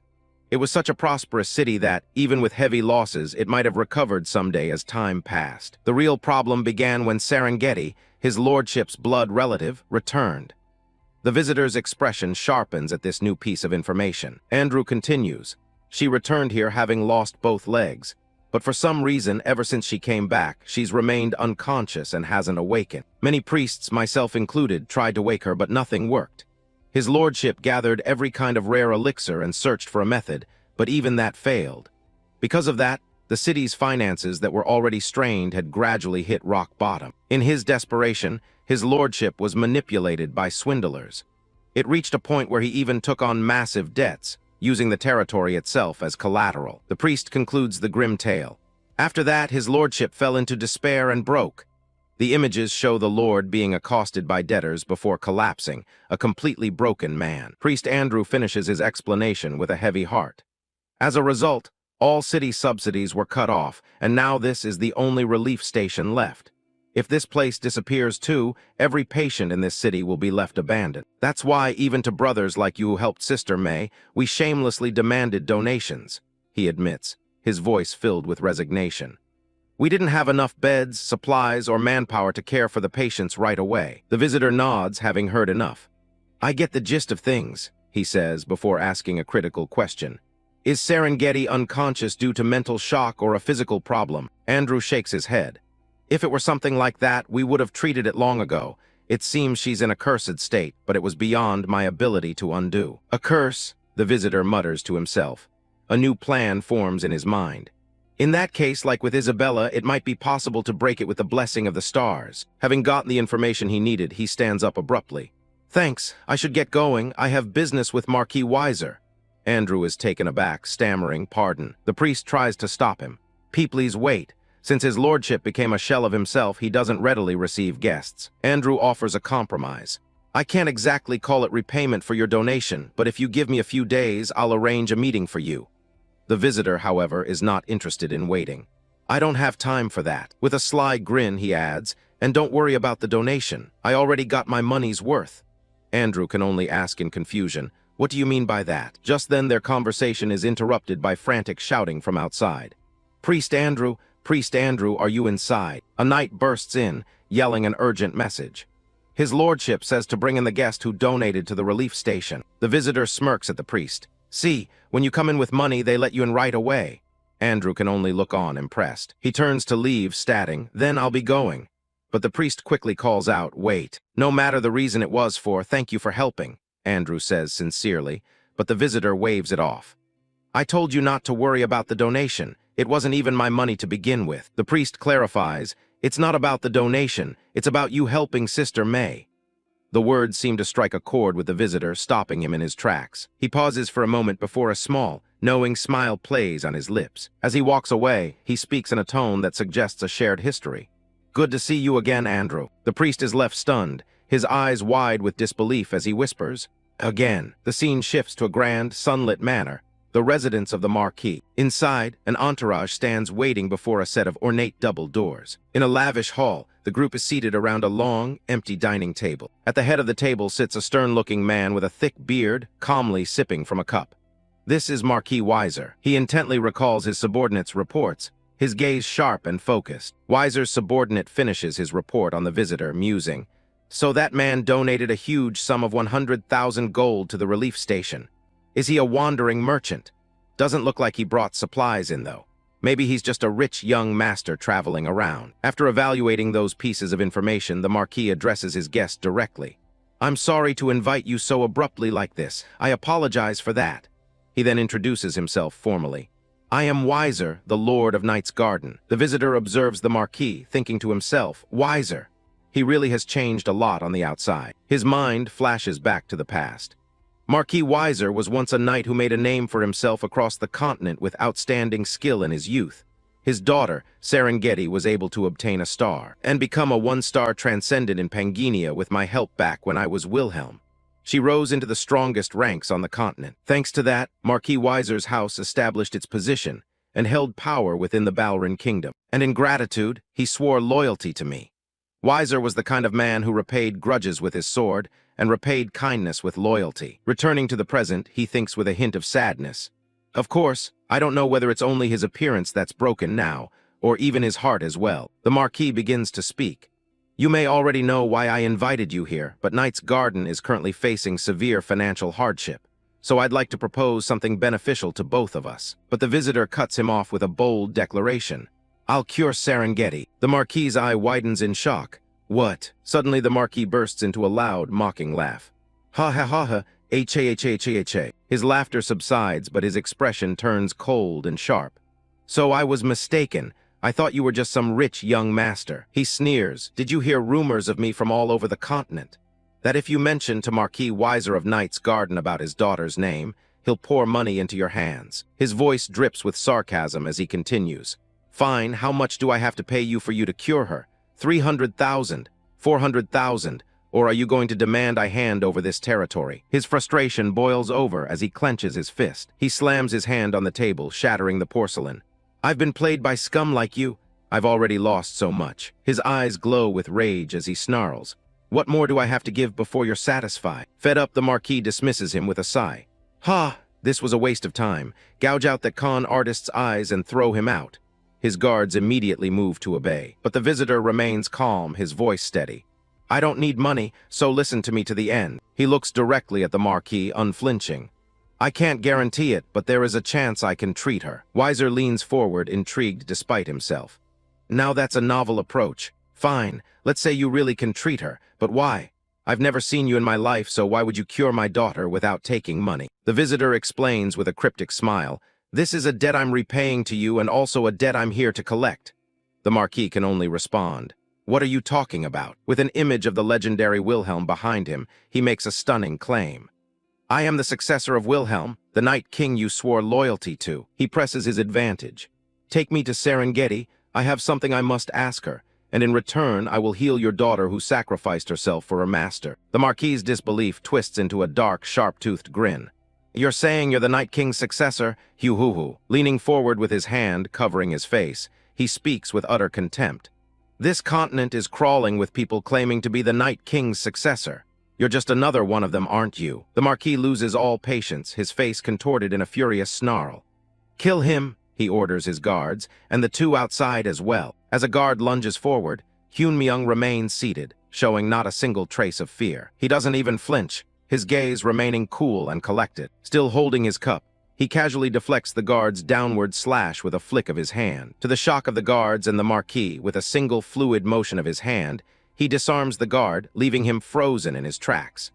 The soldier cries out in disbelief while the visitor calmly commands, prepare the room. With shards of the broken cup floating around him, the Marquis stares in disbelief as the visitor says, I'll prove that. I'm Wilhelm's successor. His eyes burn with an unshakable confidence, leaving no room for doubt. Watching from the stands, Marquis Weiser, a powerful noble, observed the arena with a stern and calculating gaze. The vast Colosseum buzzed with energy as two figures stood in the center, ready to face off. Hudson, Hyun-myung's companion, couldn't hide his sheer disbelief. A duel? What on earth is going on? He stammered. Isabella, standing beside him, simply replied with a shrug. Well, he's always been this unpredictable. In the arena, Park Hyun-myung is doing some light warm-up stretches while Isabella adds, I honestly have no clue how things ended up like this either. His opponent remained silent, his eyes fixed on Hyun-myung with intense focus. Across from him, his opponent's body is enveloped in glowing streams of energy.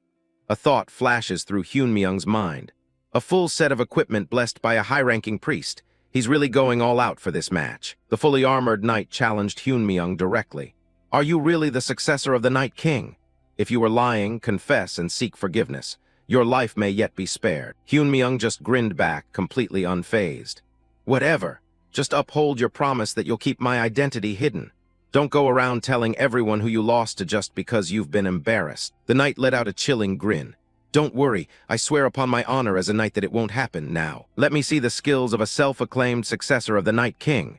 With a flash of light, he charged forward, his sword gleaming. The knight leaped through the air, bringing his blade down in a powerful, glowing arc. Hyun-myung watched him come, thinking to himself, many high-ranking knights were wiped out due to the Great Expedition, but even then this man would have higher stats than me currently. He gripped his own sword tightly.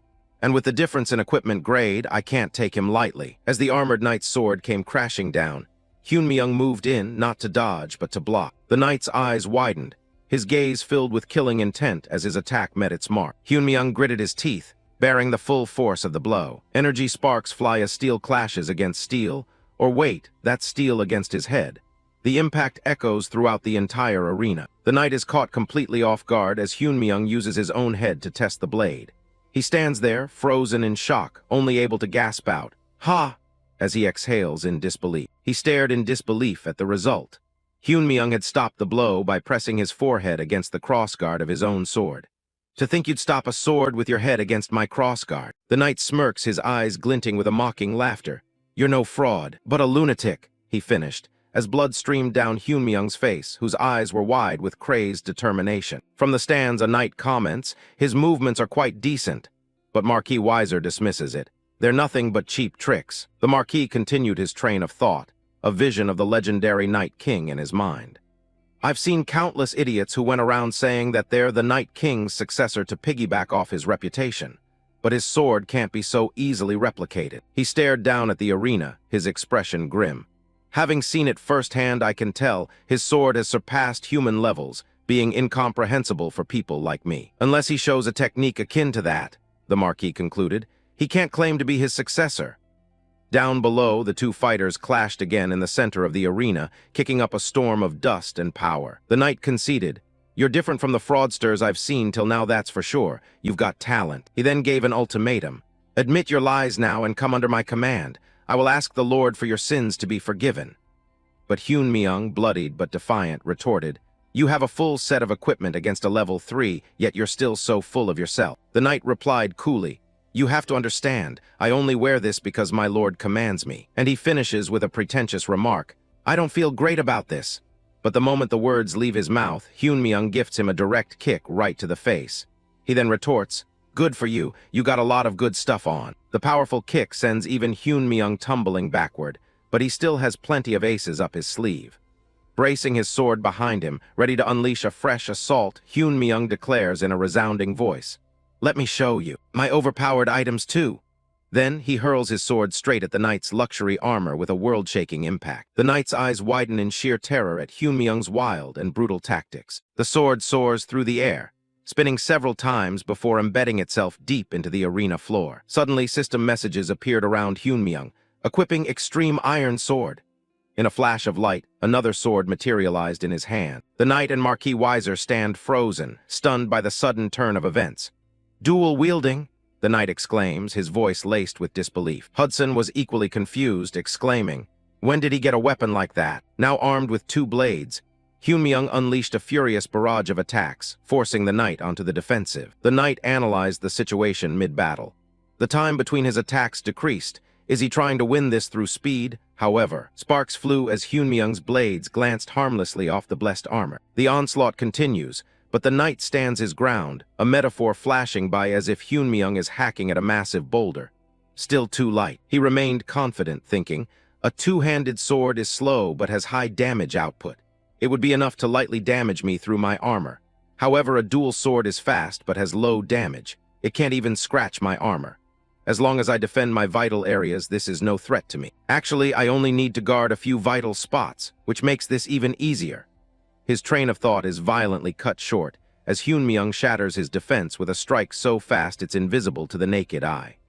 The force of the blow is so cataclysmic that upon colliding with the premium armor, the sword is sent soaring high into the air. The knight gasped in shock and pain as blood sprayed from his mouth. Hyun-myung plunges his greatsword violently into the ground, then snatches back the sword that had just been deflected into the air.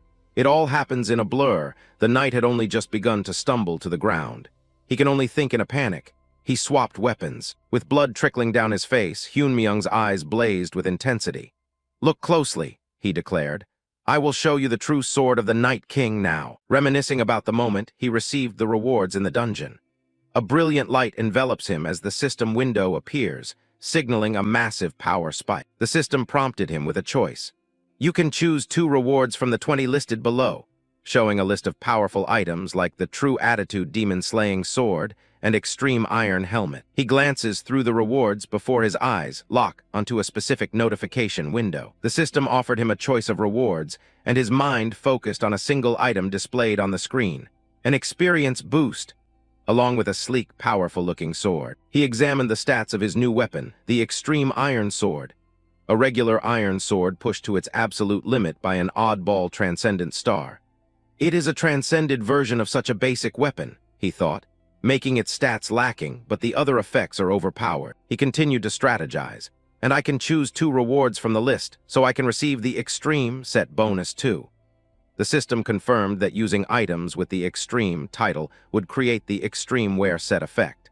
I already have the Michaela set for my armor, so it would be nice to have the bonuses double up. You have acquired the Extreme Sword, the system announced twice. Standing amidst a brilliant golden light, Hyun-myung murmured, Oh, there. A flood of notifications explained his sudden power spike. His hidden traits, Weapon Master, and Masterful Hands each added 5 levels to his mastery. The 2 Extreme Iron Swords added another level each, and the Extreme Wear set effect added 2 more. But the most shocking notification was the last one. Class Star Successor may read the memories of the previous star owner under certain conditions. Having reached Sword Mastery LV 10, you may read the memories of the possessed star. With the dual blades in hand, the system declares, reenacting a portion of Night King Wilhelm's swordsmanship. Hyun-myung stands there, twin swords gripped tight, as the memories and techniques of his predecessor flood into his mind. The battle resumed, and the tables had completely turned. Hyun-myung, bleeding but determined, now moved with a grace and power that was utterly inhuman. The knight struggles to hold his ground. Despite the strength of his blessed armor, he is completely powerless against the relentless flurry of attacks. Hyun-myung attacks like a violent storm. With his dual blades, he executes a rhythmic slash and toss plus big hit combo, carving a path here, hurling a sword there, before pulling out his greatsword for a devastating finisher, repeating the cycle until that flashy armor becomes nothing more than a dazzling light show. The knight's eyes widened in terror as he tried to comprehend the attack. What is this impossible sword technique? He thought, desperately trying to find an opening or a weakness. He felt the pressure mounting, realizing, the tide has turned in his favor. I need to stop this. Gritting his teeth, a desperate plan formed in his mind. I must create distance and get out of his range. But the thought trailed off into despair. But how? He was completely trapped. He was caught in a perfect trap. If I try to create distance, he comes charging at me with his quick dual swords. And if I use my strength to take him head-on, he uses his two-handed sword to break my balance. Sweat beaded on his brow as a horrifying realization dawned on him. Does such a sword technique even exist? He's not keeping my movement bound through simple attacks, this feels like. Space itself has submitted to him, he concluded in terror, watching helplessly as Hyun-myung controlled the entire battlefield. Humans become stupefied when they meet something incomprehensible, the narration explains. Something that has far surpassed the limits of their own cognition. They enter a state where they can do nothing but watch. That applied to everyone at the training floor, Hudson and Isabella too. Both stood frozen, their eyes wide with disbelief. The same for Marquis Weiser, and he too was left speechless, all his earlier skepticism erased in an instant. The knight that's facing him.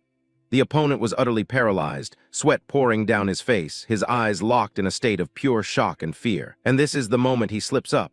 A blinding flash of a strike slashes across his neck, illuminating the knight's face, now frozen in sheer terror. Then Hyun-myung unleashed the ultimate technique, one passed down from legend. Sword technique of the Night King Wilhelm, world-splitting strike. A massive column of light erupted, tearing through the very fabric of the arena. The force of the attack was cataclysmic, sending the knight flying backwards amidst a chaotic storm of energy and debris. As the dust settles, Hyun-myung stands tall in victory while his opponent remains frozen in place, lifeless.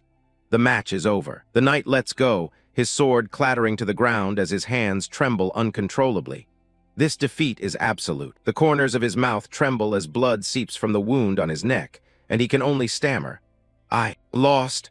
The word hung in the air as he collapsed onto the dusty ground, utterly defeated. Hyun-myung stood alone in the center of the ravaged arena, his back to the stunned audience. Hey, he shouted towards the stands, blood still fresh on his face. Do I need to show you any more? Drenched in sweat and pale with fear, the knight turns to his master. Lord, he stammers, completely at a loss for words. Marquis Weiser calls out to his knight attendant. Lucas? The man responds with a shudder. Why, yes, my lord. The Marquis rose, his expression one of newfound respect. He gave a clear command. Treat him with respect. He's the successor of Wilhelm. His words echoed with finality, confirming Hyun-myung's legitimacy to all who were present. The venerable Night King. As he spoke, Hyun-myung stood tall, bloodied but victorious, a faint, knowing smile playing on his lips. In a grand, ornate room, sunlight streams through a large window, illuminating dust motes dancing in the air. A woman lies unconscious in bed. A voice explains, ever since we returned from the great expedition, she's been like this. Her father stands by her bedside, expressing his desperation. He says, I've tried everything to wake Serengeti. Every elixir they said was effective and famous healers, none of them worked. We even summoned a priestess, but because the curse is far too powerful, she said there is nothing she can do either. Park Hyun-myung stands silently, looking down at the cursed woman with a serious expression. Suddenly, his eye begins to glow with a faint blue light as a system window appears before him. Hidden trait, the great sage has been activated. Dark, ominous energy swirls around Serengeti's sleeping form as Hyun-myung confirms his suspicions. He thinks to himself, as I thought, Serengeti is currently under the Demon King curse. If it's the Demon King curse, then of course even a priestess or the Holy Emperor can't do anything. However, if we perform the exorcism using star energy, the power of a star guardian instead of mana, then it might work. The Marquis turns to Hyun-myung, his voice a mix of hope and doubt. I don't doubt you anymore, but do you have a way to wake Serengeti? Hyun-myung replies honestly, I told you before that I'm not sure. I'm only going to try once. Without another word, Hyun-myung reaches out and places his hand gently on Serengeti's forehead, preparing to begin the ritual. I bestow the blessing of the stars."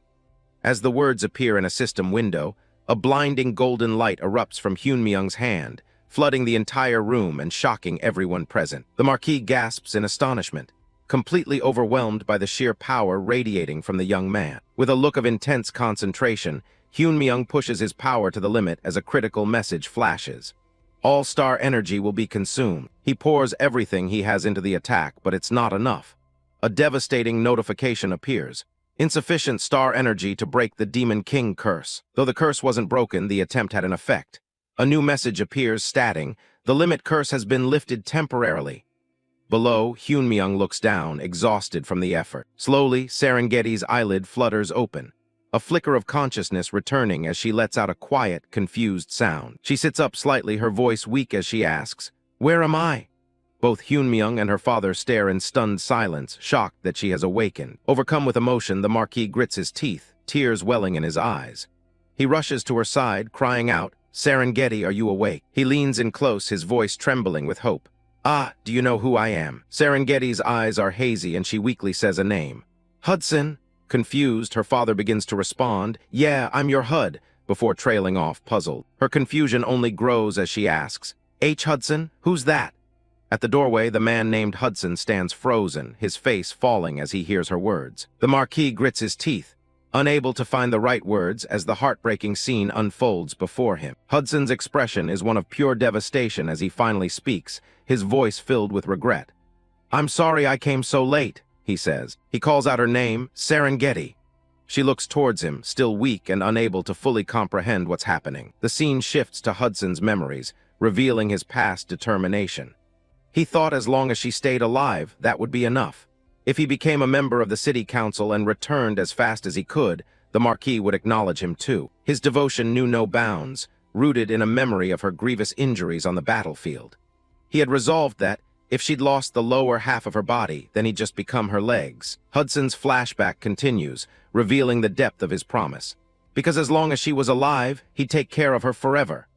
This thought is pictured with an image of him pushing her in a wheelchair under blossoming trees. Hudson believed that if he didn't give up, an opportunity would come someday. However, that belief was nothing more than arrogance and greed. The hopeful image of their future shatters like glass, reflecting the harsh reality of their situation. The narrator explains the grim truth. The opportunities weren't eternal, and Serengeti's body kept losing its vitality. The face that used to smile brightly grew increasingly thin, and the strong arm that once swung a sword became like a withered branch. The monologue concludes, showing her frail hand lying on the bedsheets. Back in the present, Hudson is overwhelmed with emotion. He realizes that, if the star-bearer had arrived even a little later, he would never have seen her again. As Hudson apologizes again, the Marquis suddenly becomes defensive, shouting, "Wait a second. Who are you?" Serengeti, however, softly utters Hudson's name. The Marquis turns on Hudson, demanding, "And what are you to my daughter?" But Park Hyunmyung steps in, his voice firm. "Enough, all of you stop. I know you can't contain your emotions, but the Demon King curse hasn't been completely lifted." Hudson panics. What does that mean?"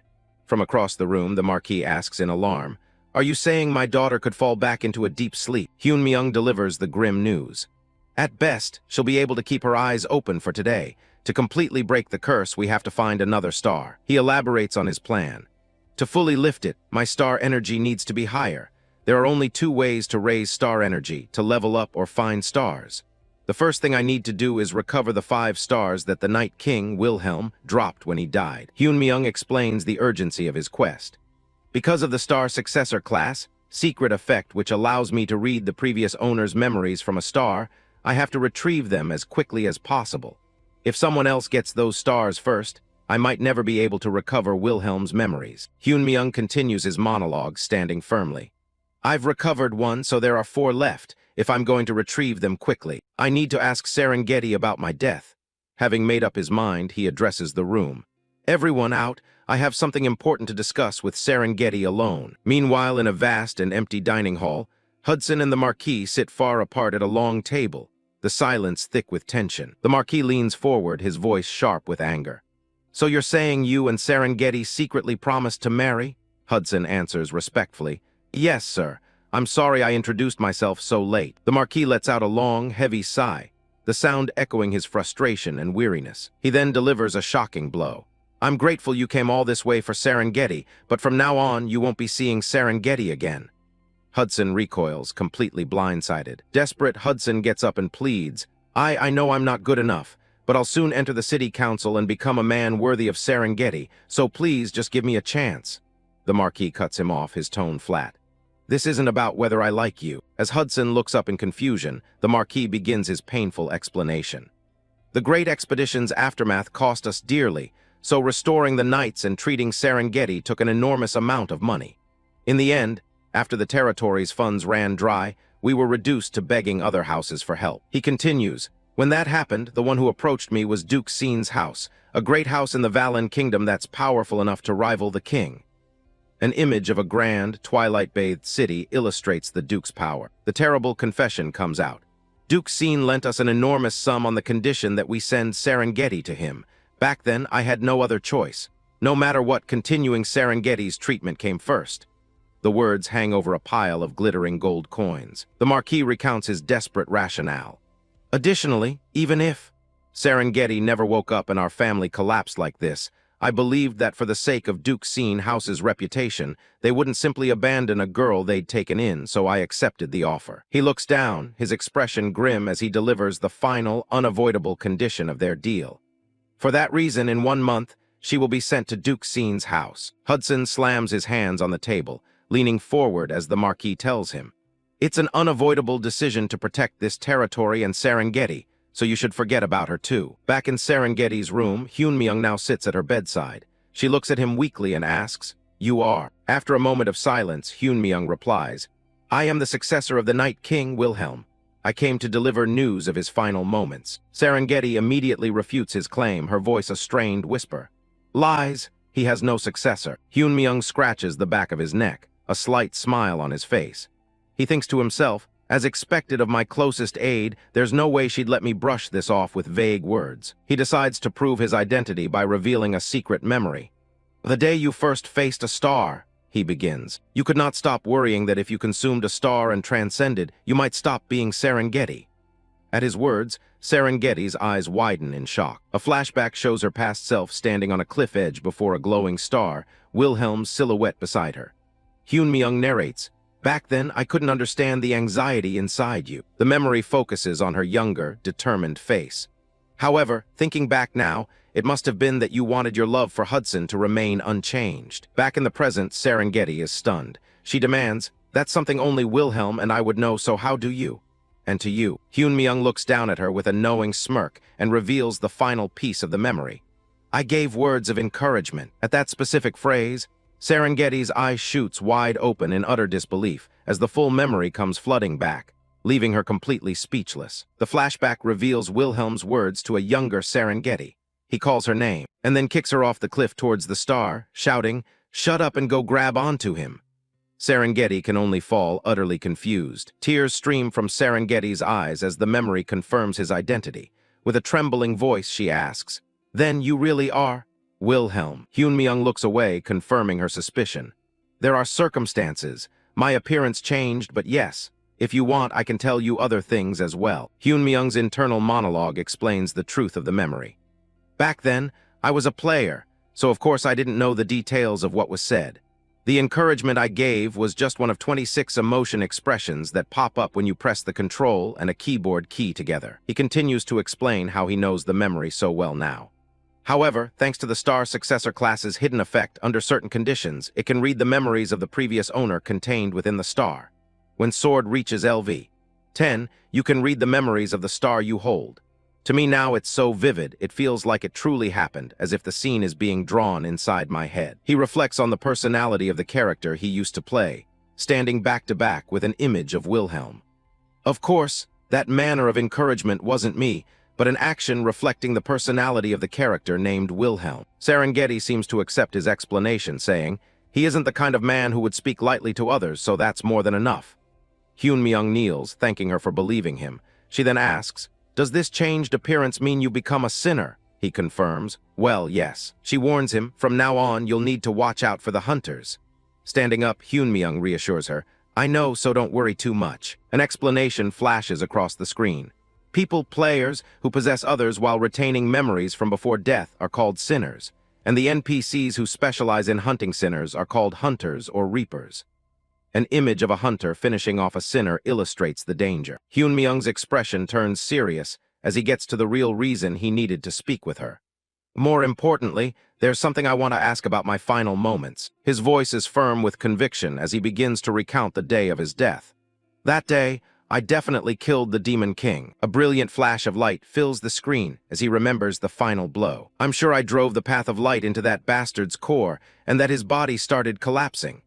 The memory shows Wilhelm, his sword plunged deep into the Demon King. However, in that final instant, he continues, as his memory self is shown amidst fire and destruction. Hyun Myung grits his teeth, reliving the intense moment. Everything stopped. The world around Wilhelm freezes in a negative-like image, his body contorted in agony. After that, my consciousness cut out, he concludes, the memory showing a close-up of his eye just before the end. The screen flashes with a grim game-over message, showing Wilhelm's character kneeling, impaled by several swords. And I died just like that, his voiceover says. Hyun Myung leans in close, his gaze intense. Tell me, Serengeti, tell me the truth, he pleads, his desperation clear as Serengeti looks back with wide, fearful eyes. Behind my death that day, an image of Wilhelm's determined face from the past hangs in the air, emphasizing the weight of his question. Hyun Myung stands over her bed, his arms crossed, awaiting the answer that could change everything. The tension in the room is palpable. The story flashes back to the Great Demon World expedition led by Wilhelm. An unprecedented force of 200,000 elite troops was gathered, their morale soaring with the ambition to become heroes. The troops cheered, confident in their preparations. Based on all the data they had accumulated, they were ready for the demon world. A young commander stood at the forefront, certain of their plan. It was a meticulous operation, with every variable accounted for and not a single inch of error left. Everything was perfect. It was supposed to be perfect. But the reality was a gruesome battlefield, littered with the bodies of his fallen soldiers. The commander fell to his knees, surrounded by a swirling, dark energy, the weight of his failure crashing down on him. As he looked up, his eyes wide with horror and disbelief, the faces of his dead comrades reflected in them. Even as she was crumbling away, the company's healer urged him on, her voice filled with resolve. Please continue forward. I will give you my blessing, even if it costs me my life. A battered warrior, bleeding from the mouth, gritted his teeth and gave his final order. It's frustrating, but I think this is as far as I can go. Go on ahead. Another fallen soldier pleaded with his last breath. There's no time to stop. Hurry. The voices of the dying echoed in his mind. I was wrong. Please fulfill our long-cherished wish. You must not stop. Press forward. With tears streaming down his face, she heard their final promise. We'll handle what's behind you. But all she could think was, it's over. The commander's mind reeled with the truth of their sacrifice. Even after using that many lives as stepping stones, we couldn't even reach the Demon King's feet. The battlefield fell into a dark, desolate silence, but the silence was broken as a shadowy figure, with glowing red eyes, began to claw its way out of the earth. It was far from alone. All around her, the corpses of her fallen comrades began to rise, reanimated by a sinister, demonic energy. The undead soldiers, now monsters, let out guttural growls, their eyes burning with a malevolent red light. A horrifying thought crossed the commander's mind. It attacked us as if it knew our movements. This makes no sense unless there's a traitor colluding with the demons. The army of the dead shambled towards him, their heavy footsteps echoing the failure of the mission. The terrible realization finally dawned on him. So, in the end, we were collapsing from inside the expedition force, was it? A massive creature lunges forward, ready to devour her, as her thoughts end in absolute despair. Was this impossible from the very beginning? Just as the monster is about to pounce on her, a brilliant radiance explodes and a commanding voice declares, "It's not over yet." The entire undead army was suddenly engulfed in a blinding, holy radiance. The light exploded outwards, completely incinerating the demonic creatures in a devastating wave of sacred power. When the blinding light finally subsided, a figure with white hair stood before the kneeling commander. A calm voice cut through the silence. "You look quite exhausted." The white-haired man, holding a greatsword, looked down at the sole survivor. "Rest for a moment," he said, his voice calm amidst the devastation. With a reassuring gaze, he added, "It'll be over soon." The young commander could only stare back, his eyes wide with a mix of awe and disbelief. This was the martial god. The Night King, Wilhelm, was a living god himself, Before his might, the demons were so outmatched, you could almost feel sorry for them. That's how overwhelming his presence was. A whirlwind of golden light and steel that tore through the demonic ranks. A single strike from his sword didn't just kill enemies. It reshaped the very terrain of the demon world. Watching her fight, the young commander felt the deep despair that everything was over being replaced by a newfound hope. That man cut through that despair. With nothing but a single sword, Wilhelm stood as a beacon of light in the oppressive darkness, calm and resolute. He walked alone across the desolate landscape, heading towards the heart of the enemy territory. After the battle, Wilhelm supports the exhausted commander. The young woman insists, "There's no need for you to do this. My body has already recovered enough." But Wilhelm brushes it off. "Don't worry about it. I'm only saying it so you can recover some stamina. You're a pretty useful fighting force." The commander then asks a grim question. "Are we the only two left alive?" Wilhelm replies, "Excluding the wounded we sent back at the entrance of the demon world, the entire army has been wiped out." The young woman could only respond with a soft, hollow, "I see." Wilhelm looked at her with grim determination. "Then, at the very least, you must survive and return." A moment later, Wilhelm's tone softens as he begins to tease the young girl. "You were crying every night, blabbering about wanting to see that guy. Hudson, was it?" Hit right where it hurts, the commander immediately screams back, "I did not cry." Essie continued to deny it, muttering, "I didn't cry." But then a bright and determined smile spreads across her lips. "But I will definitely go to meet him again." Suddenly, a massive, ominous magic circle erupted from the ground beneath them, glowing with sinister purple light. The young commander looked down in shock, utterly confused. Huh. Wilhelm, on the other hand, just looked up with a grimace of annoyance. Man, without a second thought, he pushed his subordinate out of the way as energy chains shot up from the circle, muttering to himself. This game isn't easy. As he was thrown clear of the trap, the young commander screamed his leader's name in panic. WILHELM. Wilhelm looked back at her one last time. "Serengeti, when you get back, whether you marry or fall in love, whatever it is." As Serengeti was pulled away into a vortex of stars, Wilhelm's final words echoed in his ears. "Live well." A single thought solidified in his mind. "I can live." And just like that, the expedition was destined to end in failure.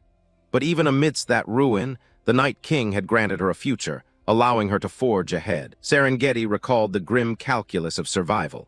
"Even if I return alone, no one will be able to blame me." That's how horrific and fierce the battle was. She thinks about the life waiting for her, clutching a locket with a man's picture inside. "If only I can make it back, I'll be able to see the person I've been longing for. I can finally return to my peaceful, everyday life." Essie remembered the promise made over the bodies of his fallen comrades. "As long as you survive and get out of here." She then recalled standing before that same man from the locket, the man named Hudson. She looks at Hudson with a gaze full of regret, uttering just a single word. "I'm sorry." Trong KHO letter 1EA3 and HKH letter 1EFC do. Serengeti da hate lern ternan. Hudson, KNCH letter 1E9 and GKI letter 1EBF, and NG letter 1B0 letter 1EDD. I Danong do S letter 1EDD letter 1E5 and GK letter 1EF9 nang. Han Distroke letter 1ED5 IV letter 1ECB try. CHI letter 1EBF, ML letter 1EA5, YCH letter 1ED7, C letter 1EE7, M letter 1ED9T. NG letter 1B0, letter 1EDD, I caught. Wilhelm's brow furrows in a grimace as he realizes Serengeti has swapped places with him. The purple magic circle detonated, engulfing Serengeti in the blast meant for the Night King. From the heart of the explosion, the magical dust gradually clears, revealing Wilhelm's face as he slowly emerges. Wilhelm's eyes widen in shock at the young woman's self-sacrifice. He can only gasp out her name. From a distance, Wilhelm could only look back at the spot where his subordinate lay, having now lost both of her legs. Back in the present, Serengeti lies in bed, her legs gone. She finishes her story. "I was lucky. Even after being caught in the Demon King's trap, my body didn't vanish. I lost both legs, but thanks to the elixir Wilhelm gave me, I survived." The listener, Park Hyun-myung, gazes at her with a complex expression, guilt washing over him as the truth sinks in. "Back then, I was so immersed in the game that I acted without a second thought. It just looked pretty dramatic in game." Serengeti continued. "After that, Wilhelm placed an extreme vanishing enchantment talisman on me and hid my body. Because of the talisman's effect, the Demon King couldn't sense me," she explained. "And I was able to watch the situation unfold until the very end." Hyun-myung finally spoke. "Right, I remember up to that point too, but that's not what I'm curious about." Serengeti knew what he wanted to ask. "I know, you're wondering what happened after that." Staring blankly at the ceiling, Serengeti recalled the final battle. After that, the Demon King revealed himself immediately. Just as Wilhelm remembers, the Demon King certainly fell, but his memory took a dark turn. However, all of a sudden, Wilhelm froze like time itself had stopped. Dark, thorny vines of energy had erupted, ensnaring the Night King. Wilhelm was trapped, unable to move, his body rendered in a chilling negative image against the darkness. A single tear of effort or pain escaped his eye as he strained against the invisible force. The Night King was left completely helpless, suspended in the air by the Demon King's power. The Demon King, now a colossal skeletal figure, loomed over him and gloated. "You monster! Even if you're a transcendent star of 5 stars. To think you'd drive me this far without any divine authority from a goddess." However, the Demon King hissed, "That is your mistake." His own body began to crackle and glow with a final, desperate power. His physical form exploded into pure, dark energy that surged towards the paralyzed Wilhelm. "Without a goddess's authority, you may shatter my flesh," he roared, "but you cannot destroy my essence." The Demon King's essence began to invade Wilhelm's body, his voice screaming in a twisted show of admiration. "I express my respects, Night King." As the Demon King's essence invaded Wilhelm's body, his voice boomed with triumph. "And as a token of that respect, I'll use your body as my new vessel instead of my broken body." The dark energy surged, a maelstrom of purple intent on consuming the Night King. The vortex of demonic power swirled violently, pulling Wilhelm into its depths. But just as the darkness was about to close in, a brilliant, holy light began to pierce through from the inside. The light exploded outwards, causing the Demon King to recoil in shock. This light, a radiant, ethereal form of a woman, appeared above Wilhelm as the light intensified. The Demon King screamed her name in disbelief. Pina. As the goddess intervened, the Demon King let out a furious tirade. "Bitch, don't tell me you intend to take the life of the knight who followed you just because you didn't want your star to be taken. And you still call yourself a goddess." Caught between the demonic possession and the holy light, Wilhelm gradually collapses. Meanwhile, the Demon King screams in desperate denial. "No. In the moment Wilhelm collapses to the ground, the Demon King roars, "I'll kill you, Pina." His final act is a torrent of curses aimed directly at the goddess. Back in the present, Serengeti's voice is hollow as she finishes her story. "I have no memory of what happened after that." Park Hyunmyoung remains silent, still processing this horrifying truth. Hyunmyoung's mind reels, struggling to comprehend the clash between those two entities. The Demon King tried to possess Wilhelm's body, and the goddess Pina intervened. His expression hardened as the pieces fell into place, revealing a history far more twisted than he could have imagined. What on earth was happening? Meanwhile, the scene shifts to the castle wall of the knight's garden, where the morning sun shines brightly. A lone guard lets out a huge yawn, complaining to his comrade. "This is so boring, Tilda, haven't we been assigned to guard duty way too often lately?" The other soldier sighed, explaining the grim reality. "I heard that everyone, from the Night Order all the way down to low-ranking soldiers like us, has their pay delayed because the territory's finances are in trouble. As a result, people keep leaving. Who'd stick around in a territory that's going under?" The first guard gazed out at the plains beyond the wall and agreed. "Well, that's true." But his voice trailed off as he saw something on the horizon. His partner noticed his sudden silence and asked, "Why did you stop mid-sentence?"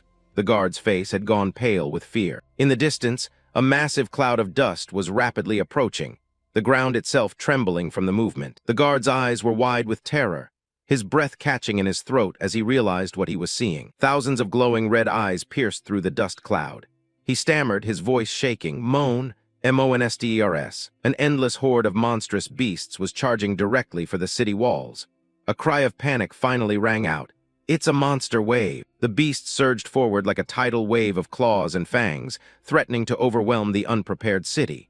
The final, desperate alarm was sounded.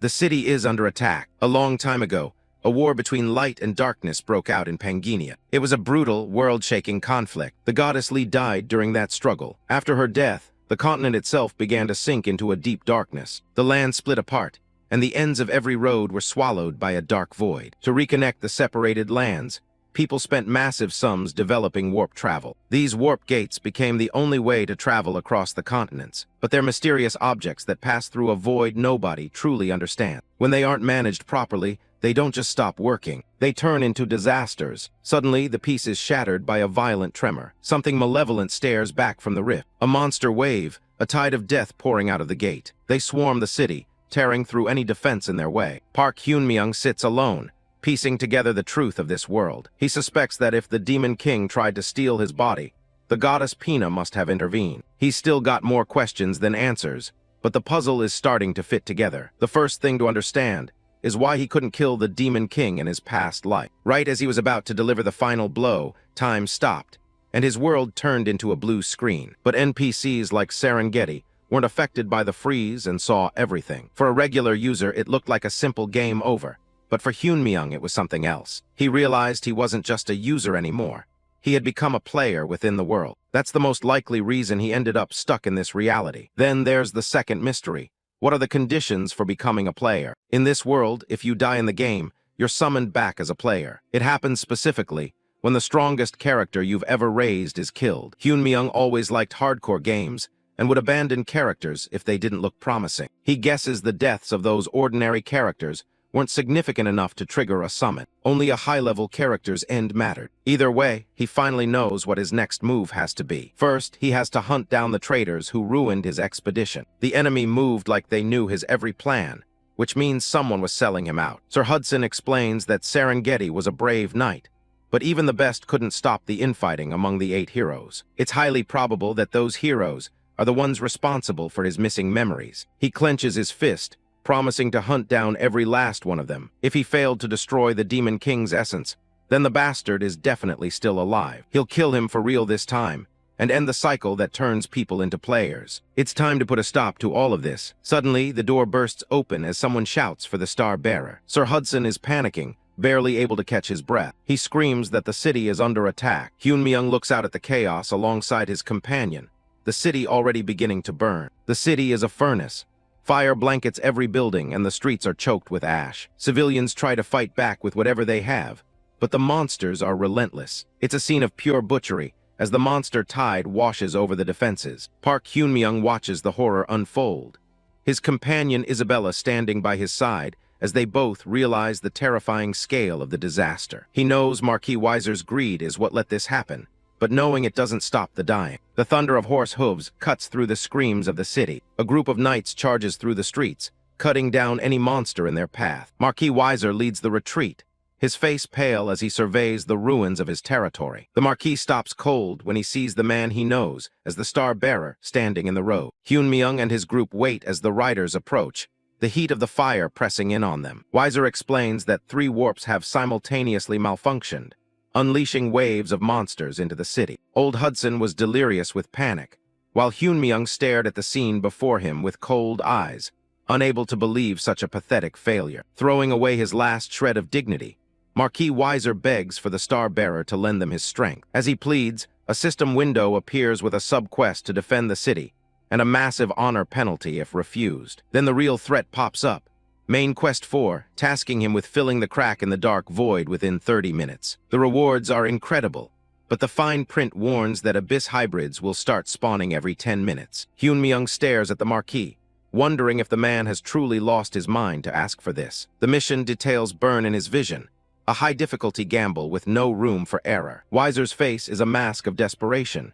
He knows he's asking for a miracle. Sir Hudson joins the plea, begging Hyun-myung to save Serengeti before there's nothing left to save. Hyun-myung narrows his eyes as he realizes this is the ultimate worst-case scenario. Behind them, the city guard is struggling to hold the line against a wall of blades and teeth. He knows that when the 10-minute mark hits, an abyss hybrid will turn this struggle into a slaughter. It's a level of power that neither he nor the current city forces are equipped to handle. He visualizes the battlefield, mapping out the 3 warp points that need to be shut down. His gamer instincts kick in, automatically calculating the most efficient path through the carnage. But even with his skills, they simply don't have enough combat power to be everywhere at once. The regular soldiers are already overextended, busy just trying to protect the fleeing citizens. That means the weight of smashing 3 warps through a Legion-scale wave falls entirely on them. It's a suicidal gamble, and the odds of success are practically 0. However, he can't stop thinking about the Golden Scale shop, a reward tied to his most mysterious item. He stares at the system message,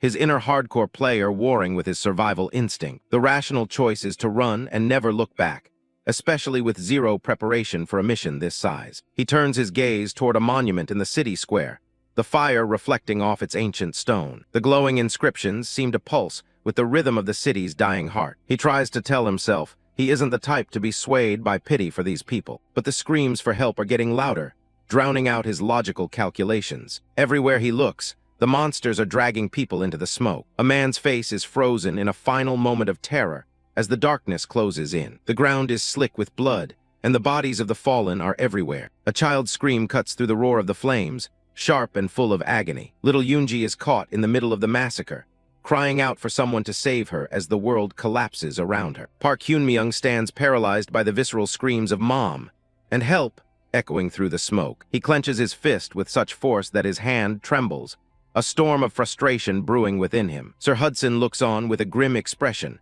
the horror of the massacre reflecting in his eyes. In the middle of the carnage, an exhausted priest Andrew is being hauled to safety by a desperate survivor. Marquis Weiser spurred his horse forward, his voice booming as he ordered the knights to charge into the fray. "Cut off the monsters chasing Priest Andrew," he roars, the horse's hooves thundering against the stone. A blade cuts through the air with a sharp whistle, signaling the start of a desperate counterattack. Marquis Weiser plunges into the melee, his sword carving through the monstrous attackers as blood splatters the ground. He urgently tells Priest Andrew to get on a horse, reminding him that he is the city's last high-ranking hope. But the stubborn priest refuses to flee, his gaze fixed on the suffering people he swore to protect. A snarling goblin leaps at the defenseless priest, its axe poised to deliver a lethal blow. A close-up of a wide, terrified eye captures the split second before the monster strikes. Isabella appeared like a shadow, her twin daggers flashing as she effortlessly cut down the orc. Marquis Weiser pulls back his reins, staring in amazement at the woman's unexpected display of skill. Priest Andrew looks up at the mysterious sister,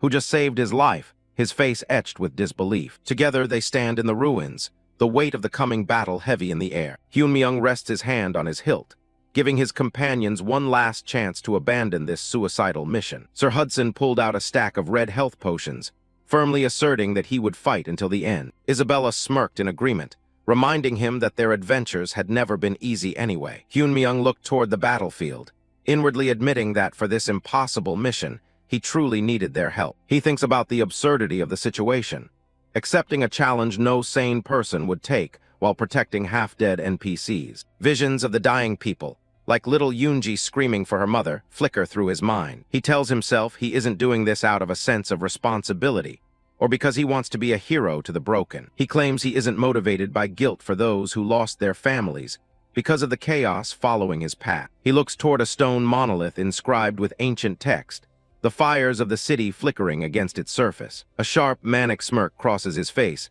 as he admits he's just a freak who loves the challenge of hardcore play. The three heroes stand as a final line of defense, their silhouettes defiant against the backdrop of the burning city. A massive army of orcs and monsters roars at the city gates, their red eyes glowing with murderous intent. "We're going to carve a path through this wave," Hyunmyung shouts, his resolve absolute as he leads his team into the heart of the horde. The ground shakes under the weight of galloping hooves. Marquis Weiser leads the cavalry, sword raised and shouting for the charge. They race toward the city gate, which is swarming with a massive horde of monsters. One of the knights shouts to the Marquis, worried they're walking into a trap. He's terrified they'll get surrounded and wiped out before they can even make a dent. Marquis Weiser knows it's a suicide mission, but he clenches his teeth and pushes forward anyway. Hyunmyung steps up and tells everyone to listen carefully to his plan. He points out that the real battle starts now, as they face the enemy head-on. Legions of orcs and snarling beasts are already waiting for them at the entrance. Marquis Weiser is stunned,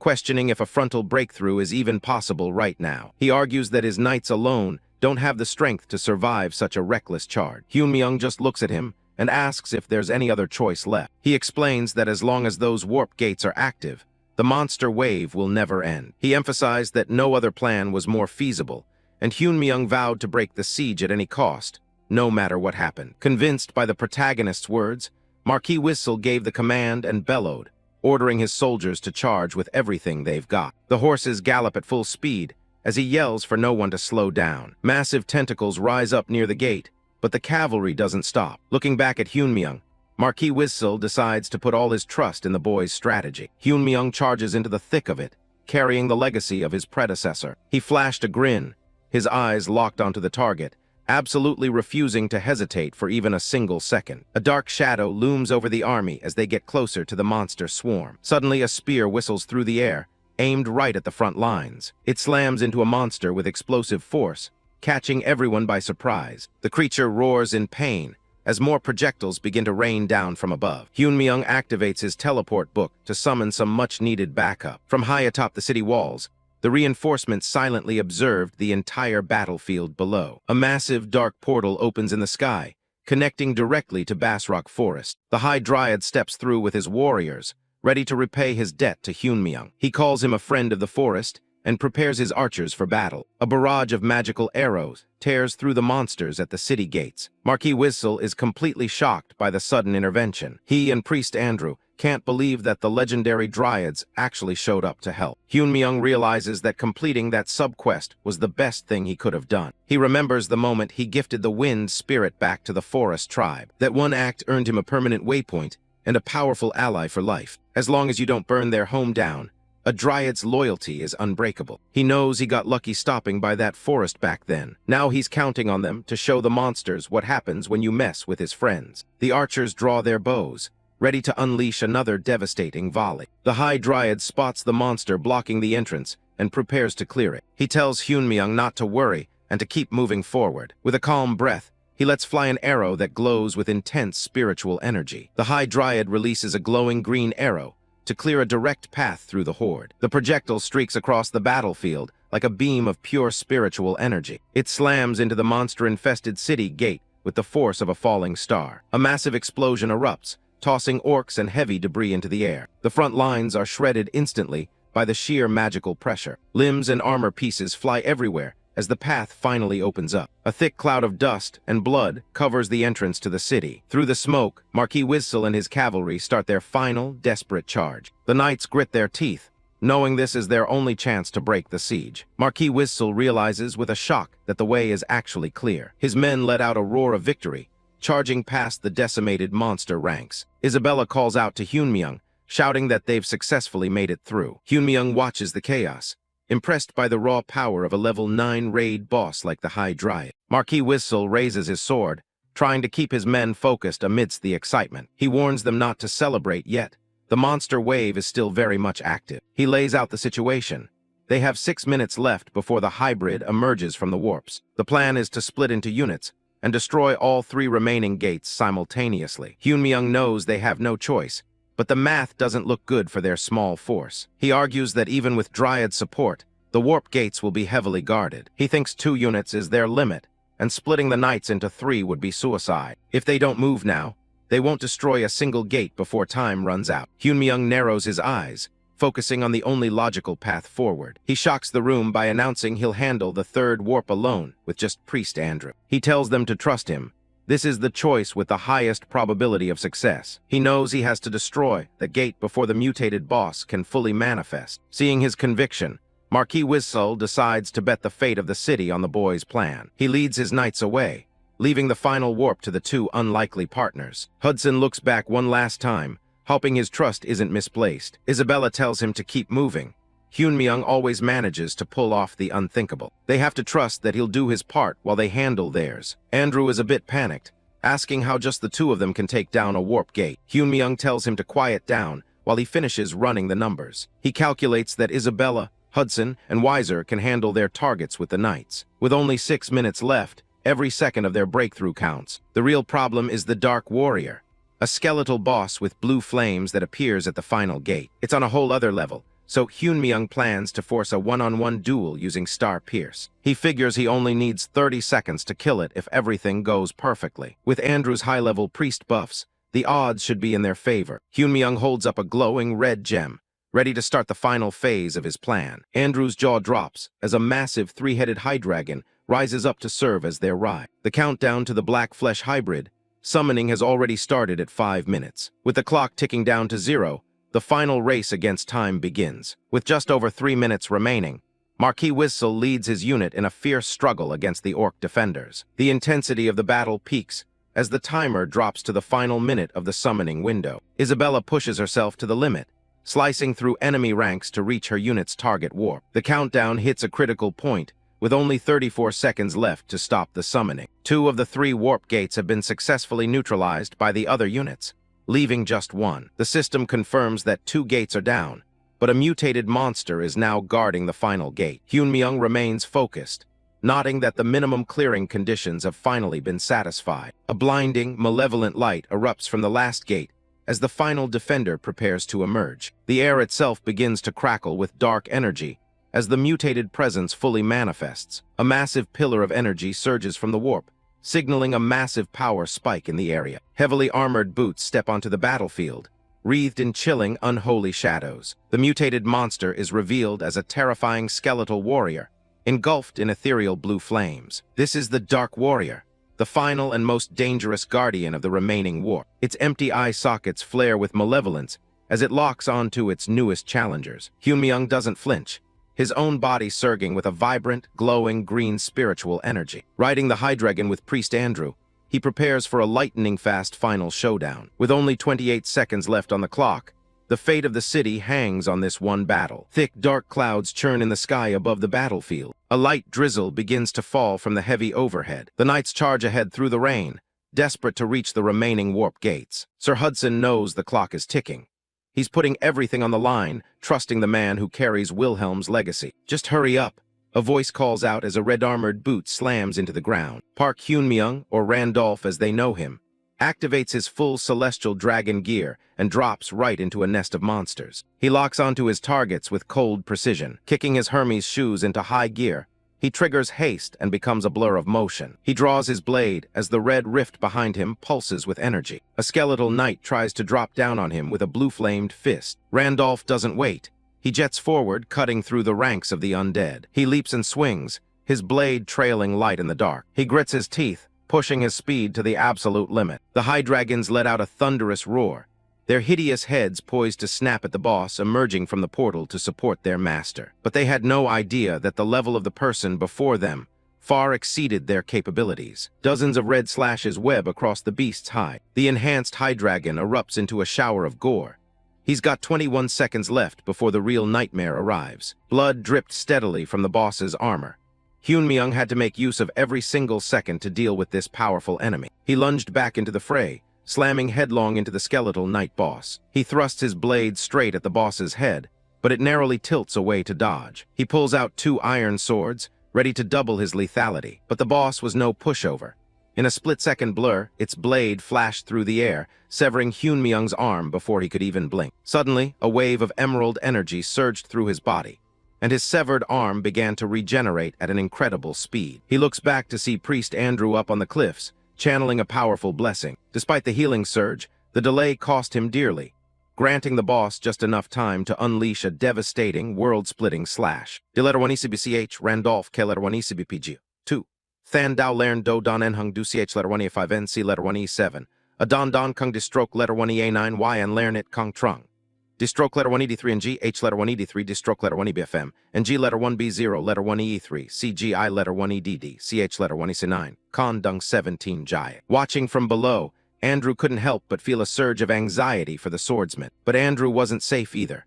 With a sudden blink, the massive boss appeared like a looming shadow right behind him. The old priest stares up, knowing he's in serious trouble. Randolph dropped like a meteor, cleaving straight through the monster before it could even lay a finger on the old man. The underlings swarmed forward, desperate to eliminate this crucial buffer. But Hyun-myung struck back in a flash, unleashing a devastating flurry of kicks and slashes that carved a path of blood for the old man. His focus is razor-sharp. He can't afford a single mistake now. A massive beam of light crashes down, incinerating everything in a skill called Star Claw. Andrew can only watch from the ground as the world turns white. Just as he finished clearing the mobs on this side, the boss was already looming behind him, closing in for the kill. Hyun-myung's eyes widened in alarm as the chilling mist from the boss exhaled directly onto him. The monster charged forward with a terrifying force, bringing an overwhelming pressure that seemed to crush everything in its path. But Hyun-myung barely managed to bring his twin blades up in time,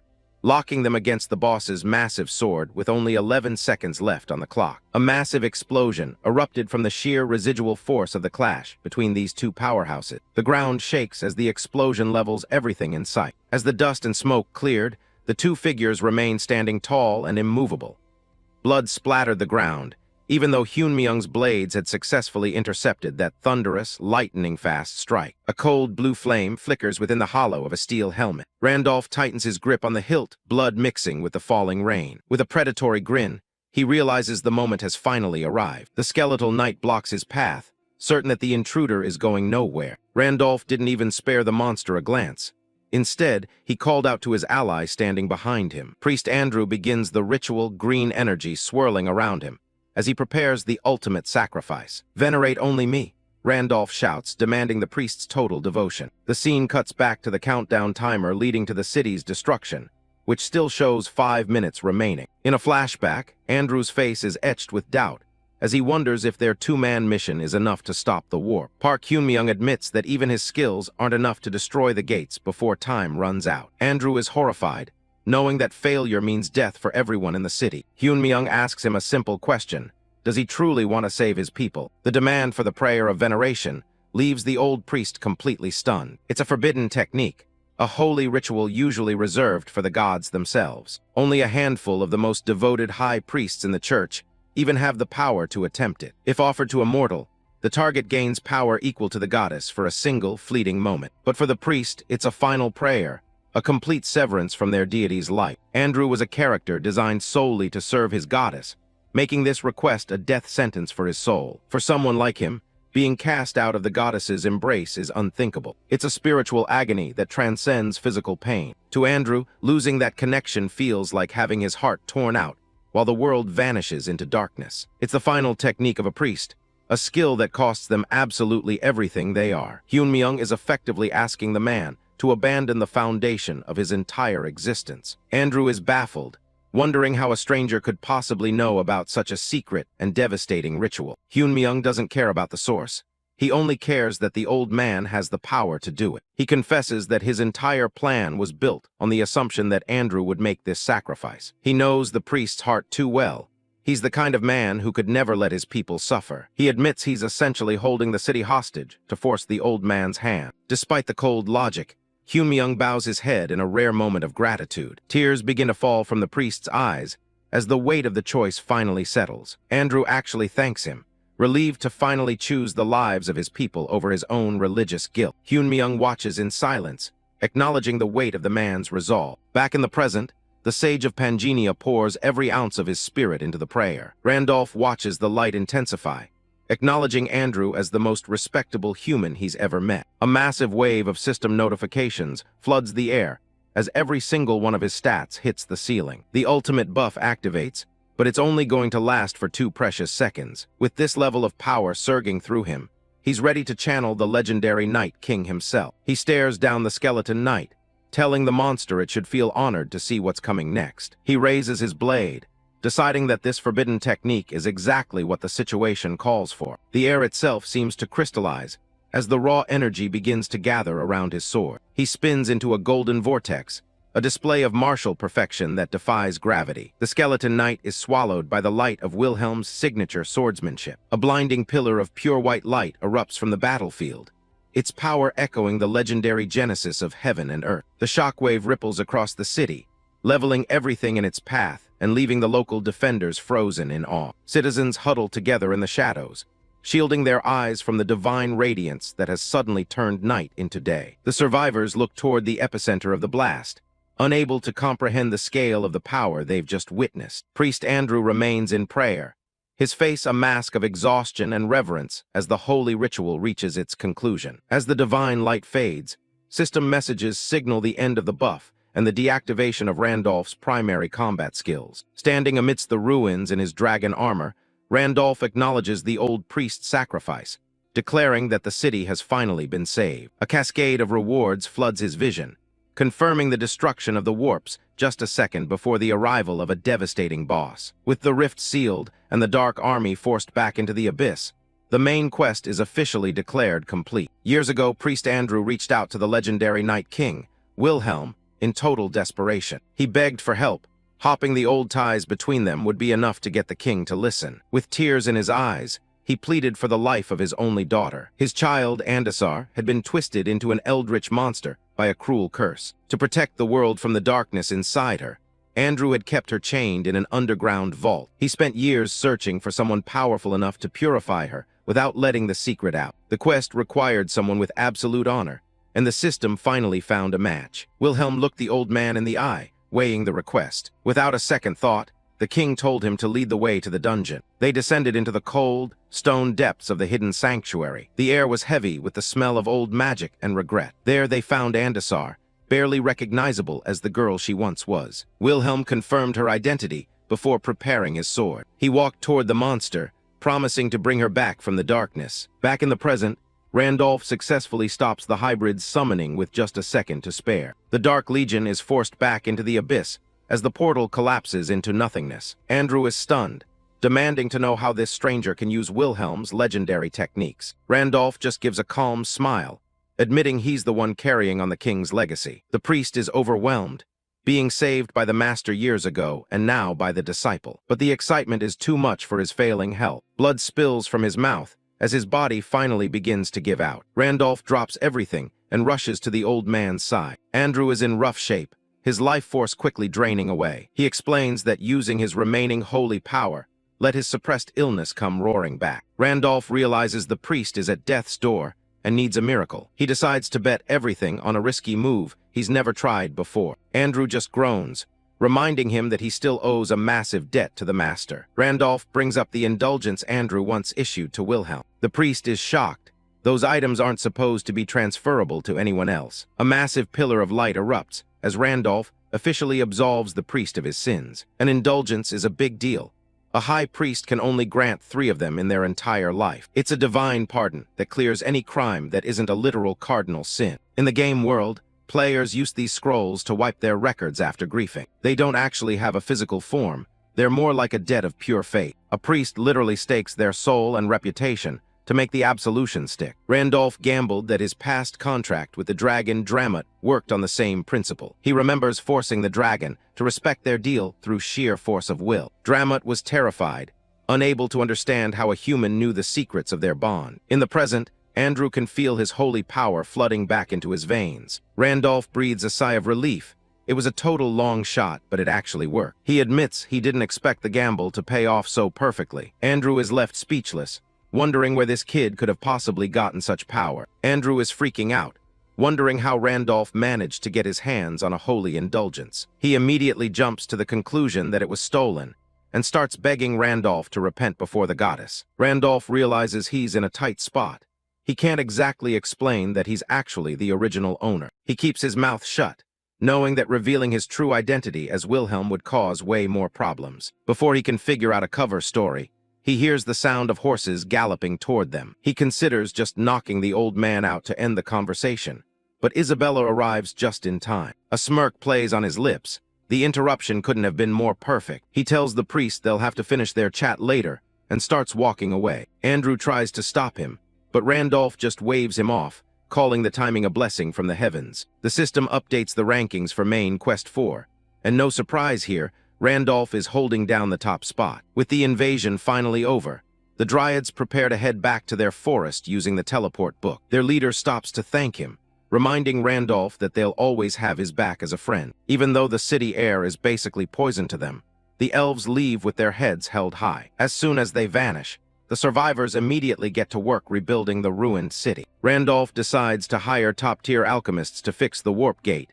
using Sir Hudson's deep pockets to fund the whole thing. Meanwhile, Andrew is finally stable, but he's going to need some serious bed rest to get his strength back. Since there aren't any other priests around to help the wounded, Randolph pivots to a different strategy. He starts buying up massive amounts of healing potions to treat the citizens, once again charging it all to Hudson. Naturally, the Marquis isn't exactly thrilled about his bank account being drained for charity. He demands to know why Randolph is playing Robin Hood with his family fortune. Randolph shuts him down immediately, reminding him that a stable city is the only way to help his daughter, Serengeti. The girl has fallen back into a deep sleep under the Demon King's curse, and things aren't looking good. To quiet him down, Randolph tosses a vial of highest-grade elixir toward the stunned Marquis. Hudson can't believe his eyes.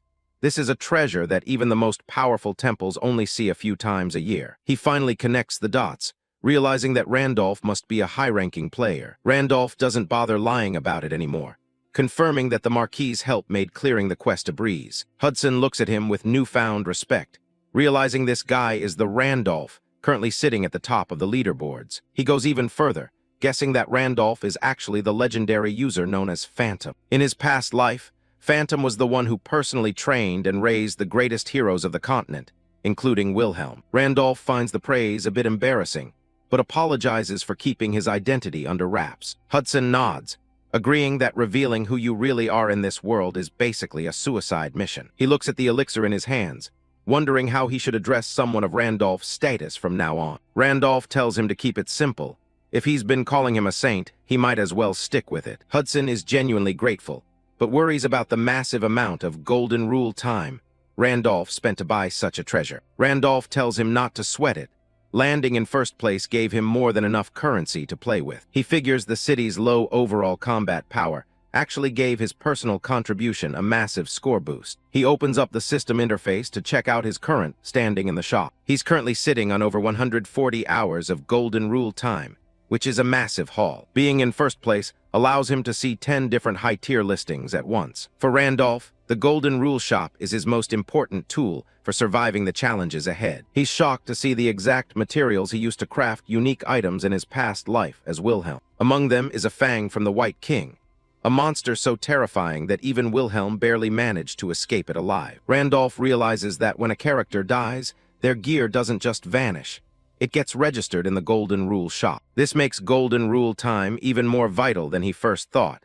He needs to stack as much as possible to get the best items. He turns to Hudson and announces his immediate departure for the next quest, entrusting Serengeti's safety to him in the meantime. Hudson looks worried, explaining that Marquis Weiser has already promised to hand Serengeti over to the Scion Dukedom to settle a debt. To make matters worse, Maxim, one of the continent's 8 heroes, is lending his strength to the dukedom to ensure the deal goes through. Maxim is a famous mercenary captain, but Randolph remembers him for a much less honorable reason. To Randolph, the man is nothing more than a coward who was the first to tuck tail and run during a critical battle near the demon realm. He realizes his path will cross with the 8 heroes sooner than expected, and he's more than ready for the confrontation. He tells Hudson to simply stall for as much time as possible, assuring him that mentioning Randolph's name should buy them some breathing room. Randolph promises to be back as quickly as he can, urging the Marquis not to let his daughter be taken while he's gone. Hudson is clearly intimidated,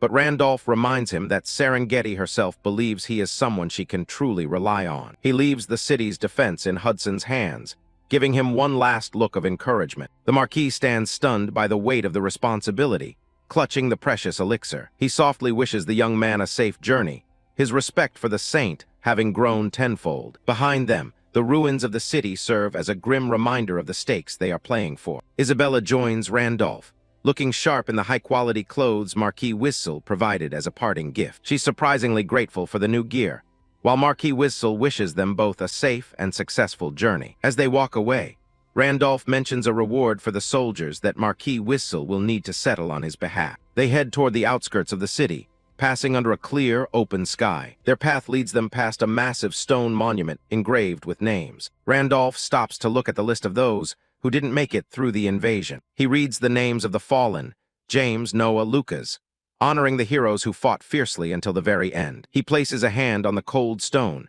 silently praying for them to find the rest they deserve. A golden light seems to emanate from the monument as he pays his respects. He whispers a final thank you to the spirits of the knights, feeling a deep sense of gratitude for their sacrifice. The system chimes in, announcing that the 500 fallen knights have found peace, boosting Randolph's fame and progress on a hidden egg. Meanwhile, back in the city, Marquis Whistle men ask about the reward Randolph mentioned earlier. Marquis Whistle nearly chokes when he hears the amount.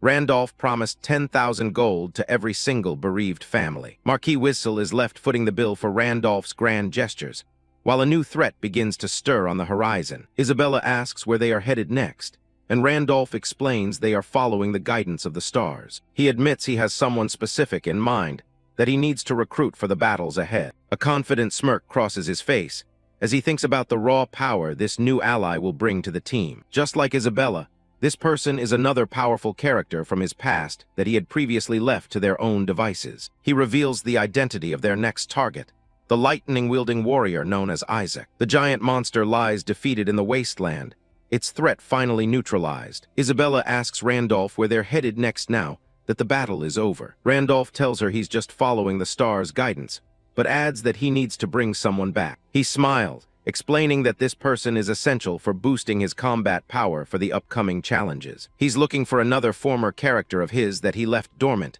much like Isabella. The target is a legendary figure, the Supreme Lightning Isaac. A few days later, they arrive at the Eerie Raven graveyard dungeon. The graveyard is silent under the moonlight, filled with rows of tombstones and the constant cawing of crows. A massive corpse raven lies slain on the dark ground, defeated after a quick struggle. The system confirms the dungeon boss's death as the smoke clears. Among the loot is a golden scale fragment and a rare evolved corpse raven core. Randolph picks up the red core, glad it dropped so easily. Isabella watches, wondering what he's planning. He explains that this is the key to entering Cramdal, the demon city where Isaac is hiding. Cramdal is a city of monsters ruled by the White King, the guardian deity of the North. It's home to high-level demons and mythical beings that even the cracks of the world can't hold back. Known as an impenetrable fortress, it's a place where humans aren't normally allowed to set foot. But since Randolph has the glutton trait, he has a way to bypass those restrictions. To Isabella's utter shock, he suddenly bites down on the raven core and starts eating it. The system confirms the core has been consumed, and his trait evolution begins immediately. The iron-blooded monarch's heart pulses, neutralizing the curse and mental contamination from the core. The glutton trait evolves into the corpse Raven King, granting him a powerful summoning ability and a new form. Randolph is impressed. The disguise is so perfect it would fool even the best shapeshifters. The red gem on his chest serves as the anchor for the transformation. If it breaks, the illusion unravels. Isabella stares at his new plague doctor look, completely baffled by the dramatic change. Randolph lets out a loud caw, sounding exactly like a bird. Isabella blinks, asking him if he seriously just made a bird noise. Randolph is horrified. It's a ridiculous side effect of the core he wasn't prepared for. Isabella laughs, thinking he's just really dedicated to the role. He tells her to shut up and hand over the gear. Caw. He pulls out the Michaela set, explaining it will give her the wings of a celestial dragonborn. Since they both need to pass as monsters to enter the city, she has to put it on. Caw. He urges her to hurry because it's a long journey to Cramdal. Caw. A massive ship cuts through the rough ocean waves as they head toward their destination. Isabella puts on the armor, which automatically adjusts to her form, giving her a set of black demon wings. She's surprised he knew about the hidden docks to the city. Randolph just says the stars know everything. Caw. In reality, he just remembers seeing Wilhelm use this route once in his past life. Isabella scans the ship's interior, noticing the crowd of monsters traveling with them. The deck is filled with formidable-looking beings, all quietly minding their own business. Randolph notes that these are all level 7 or 8 monsters, the only ones allowed into Cramdal. Caw. He explains that evolved monsters have human-level intelligence and won't cause trouble. Caw. A clawed monster's hand reaches out as the ship approaches the city's domain. He reminds her that following the rules is mandatory here. Caw. But Isabella suddenly senses something. Out of nowhere, a level 9 raid boss, the giant grudge phantasm, rises from the depths. It lets out a guttural moan about being hungry. The massive beast reaches out with its clawed hands, ready to crush the ship. It looms over them, its presence alone enough to sink the vessel. Suddenly, a blinding red light erupts in the sky right above the monster's head. The city's defense skill, Medusa's Eye, activates. The monster pauses in confusion, its hunger quickly replaced by shock. Within seconds, the colossal threat is turned into solid stone. Isabella is stunned that a level 9 boss was taken out so easily. Randolph explains that this is one of the key defenses of Cramdal. Caw. He tells her that no one is allowed to cause trouble in this domain. Caw. Those who dare to break the rules will find only death. The petrified beast sinks beneath the waves into a glowing vortex. Caw. That is the ironclad rule here. Caw. Isabella remains silent as they watch it disappear. Randolph notes that evolved monsters are smart enough to stay in line. Caw. An evolved crew member approaches them, apologizing for the impurity that tried to interfere with their trip. It's a level 8 evolved sewer rat. He tells the passengers they can relax and rest assured now. The ship continues sailing through the fog. The rat tells them they'll be at the city soon, so they should just forget about the monster. They pass through a massive gateway. He wishes them a peaceful day ahead. Randolph reminds Isabella that they're entering a fortress of monsters. Caw. If their real identities get leaked, they won't make it out alive. Caw. They step off the boat and into the city. He tells her not to let her guard down for a single moment. Caw. They pass under a stone arch, marked with a red hot spring symbol. Inside, the city looks surprisingly normal and bustling, with streetlights illuminating the stone paths. Monsters are shouting advertisements for the friendly hot spring, offering half-price entry for today. One monster yells that unstable bodies need to be purified. They're trying really hard to get customers. Randolph and Isabella are frozen in place. Isabella admits this is definitely not what she expected a demon city to look like. Randolph is internally screaming. He can't believe what he's seeing. He remembers Wilhelm coming here a year ago. Back then, there were no hot springs, just a barren, dead wasteland. He stares at the lively market stalls. He's genuinely confused about what happened to the place. Isabella looks at him. She asks who this Isaac person is that they came all this way to find. Randolph just says, "Caw." She repeats her question, wanting to know why he's so focused on this guy. Randolph goes silent for a second. He explains that Isaac, the Supreme Lightning, is a notorious criminal wanted across the entire continent. The guy is known for extorting everyone from nobles to priests of the goddess church. He's the type of guy who robs his own allies while pretending to be a mercenary. But his biggest crime was the annihilation of a mining city. He triggered monster warps that froze and killed everyone. Randolph calls him an unprecedented danger. Caw. Isabella remarks that he sounds like a parent bragging about their kid. Isabella scoffs. Caw. She's convinced that Isaac isn't even human based on those stories. Randolph thinks back to his past life. He feels responsible for how the game world fell apart while he did nothing. He realizes now that this was never just a game. He has to fix his mistakes. He tells Isabella that Isaac is someone they absolutely need for their greater cause. Caw. She says she understands, but she has a warning of her own. She says that since he's so dangerous, if Isaac poses even the smallest threat to Randolph, she won't hesitate to kill him mercilessly. Randolph gives a sharp grin. He's glad he can count on her. Caw. They keep walking as Isabella asks what this Isaac guy even looks like. Randolph starts his description. He says Isaac has a distinct lightning-shaped scar right on his forehead. He's got blonde hair that's hard to miss, and he has the wings of a celestial dragonborn, just like Isabella does. Randolph suddenly spots a winged figure in the distance. He lets out a surprised caw as he sees the man kicking a cactus monster. The man turns out to be a very energetic salesman. He yells at them, waving a flyer and insisting that his hot spring is the cheapest and best in town. Isabella and Randolph are left speechless. Isabella looks back at Randolph, repeating his description of a dangerous man unlike any other in history with pure skepticism. But Isaac, Supreme Lightning, doesn't care about his reputation. He just wants customers. He screams that they aren't allowed to leave without visiting his hot spring first. Isaac is screaming his head off, waving a hot spring flyer like his life depends on it.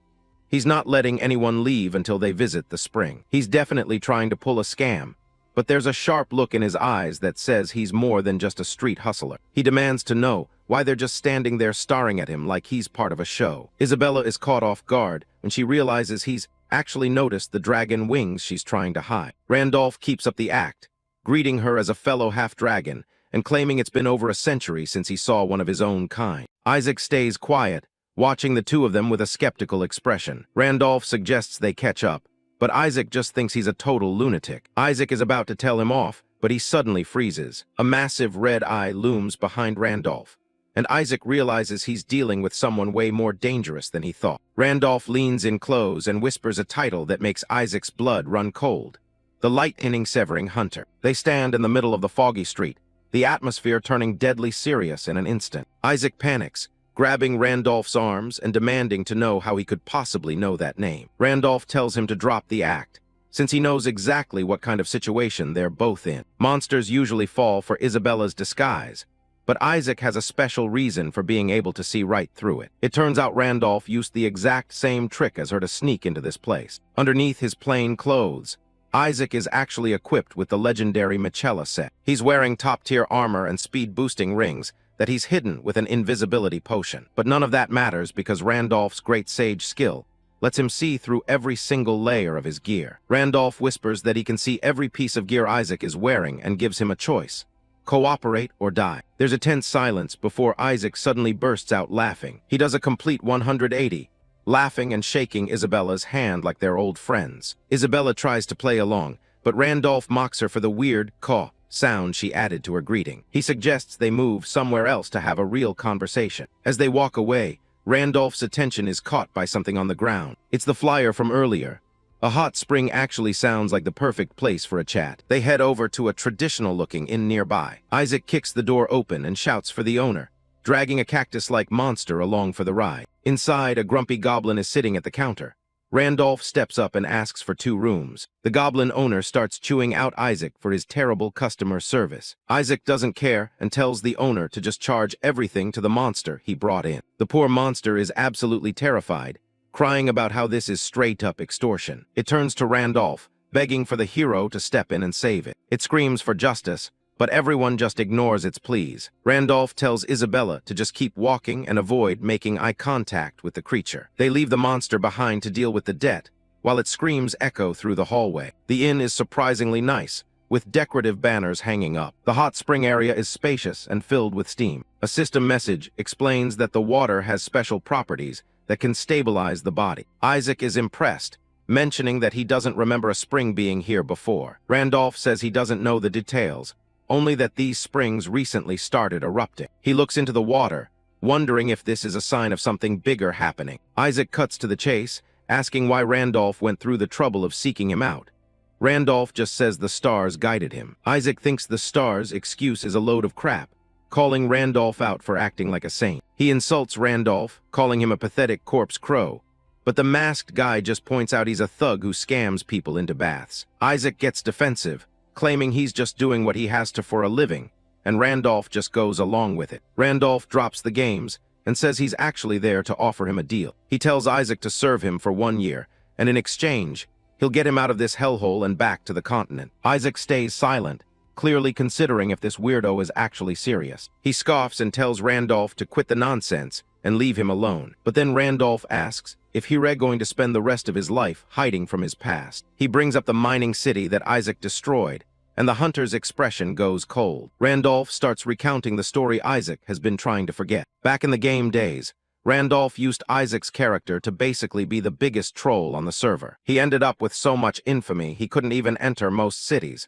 which led him to a hidden village. That's where he found the village chief, a textbook low-level villain who spent his days embezzling money. The guy was a piece of work, bribing everyone in sight just to stay in power. Isaac figured it was a good place to lay low, so he signed on as the chief's personal fixer. He thought it was funny, a powerhouse like him playing the role of a lackey for a third-rate crook. For a while, it was just simple errands and dirty work, but he soon realized the chief was way more ambitious and violent than he initially thought. Beneath the surface, the man was a genuine monster. He was willing to spill blood to get ahead. With Isaac doing the heavy lifting, this small-time villain started becoming a major player. The guy finally managed to become a real demon after securing a mining agreement. They stood in the shadows of the mine they'd just taken over. The chief thanks him, but Isaac wonders what he's really getting himself into. The man can't stop laughing about how a rural nobody like him finally made it to the big leagues. He promises Isaac enough wealth and power to make a king jealous. Isaac thinks it's all a joke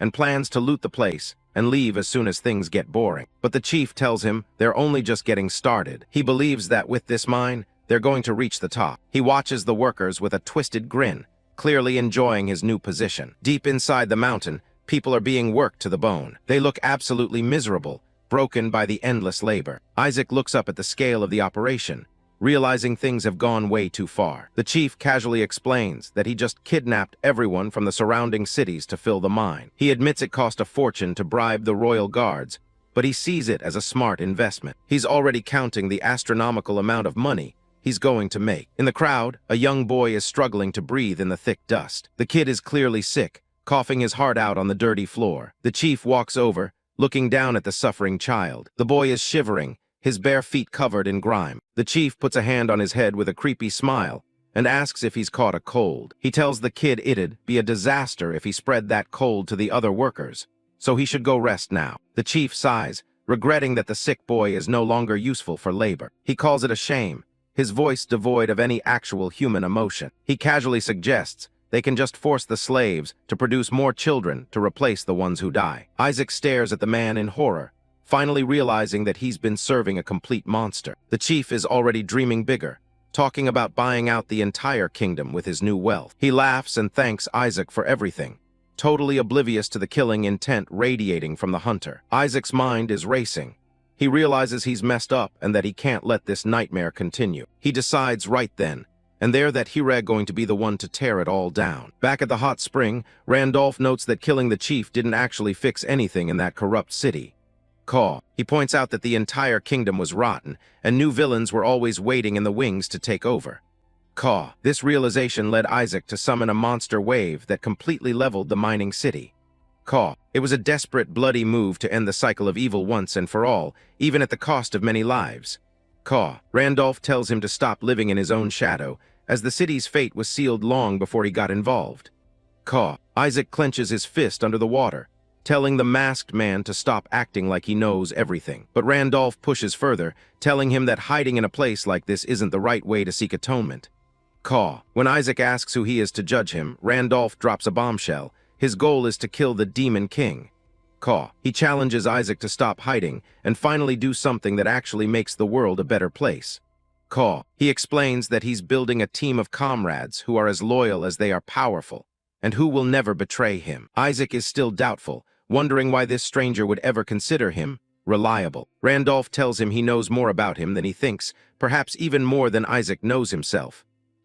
The hunter is at a loss for words, scratching his head in sheer confusion at the guy's confidence. He thinks the idea of a lowly king of crows killing the Demon King is nothing more than a bad joke. Randolph just grins behind his mask and suggests they settle this with a bet. He notes that in a place like Cramdal, the normal rules of society don't apply. He explains that among monsters, your status is the only thing that actually matters, and he's going to prove he's no ordinary crow. Isaac looks at him, wondering what kind of insane plan he's cooking up now. The scene shifts to the imposing Tower of Mysteries that towers over the Dark City. Randolph declares he'll prove his worth by claiming a mystery from the tower's depths. A system message pops up, officially starting the quest to obtain a mystery and prove his status. So what exactly is an arcana? In this world, it's not just a fancy word, it's a visible manifestation of power and status. Think of it like those flashy effects you see in video games when a character hits a certain level or uses a special skill. It's that glow that says, yeah, I'm a big deal. It's similar to how items in Pangea start to glow green or red when you've enhanced them enough. Here, these distinct visual cues are officially known as arcanas. Most of them are just for show, though. While some rare versions might give you a slight edge or a supplementary ability, most don't actually do anything useful. Unless you're a high-ranking guildmaster or a city ruler where your arcana acts as a symbol of authority, ordinary ones are pretty much just cosmetic. For humans, they don't mean much, but for monsters, it's a completely different story. To them, it's everything. In the demon world, an arcana is like a lion's mane. It's a direct representation of the monster's species rank and their qualification to lead. The higher the rank of the arcana, the higher the monsters standing in the hierarchy. It's the difference between a common grunt and a fearsome raid monster. Naturally, the strongest monsters usually end up with the best arcanas, cementing their position as absolute rulers of their kind. Even if the arcana itself doesn't make you stronger, having a top-tier one is living proof that you already are.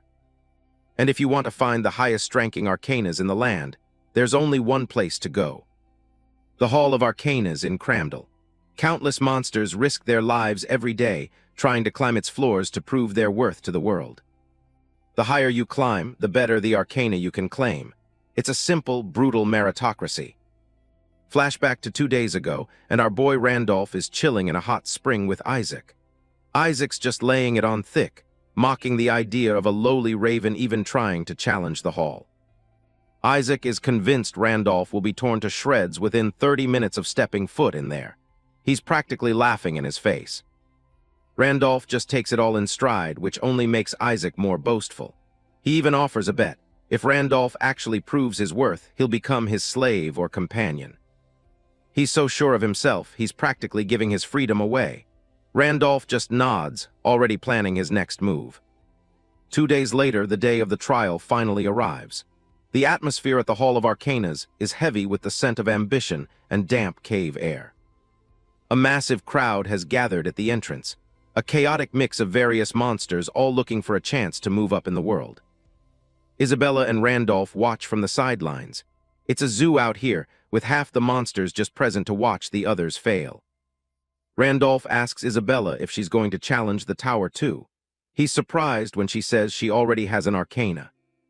She offers to show him, and a strange, cold energy begins to swirl around her body. Even Randolph can feel the weight of it. A glowing blue aura erupts from Isabella, taking a shape that makes Randolph's blood run cold. It's a presence he recognizes instantly. Yermangander's scales. Randolph can't believe his eyes. This is one of the legendary 32 stars, an arcana of insane value. Isabella explains she got it after a dream about a massive serpent wrapping around her. To her, it's just a pretty effect with no special abilities. Randolph realizes the truth. The Desert Queen didn't keep Isabella close out of kindness. She knew Isabella was the key to finding Yermangander's star. This arcana is essentially a map to a power that no one has ever found. It's one of the most coveted treasures in the world. The light of the arcana shimmers, a tiny piece of a cosmic puzzle that Isabella is carrying around without even knowing it. Flashback visuals of the Desert Queen on her throne. Randolph sees now that she's a predator who recognized the value Isabella possesses. The Queen would never let a prize like this go. Keeping Isabella at her side as a princess was just a way to keep the star within reach. Randolph's mind is racing. His history with the Desert Queen is clearly far from over, and Isabella is right at the center of it. Isabella notices his sudden silence and asks if everything's okay. Randolph just brushes it off with a casual chirp. He tells her to focus on the task at hand. There's no point worrying about the Queen when the gates are about to open. A small, rat-like herald steps forward, announcing that the Hall of Arcanas is about to open. He tells everyone to get their gear ready. The participants start crowding toward the entrance. Randolph watches the preparations with a sharp, focused gaze. He tells Isabella he's heading in. She promises to wait for him, her expression serious as she watches him step toward the gate. The crowd surges forward as the heavy doors finally begin to creak open, revealing the misty path inside. But the air suddenly turns heavy. Huge, monstrous silhouettes emerge from the shadows, making even the boldest participants freeze in their tracks. Randolph pauses, sensing the massive shift in pressure. He's not the only heavy hitter who showed up today. A high-ranking monster with scarred skin and a terrifying aura looms over the entrance. A true blood kin has arrived.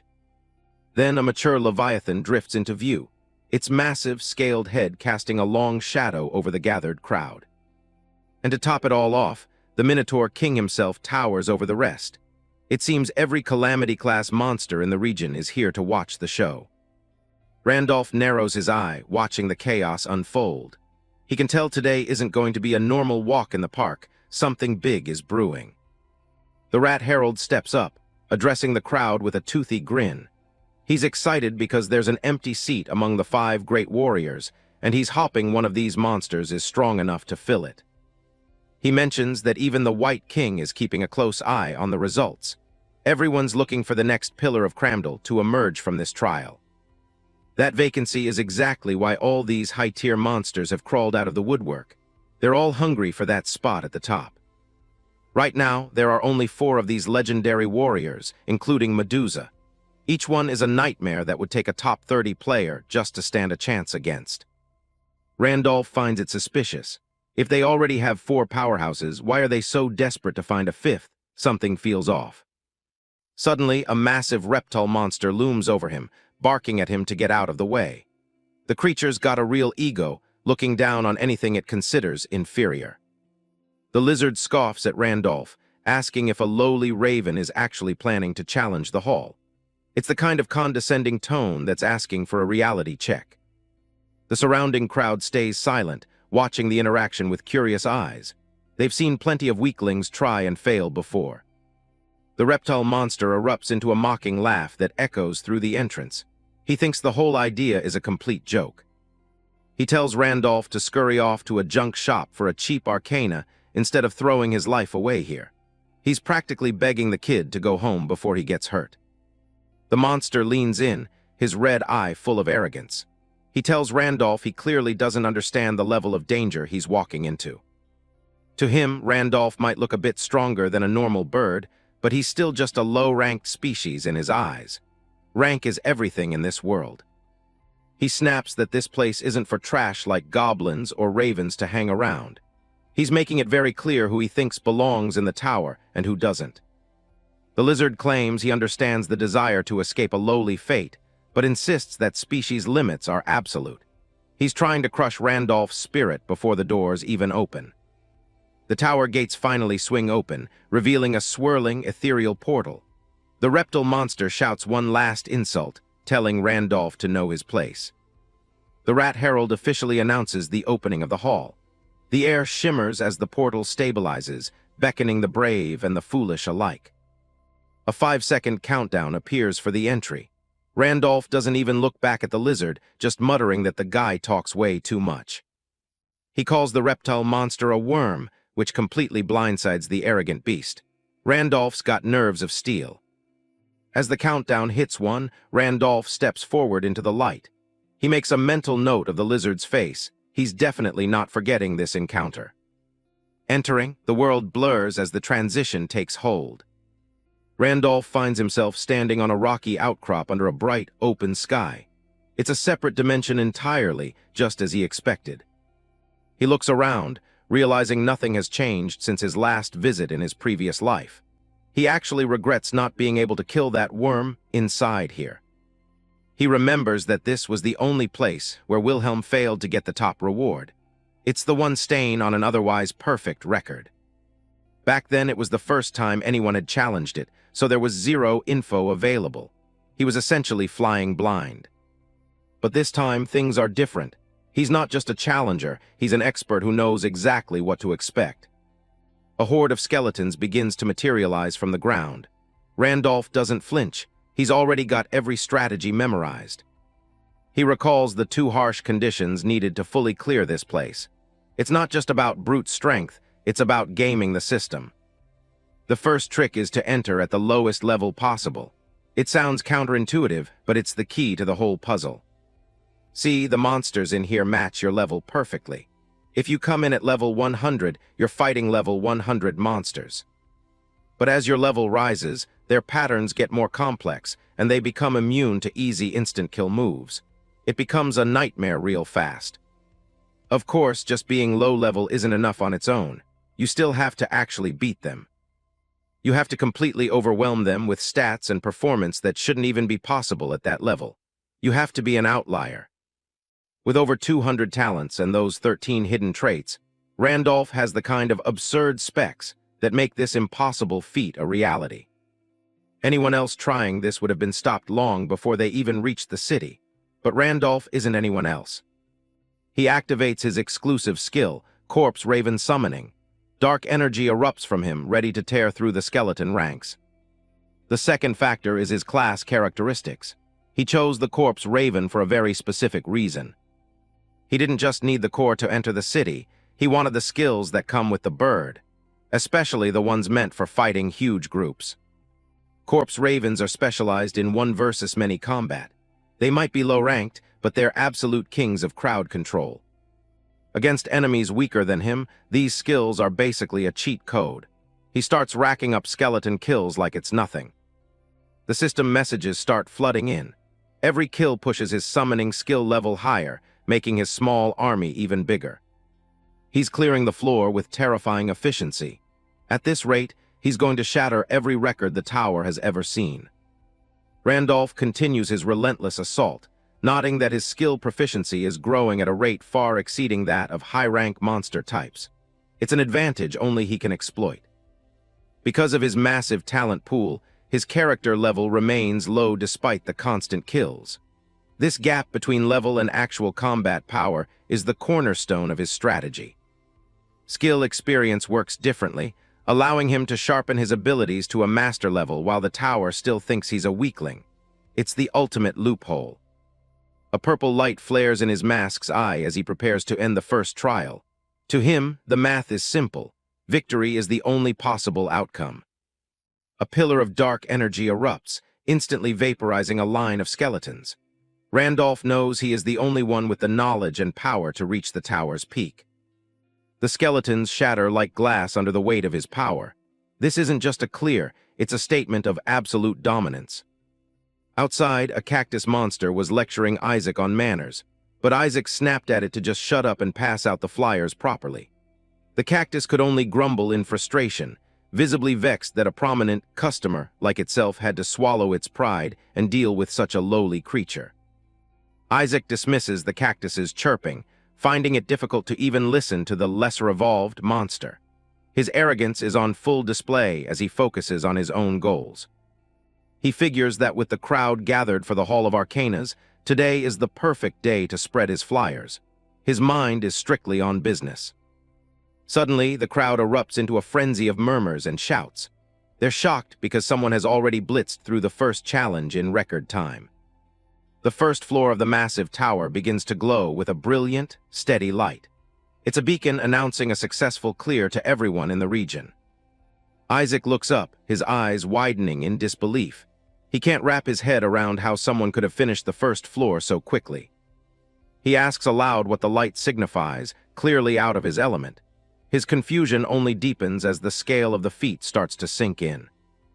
Isabella steps out of the mist behind him, her presence immediately chilling the air. Isaac recognizes her as the fake demi-dragon from their previous encounter.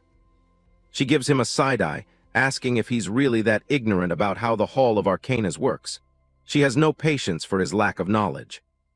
She explains that the light is a progress marker. It only fires up when someone clears a floor for the very first time. It's a public scoreboard for all to see. Isaac doesn't get the big deal, nodding that plenty of monsters should be able to clear a first floor. He's missing the point entirely. Isabella clarifies that it's the speed that's surprising. While 30% might pass the first floor eventually, the difficulty spikes so hard afterward that the clear rate falls off a cliff. She smiles to herself, whispering that the Star-Bearer is showing off again. She's the only one who truly knows who is inside that tower. Isaac is skeptical, asking how she can be so sure it's the Raven when no one can see inside. He finds her certainty borderline delusional. Isabella just grins, confident in her intuition. To her, there's no one else in this world capable of such an impossible feat. Her red eye gleams as she tells Isaac to pay close attention. Since they'll be working together, she wants him to understand exactly what kind of person they're dealing with. The image of the cloaked corpse raven looms large, a symbol of the impossible made flesh. In Isabella's eyes, reality itself bends to the will of the Star-Bearer. A dark silhouette looms with glowing orange eyes. The Minotaur King recalls a time when they were defeated by a single human named Wilhelm. He looks down at the jagged scars across his muscular chest. He realizes that Wilhelm didn't kill them back then because he needed them as bait to lure out the White King. A close-up of the Minotaur King's face reveals a simmering rage. That old humiliation hasn't faded at all, no matter how much time has passed. He orders his subordinates to report as soon as the lights on the second floor come on. He intends to deal with anyone strong enough to ascend that far himself. A servant kneels before the king in the grand, high-ceilinged hall. The news he brings is far more urgent than expected. The Minotaur King's eyes widen in genuine shock. Someone has already reached the fourth floor. The servant confirms that the lights for all floors up to the fourth have already been lit. The speed is unprecedented. The king narrows his eyes, his expression tightening into a grimace. Someone is challenging the same floor as the White King in a fraction of the time. He stands and commands that the 4 great warriors be summoned immediately. They need to gather at the Hall of Arcanas to witness this outlier. Inside the tower, a pair of boots steps onto a floor stained with the blood of countless fallen monsters. Randolph stands amidst the wreckage as his corpse raven summoning skill hits its maximum level.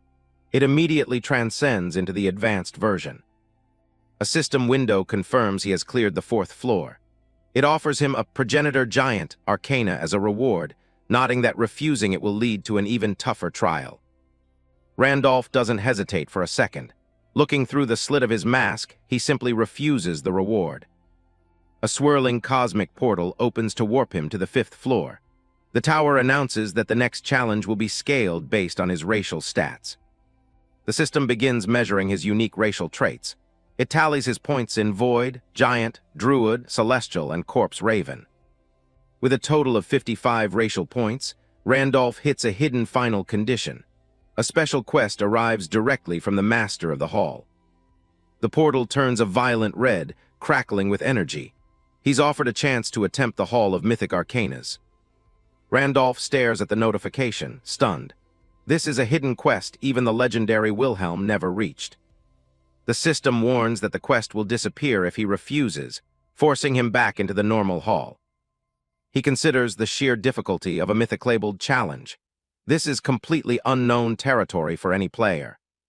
He questions if there's any merit in a human taking such a massive risk just for a higher grade reward. A close-up shows his focused gaze as he weighs his options. He knows this is a chance that no one else in this world has. He realizes he's the only one who can unlock this secret. The lure of an unprecedented adventure is too strong to ignore. Randolph begins walking toward the glowing abyss. He decides there's no need to hesitate anymore. He formally accepts the challenge and steps into the swirling cosmic rift. He enters the Hall of Mythic Arcanas, immediately earning the Adventurer Challenging Myth achievement. 3 glowing skulls loom before him. The awakened skeleton soldier emerges as his opponent. It randomly acquires the challenger's racial stats, copying his druid and giant traits. Randolph watches the monster closely. He realizes the tower is literally using his own strengths against him. A bright light erupts from the skeleton's core as it prepares to strike. The monster unleashes the druid's light spirit arrow. Dozens of glowing projectiles rain down across the dimension. Randolph tracks the incoming attacks, his red eyes darting across the sky as the beams close in. Massive explosions of light tear up the ground as he narrowly dodges the barrage. The entire area is being leveled. His boots skid across the scorched earth amidst the ongoing bombardment as he looks for an opening. A colossal skeletal hand bursts from the ground beneath him. The enemy has activated the giant's grip skill.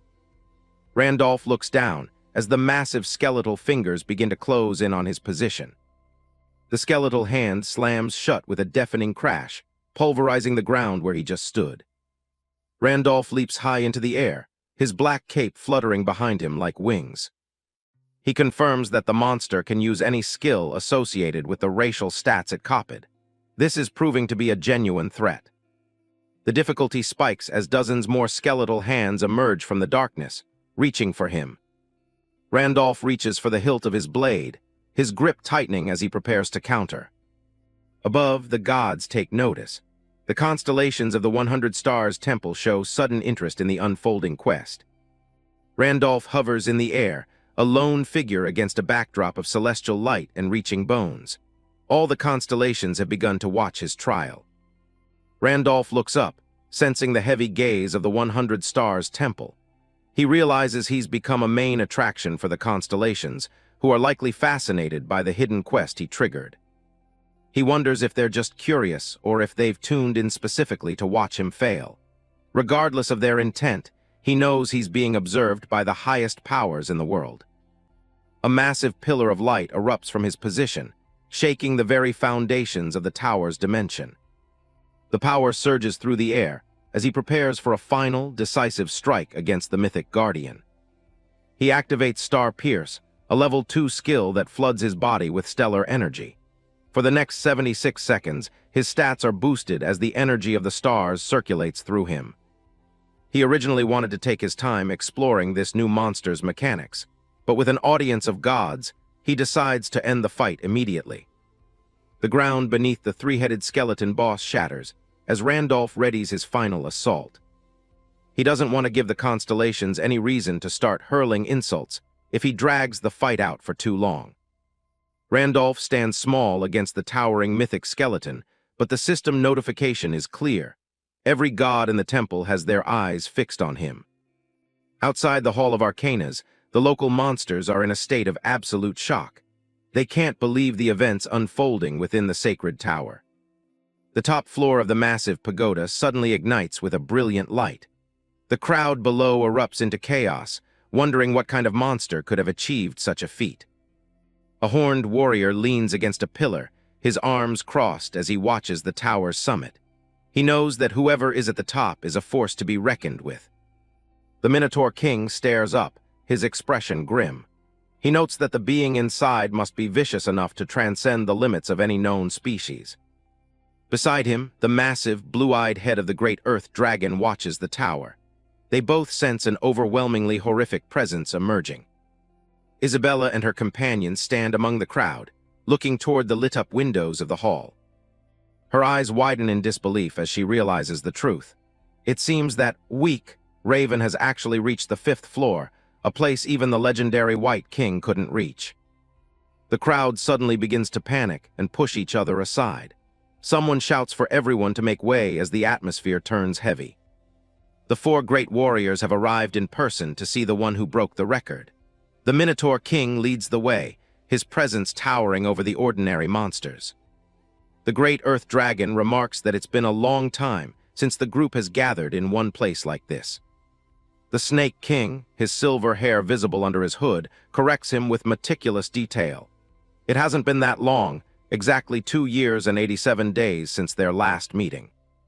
Medusa stands silently, the snakes on her head swaying as she keeps her blindfolded gaze toward the tower. The Minotaur King turns to his companion, asking what they think is currently inside the tower.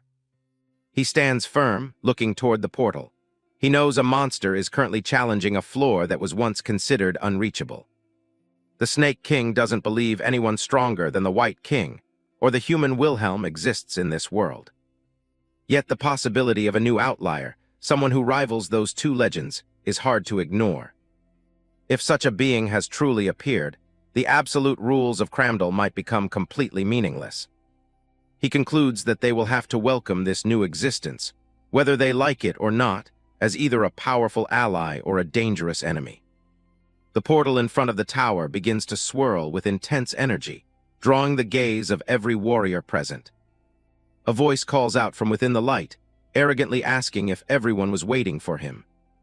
The reptile monster steps out of the portal with a loud, triumphant laugh. He's fully convinced that he's the hero everyone gathered to see. Isabella and her group look on with confusion and sweat-dropping disbelief at the lizard's grand entrance. The 4 great warriors don't even blink. They immediately dismiss him, nodding that he clearly isn't the outlier they're waiting for. Unaware of the dismissal, the reptile monster continues to boast about obtaining a legendary grade arcana. The Minotaur King is simply confused, wondering if there's a different species still left inside. The portal remains active, shimmering with a blue glow as it prepares to release the true champion of the hall. The massive mist dragon looms over the floor, boasting that its arcana is surely worthy of the title of Great Warrior. It doesn't seem to realize who it's actually dealing with. Randolph just stares it down, unimpressed. He calls the legendary beast an earthworm and tells it to settle down. He gives a cold command for the dragon to get out of his sight. To make things interesting, he starts a countdown from 3. Recognition flashes in the dragon's eyes as it realizes this is the same Raven from before, but the countdown hits 3 before it can react. A system notification rings out across the chamber. The arcana of the mist dragon has been completely destroyed. The dragon looks on in absolute shock. It can't comprehend how its power was just erased in a single moment. The creature's pupils contract in fear as purple energy surges around them. The hierarchy in this room has just shifted permanently. Randolph leans in, reminding the beast that he promised he'd remember it. His red eyes glow behind his mask with terrifying intent. The stats for Eternal Randolph pop up, and they're beyond broken. It's an indestructible arcana that blocks any interference and lasts forever. The craziest part is its secondary effect. It can permanently destroy any arcana of a lower grade, literally deleting an enemy's power. The rewards start rolling in, including hundreds of golden scale fragments and a massive score boost. The constellations are losing their minds over this feat. A giant level-up banner fills the screen. Randolph is hitting heights most people in this world can only dream of. The scene shifts to a serene, powerful waterfall in a different part of the kingdom. The water crashes down with a deafening roar. Beneath the falls sits the White King, the massive tiger-headed master of Cramdal. He's training in silence until he catches a strange scent on the wind. He mutters about smelling a high-status presence he's never encountered before. It's enough to pique the curiosity of a ruler who's seen it all. The White King stares forward with glowing amber eyes. Whatever just happened in the tower has definitely put him on high alert. Back in the tower, Randolph stands over the remains of the dragon. He's officially cleared the 5th floor, a feat that sets a new precedent. An achievement notification pops up. The challenger who became their own myth. Skeletal hands reach up from the ground as if to acknowledge his new legend. His fame shoots up by 500 points. The system promises that his name will be etched into the Tower of Arcanas for eternity. The results of the hidden mission are calculated, giving him a perfect score. Now he has to choose one reward out of a massive list of 100 options. The list is filled with legendary artifacts from various constellations. Everything from spears of battle to blueprints for weapons is on the table. Randolph scans the list, but finds it impossible to tell what most of these things actually are. He decides he doesn't need to make a choice right this second. The details of his Eternal Randolph Arcana reappear. The ability to permanently delete an opponent's core power is just on a different level. Even Randolph thinks this is insane. He's not just stronger, he can now rob his enemies of their very essence. He examines his hand, feeling the colorless and formless energy of his new power. It's invisible, but the weight of it is undeniable. He clenches his fist as the power settles in. He's done here, and it's time to see how the rest of the world reacts. Randolph makes the call to head outside. Behind him, the dragon is still in the background, likely reeling from its loss. The dragon lets out a final, agonizing scream of despair. It can't believe its arcana, its very status, is just gone. The spectators nearby are frozen in shock. To them, it's absolutely impossible that something like this could happen. They're in total denial, unable to accept that a mere crow could deny the status of a legendary beast. The room is buzzing with disbelief. The dragon roars a final death threat at Randolph. Despite losing its power, it's still trying to exert some form of dominance. Randolph just looks back at the beast, his gaze cold and bored. He's already moved past this fight in his mind. He mocks the dragon, suggesting that at least someone here actually has a brain. He watches as the massive creature coils and prepares to lash out. Suddenly, a skill called Medusa's Eyes activates, casting a massive red glow over the scene. A group of powerful figures appears in the silhouette. The Minotaur King steps forward, his massive frame towering over the others. He announces that disturbances in Cramdal will not be tolerated. He makes it clear that this is the law of the land, decreed by the White King himself. Anyone who defies his word is an immediate enemy. The Minotaur King stares Randolph down, asking a direct question. He wants to know if Randolph is an enemy or an ally. Randolph doesn't flinch, responding that it entirely depends on how the Minotaur King chooses to act. He's not intimidated in the slightest. The Minotaur King grinds his teeth at the nerve of this newcomer. But he also recognizes that Randolph possesses a status that simply cannot be ignored. He changes his tone, stating that they wish to inform the White King of a new high-level equal. He officially invites Randolph to come with them. Randolph calmly accepts the invitation. He has no reason to make unnecessary enemies just yet. He sets one firm condition. His companions are coming with him. He points back toward his allies, making it clear he's not going anywhere alone. The group waits outside, the blonde companion looking pretty stressed out. Beside him, Isabella remains composed as they prepare for the meeting. The massive White King's castle looms through the mist, looking every bit as imposing as its master. It's an ancient, multi-tiered structure that commands the entire landscape. They step into the dark, pillared hallway, their shadows stretching across the cold stone floor. The silence in the castle is heavy, broken only by the sound of their own footsteps. The blonde companion mutters under his breath, wondering how he ever let himself get dragged into this mess. Randolph just reminds him that there's no backing out of their word now. He reminds the guy of the deal they made. If Randolph's status is real, he'll be an ally, a slave, or whatever Randolph wants. The blonde guy is clearly regretting that bet. Randolph asks him straight up which one he prefers, subordinate or slave. The choice is easy. The guy quickly settles on being a subordinate. Isabella whispers to Randolph, questioning if meeting the White King in person is really necessary. Randolph is firm. He says there's no reason to refuse an invitation when there's something he wants from the king. A massive hand pushes open the heavy stone doors. The entrance to the throne room creaks open with a weight that matches the atmosphere. The Minotaur King, Bhavan, leads them inside, announcing that they've finally arrived. Randolph and his team follow close behind into the inner sanctum. This place is cavernous, with a long bridge leading toward a central platform shrouded in light. It's the kind of room designed to make visitors feel very small. Randolph takes a step forward onto the smooth floor. Every movement feels deliberate as they approach the center of the chamber. The three of them walk in silhouette toward the light. It's a tense walk, knowing that the ruler of this world is waiting at the end of the path. They stop and offer a formal greeting to the White King. He's sitting high above them on a massive stone perch, looking down like a literal god. The White King sits atop his throne, a waterfall cascading behind him. From their perspective, he's a massive, dark figure dominating the room. The king studies Randolph, nodding that he looks fragile but admits he's certainly interesting. He's curious about the crow who managed to reach the top of the tower. Randolph looks up at the massive, tiger-headed ruler. He isn't intimidated by the sheer size difference or the status of the being before him. Instead of being polite, Randolph calls the king out for being pretty rude during their first meeting. Bold move for someone standing in front of a literal king. Isabella and the blonde companion are absolutely horrified by his lack of filter.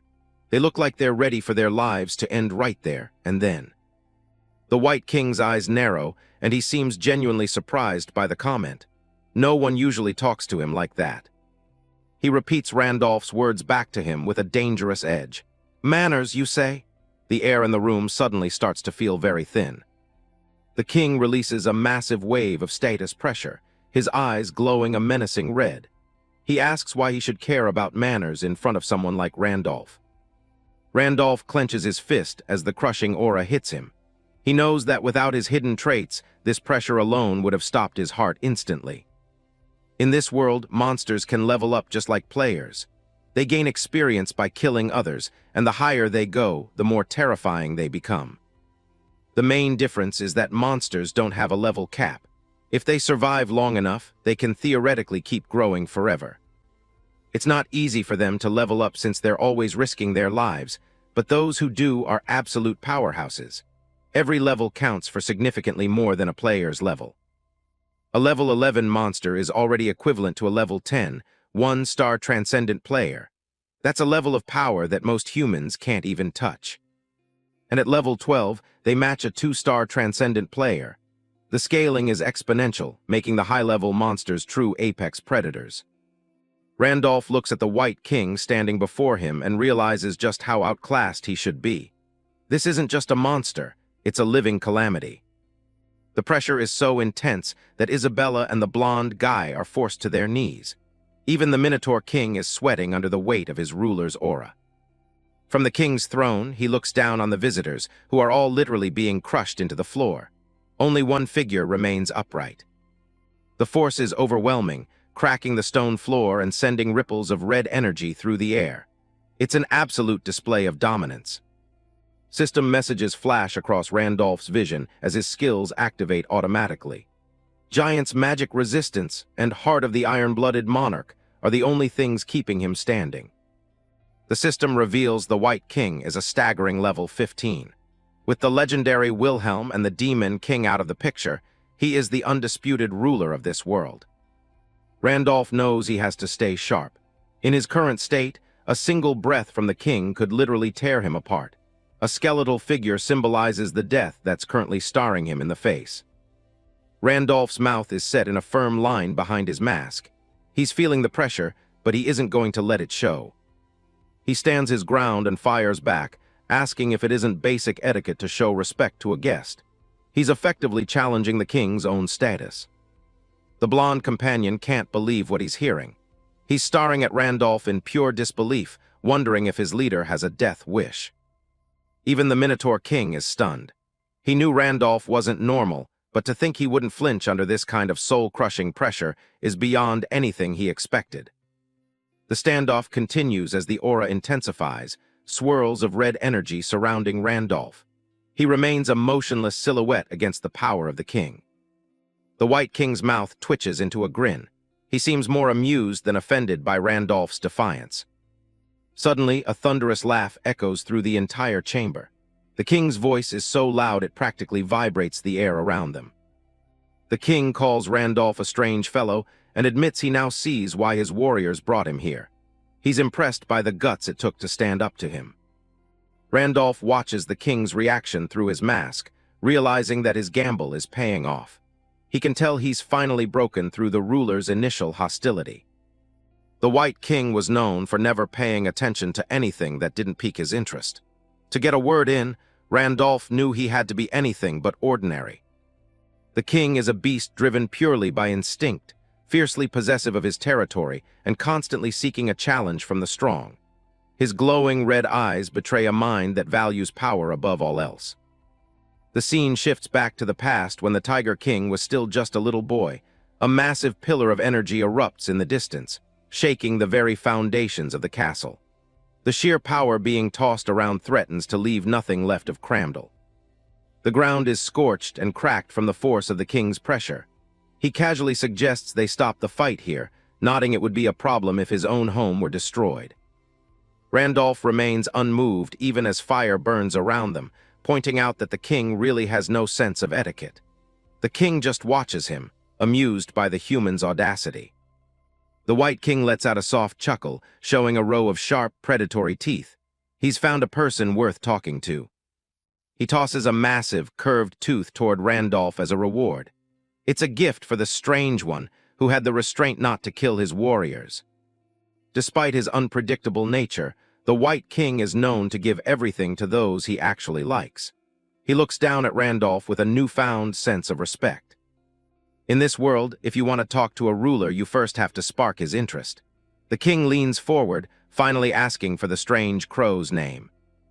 Randolph stands his ground, nodding that being called strange is the highest compliment this beast can give. He's managed to secure his seat at the table. "It's Randolph, Caw," he replies, maintaining his persona even in the face of divinity. The king repeats the name, savoring the sound of it.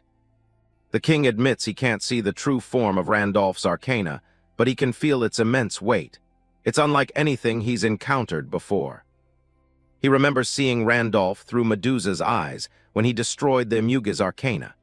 He wonders if the Arcana Tower granted him the authority to completely destroy such powers. The White King feels his own arcana trembling, a sensation he's never known. He realizes that an arcana is a marker of a species rank. The fact that Randolph obtained such an unknown power means his species rank is higher than the king's. It's a humbling realization for the ruler of Cramdell.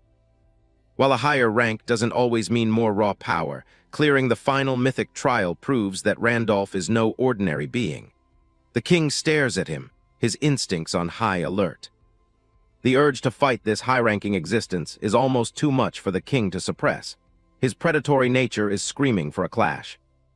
Randolph can see the sweat on the king's face. The ruler is starting to lose control of his battle lust. One wrong word could trigger a catastrophe. He warns the king not to make any rash decisions, reminding him that if they fight, Cramdell will be wiped off the map. It's a calculated gamble to keep the peace.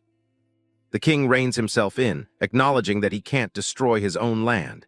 He looks away, a silhouette of a man struggling with his own power. He asks about the Arcana Tower, but Randolph casually dismisses it as nothing special. The audacity of calling the world's greatest trial nothing special is not lost on the king. When asked what happened on the hidden floor, Randolph cheekily asks if the king expects him to tell for free. Even now, he's looking for a deal. The king accepts the challenge, asking what it is that Randolph wants. He's willing to pay for the information.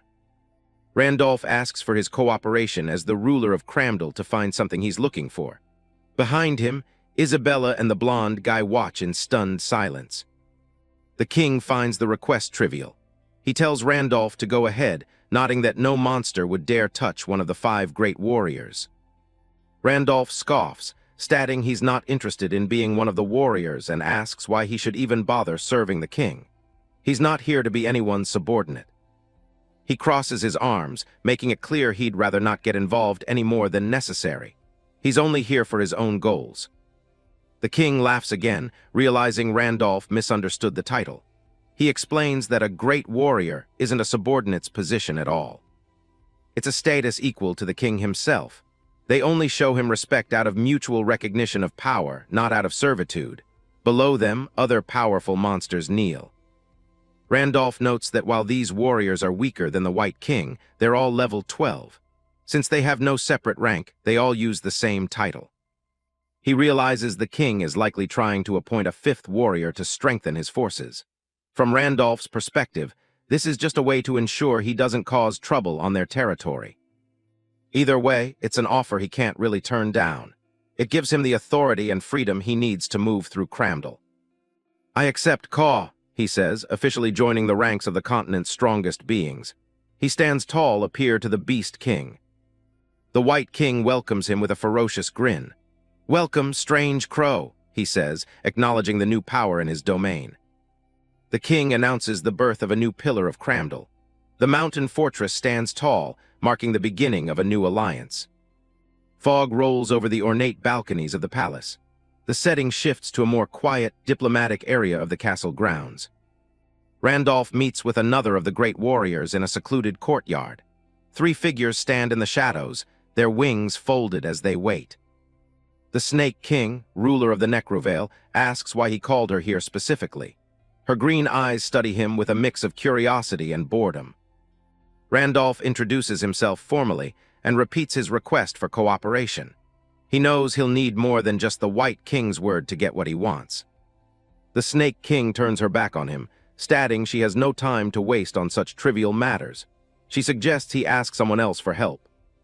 She asks what exactly he's looking for to go so far as to invoke the White King's name. Her irritation is clear, and she demands to know why he chose her of all people. Randolph stands before the Snake King, his dark, feathered silhouette looming over the smaller woman. He tells her that he's finally found what he has been searching for in this land. Randolph leans closer, reaffirming that she is indeed his target. He remains perfectly serious behind his plague doctor mask, seemingly oblivious to how his words are being taken. He bluntly declares his interest in her, punctuated by a loud crow call. The Snake King is visibly stunned, her green eyes wide with confusion while romantic sparkles incongruously fill the air around them. In the background, Isabella and the blonde companion look on with expressions of pure disbelief and embarrassment. Randolph, however, presses on, asking the Snake King to invite him into her sanctuary. Randolph leans in close, his plague doctor mask just inches from the girl's face. He bluntly tells her he likes her, punctuating the statement with a sharp caw. The Snake King freezes, her lavender hair framing a look of total shock as little sparkles dance around her. Exploiting her confusion, Randolph asks if she'll invite him to her sanctuary. Her mouth falls open, revealing sharp feline fangs. She stammers, completely caught off guard by the crow-masked man's bold forwardness. The shock quickly turns to indignation as she starts yelling. She accuses him of joining the 5 great warriors with the impure intention of trying to win her heart. She keeps going, pointing a finger and calling him a bastard. She warns him that if he thinks she's an easy target for his advances, he's dead wrong. Randolph doesn't flinch, staring down at her with those glowing red eyes. He calmly asks what kind of nonsense she's talking about, his voice perfectly steady. The Snake King falters, her face flushing pink as she clutches at her cloak. She seems rattled by how unbothered he is, wondering if he might actually be serious. Randolph doubles down on the charm, claiming he's heard rumors about her deep appreciation for the arts. He says he's been wandering just to find an artist of her caliber. He mentions that her sanctuary is said to be lined with exquisite works of art. He specifically asks if she'll show him the corpse art he's heard so much about. As they walk, Randolph's mind drifts back to a time before he took this quest. He remembers a room in the Knight's Garden filled with rows of sickbeds. In one of those beds lies Priest Andrew, a frail old man with a thick white beard. He looks up weakly, asking if Randolph is there to grant him a final letter of absolution. Standing over him is Wilhelm, Randolph's former self, his arms crossed over a muscular chest. He confirms the old man's suspicion with a somber nod. Priest Andrew sighs, admitting he'd love to hand over the document, but the rules won't let him just give it away. He can't simply hand over such a high-tier reward for free. Wilhelm narrows his eyes, internally cursing the rigid logic of the NPCs. He knows he'll have to earn whatever reward he's after. The old man asks what he just said, sensing the knight's irritation. Wilhelm quickly covers, claiming he didn't say anything at all. He takes a seat on a small wooden stool, preparing to negotiate. He tells the priest he isn't looking for a handout and has a proposal for him. Wilhelm leans in, his expression turning grave as he makes a vow. He tells the old man that he will bring back his daughter, Andasar. Memories of his past life as Wilhelm in Pangenia flash through his mind. He recalls the weight of the tasks he once undertook when he was the world's legendary knight. He remembers purifying Andasar after she had been cursed and turned into a monstrous elder lich. Even after the ritual, she remained a shadow of her former self, unable to fully return to her human form. The tragedy didn't end with her death. Priest Andrew was left to mourn a daughter who was caught between two forms, a burden he carried until his final days. Not long after her purification, Andasar passed away. Priest Andrew clutched her lifeless body, the grief etched deep into his features. To make a terrible situation worse, her body was soon stolen from her father's side. Her tomb was left empty, desecrated by someone with dark intentions. While living as Wilhelm, Randolph eventually tracked the body down. He discovered that the Snake King had obtained her remains for her own twisted collection. Back in the sick room, Wilhelm tells the priest he knows exactly where Andasar is. He promises to take full responsibility and bring her back home. He sets his conditions clearly, demanding the letter of absolution in exchange for the girl's body. Priest Andrew looks up with wide, hopeful eyes as the deal is struck. Wilhelm holds up 2 fingers, raising the stakes. He demands 1 letter to retrieve Andasar and a second one for himself as a personal reward. The priest is stunned by the demand for 2 letters, his mind reeling at the cost of his daughter's return. Back in the present, Randolph continues his theatrical performance. He bows slightly, telling the Snake King he truly wishes to see her legendary artwork. The Snake King's eyes light up with joy, her previous anger completely forgotten. She's thrilled to find someone who actually appreciates her art and eagerly invites him to her sanctuary. They travel to the outskirts of Cramdell, where a dark, jagged castle looms over the misty landscape. The fortress looks like a tomb itself, carved directly into the rock. Large stone gates swing open with a low rumble, revealing the entrance to the castle of the Snake King. The air around the structure is heavy and oppressive. She leads them through the massive doors, acting like a gracious host. She tells the great warrior to make himself at home, nodding that any monster who loves art is always welcome. The blonde companion grips his head in frustration, complaining about the sheer madness of the day. First the White King, and now this. He's had enough of these terrifying encounters. Isabella walks beside him with her usual stoic grace. She tells him to get used to it, as life with the Star-Bearer is bound to be full of the unimaginable. She shoots him a sharp look, reminding him that she's the second in command of their group.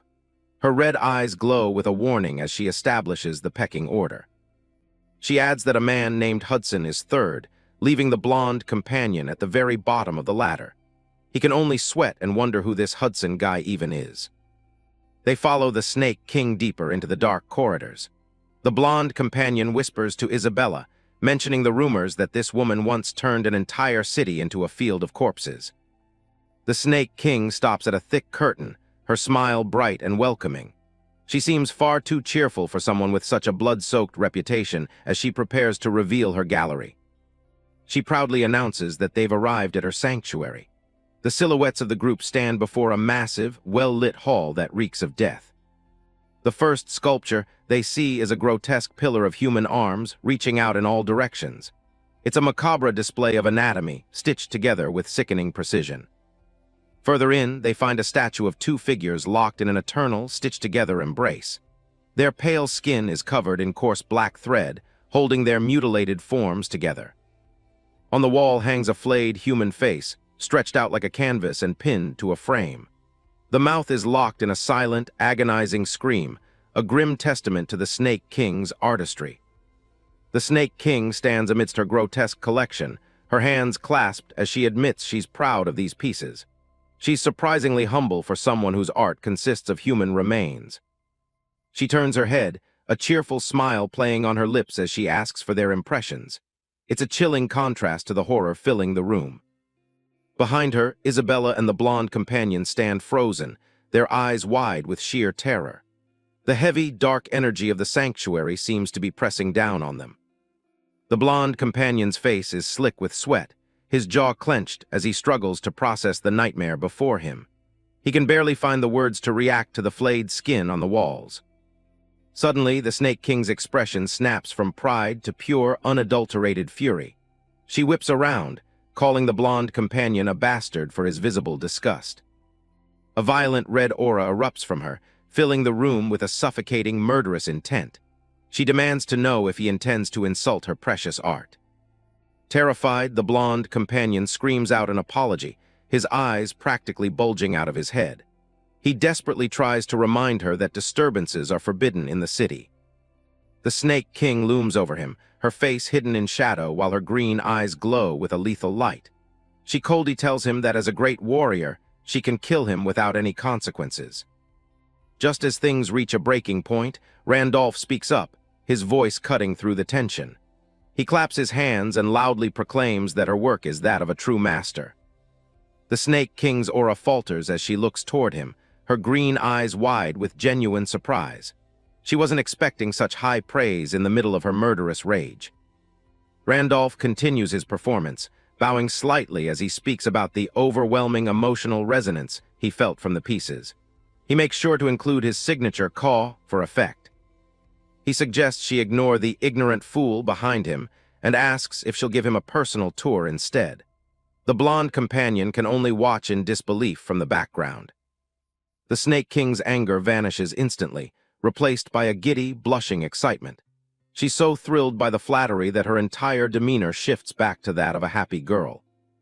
She eagerly offers to introduce the pieces right away and starts running toward the next display. The blonde companion is left speechless, stunned by how easily Randolph manipulated her. Isabella steps up and gives the blonde man a sympathetic pat on the shoulder. He looks completely traumatized, his eyes glazed over after nearly being killed by a psycho artist. The Snake King proudly presents her next masterpiece, a large slab of leather crafted from the skin of human invaders. Randolph watches with cold calculation, calling it fascinating. Caw. Banhi leads the way through her macabre gallery, her heels clicking against the stone floor. Randolph stops in his tracks, his red eyes narrowing behind the mask as he senses something powerful nearby. They stand before a massive, heavy curtain. Banhi admits this particular piece is still unfinished. With a swift motion, she reaches out and begins to pull the fabric aside. The curtain reveals a headless corpse dressed in a formal red vest and black trousers. Randolph stares through his mask lenses, recognizing the body of Andasar immediately. Banhi explains that despite its rarity, she hasn't been able to stabilize the material yet. Dark, swirling energy leaks from the headless form as it remains trapped in a state of frenzy. Banhi reaches toward the body, but the dark aura pushes back against her hand. A sudden burst of violet energy erupts from the corpse, forcing both of them to take a step back. Banhi looks frustrated, declaring the material useless if it can't be tamed. Randolph turns to her, calmly asking if he can have the corpse if she has no use for it. A devious smile spreads across Banhi's face as she challenges him to handle what she couldn't. Randolph steps forward without hesitation, his hand reaching into the dark, swirling mist. His palm begins to glow with a soft, golden light as it makes contact with the cold fabric. The spirit of Andasar flickers between its past human self and the monstrous lick it became. The transition from monster back to human left behind a massive accumulation of evil deeds. This weight manifests as an overwhelming oppression stat, driving the soul into a blind, screaming frenzy. Randolph knows the only way to stabilize the body is to forcibly lower that stat. The dark energy lashes out, but he remains perfectly still, focused on the task at hand. He leans in close, whispering a quiet prayer of absolution directly to the restless spirit. A blinding flash of white light fills the room as the system confirms the frenzy state has been successfully removed. Banhi's jaw drops in pure disbelief, her green eyes wide as she watches the energy dissipate. She realizes the man before her isn't just a critic. He possesses a mastery over the craft far beyond her own. For the first time, she sees another artist walking the same grim path she once walked alone. The silhouette of the Snake King stands isolated, a reminder of the long years spent without a peer. She looks at her own twisted creations, realizing that even the best critics could never truly understand her pain. Her isolation was a burden that no amount of praise or recognition could ever truly lift. The fear of being the only one of her kind in the world had always haunted her. She gazes up at the masked man, seeing a glimmer of hope in his detached, bird-like presence. Tears well up in her eyes as she finally finds someone who can truly share in her dark world. A blue system window pops up, confirming that a piece of Andasar's body has been officially acquired. Ban-hee is still overcome with emotion, while Randolph just stands there wondering why she's so worked up. A month passes since the monster invasions began, and the Dimension Warriors first appeared on Earth. In that short time, an online community has become the primary source of survival data for the entire world. The logo for the interdimensional community shines, a beacon for the billion people who visit it every month. A young man sits at his desk, typing away as elite warriors share their detailed guides with the public. On every smartphone, the community's latest updates serve as a lifeline for those facing the unknown. It has reached a point where entire nations recommend the site as an official resource for their citizens. For a world gripped by fear, the information found here is more than just data. It's their only hope. At the center of it all is the mysterious owner of the site, a figure spoken of with religious reverence. Known only as the Master, he has built the largest and most powerful faction among all the players. Narrator explains how the community master used his rising influence to negotiate with the world's most powerful corporations and politicians. Global news networks highlight the Interdimensional Community app as the new standard for government safety guidelines. Inside a high-security meeting room, the atmosphere is heavy as the elite players gather to discuss the changing world order. The War God Master sits with his legs crossed, projecting an air of absolute authority over the assembly. The man known as the Lightning Emperor or the Dark Star remains silent, his expression unreadable. The nine-tailed fox, also called the Black Demon, watches the proceedings with quiet, focused intensity. Ban-hee the Corpse Queen sits among the heroes, her hands clasped tightly as she listens. Lucifer adjusts his posture, his eyes sharp as the discussion turns to the man named Randolph. Maxim leans forward, his face partially obscured as he weighs the potential threat of this new player. Adjusting his glasses, Maxim decides that while they must deal with him eventually, now is not the time. On the screens behind them, the Pangea collapse data continues to climb toward a critical threshold. Across the world, reality itself begins to buckle, with blue energy seeping through cracks in modern infrastructure. A massive dimensional rift tears open the sky above a metropolis, signaling the start of a full-scale invasion. Emergency forces are left helpless against the onslaught, as debris and smoke fill the streets of the once proud city. Silhouetted figures of elite players stand atop the wreckage, the only ones capable of pushing back the darkness. Maxim declares that in this new world, people will soon realize that neither governments nor corporations can protect them. A system alert flashes, warning that the collapse has reached 9.1% and the first wall is nearing destruction. Back in the sanctuary, Ban-hee is in a state of shock, frantically asking Randolph what kind of magic he used to purify the corpse. Randolph explains that unlike humans, monsters are usually ignorant of the frenzy state that comes from their deeds. He continues his lecture, stating that as monsters accumulate evil acts, their reputation typically only goes up. Randolph tells her that while asking about an artist's techniques is a taboo, he'll give it some positive consideration. He turns his attention back to the stabilized body of Andasar, preparing to take it as they originally agreed. As he examines the headless corpse, Randolph wonders what could have happened to its missing head. He asks Ban-hee where it went, knowing a meticulous artist like her wouldn't just throw away a valuable material. Ban-hee sighs, admitting that the head was already gone by the time she discovered the body. She explains that she followed its energy to the basement of Cramdal, but found it impossible to enter. Randolph is intrigued, that even one of the powerful pillars of Cramdal was unable to breach the area. It was the presence of the Star Guardians that made the basement off-limits to everyone. A non-aggression pact prevents the White King and his allies from entering the territory of the Guardians. Randolph questions why these Guardians, who normally stay in their own territory, are even there in the first place. Banhee mentions that the special hot spring in the area is tied to the presence of the stars. She describes a shimmering, rainbow-colored arcana veil that keeps everyone from getting close to the star. The White King's frustration is visible, but his hands are tied by the existing diplomatic agreements. Banhee tells Randolph he should just give up on the head, as entering would mean breaking the pact. Randolph looks at her with a calm, detached expression, suggesting the problem is much simpler than she thinks. He declares that he'll just clear out the uninvited guests himself and walks away into the shadows. Randolph calls upon his power, dark energy coiling around his hand as he prepares for the coming conflict. He tells Banhee to let the White King know that he personally will be handling the trespassers. One day later, at the entrance to the Cramdal basement, a thick mist hangs over the rocky, desolate terrain. The colossal serpent Dramut and the flaming phoenix loom in the distance, guarding the path forward. The crystal Star Guardian, a towering figure made of jagged stone and light, stands his ground before the visitors.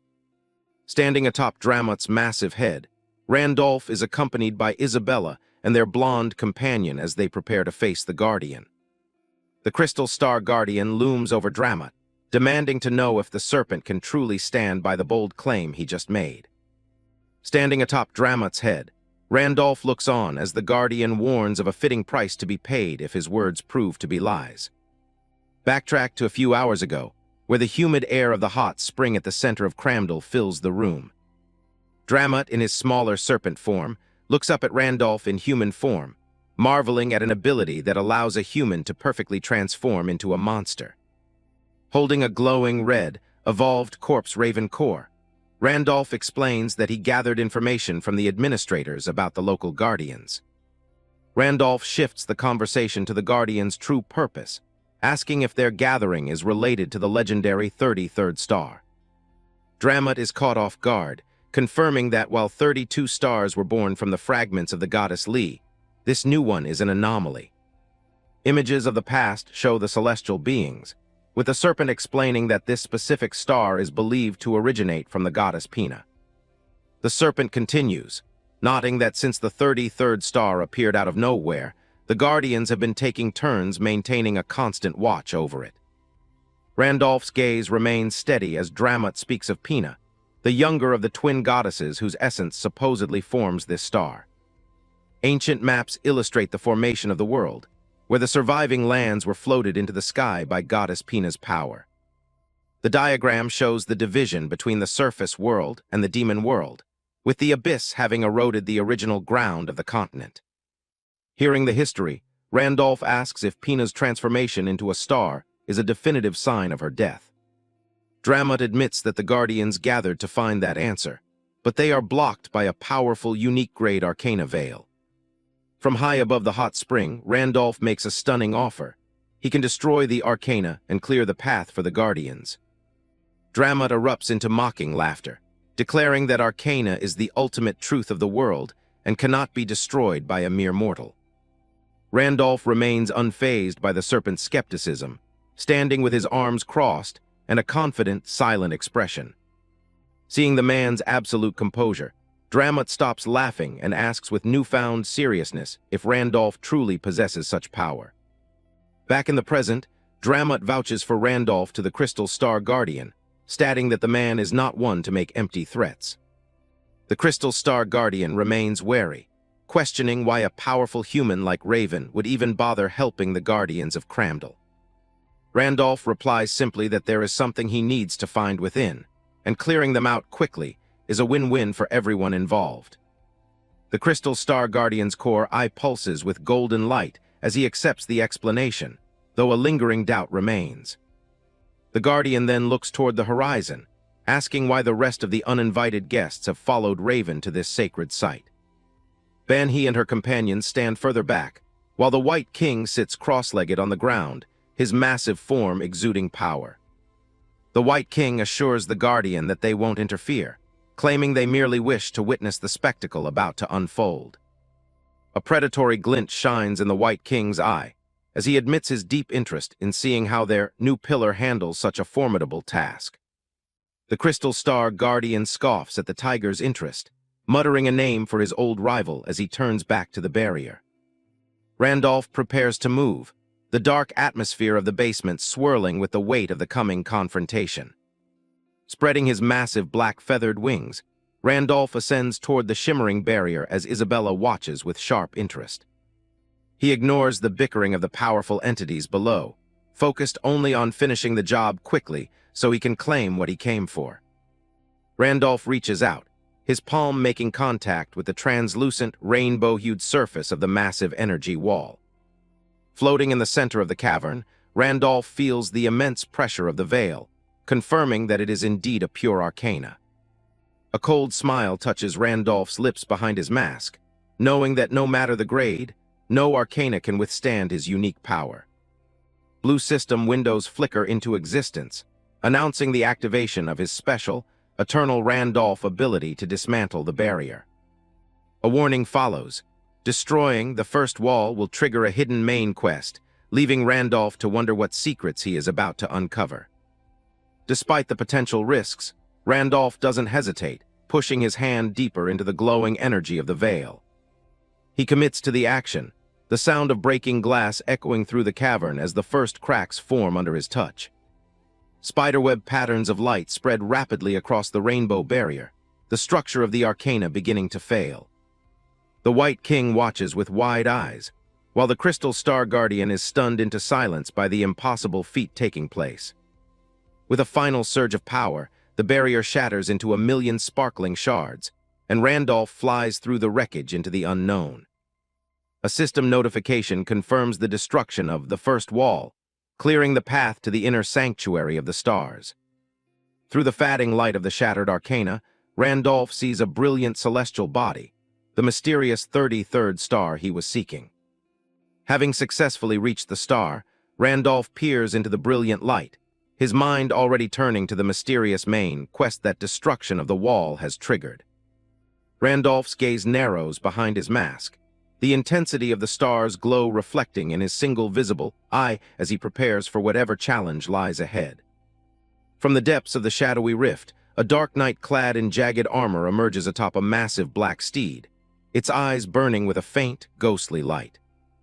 The king of the dimensional rift remains perfectly still, his featureless visor and heavy plate armor absorbing the surrounding light as he faces the intruders.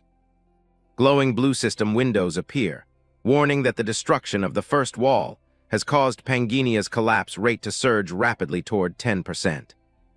A sinister red light flares within the knight's helmet as dark, misty tendrils of energy begin to erupt from his form, signaling his entry into the battle. The system issues a final directive, a main quest to eliminate the king of the dimensional rift, whose massive shadow now towers over the gathered Guardians and Randolph. As the official announcement declares that the quest has begun, the air in the cavern crackles with dark energy, marking the start of a desperate struggle for survival.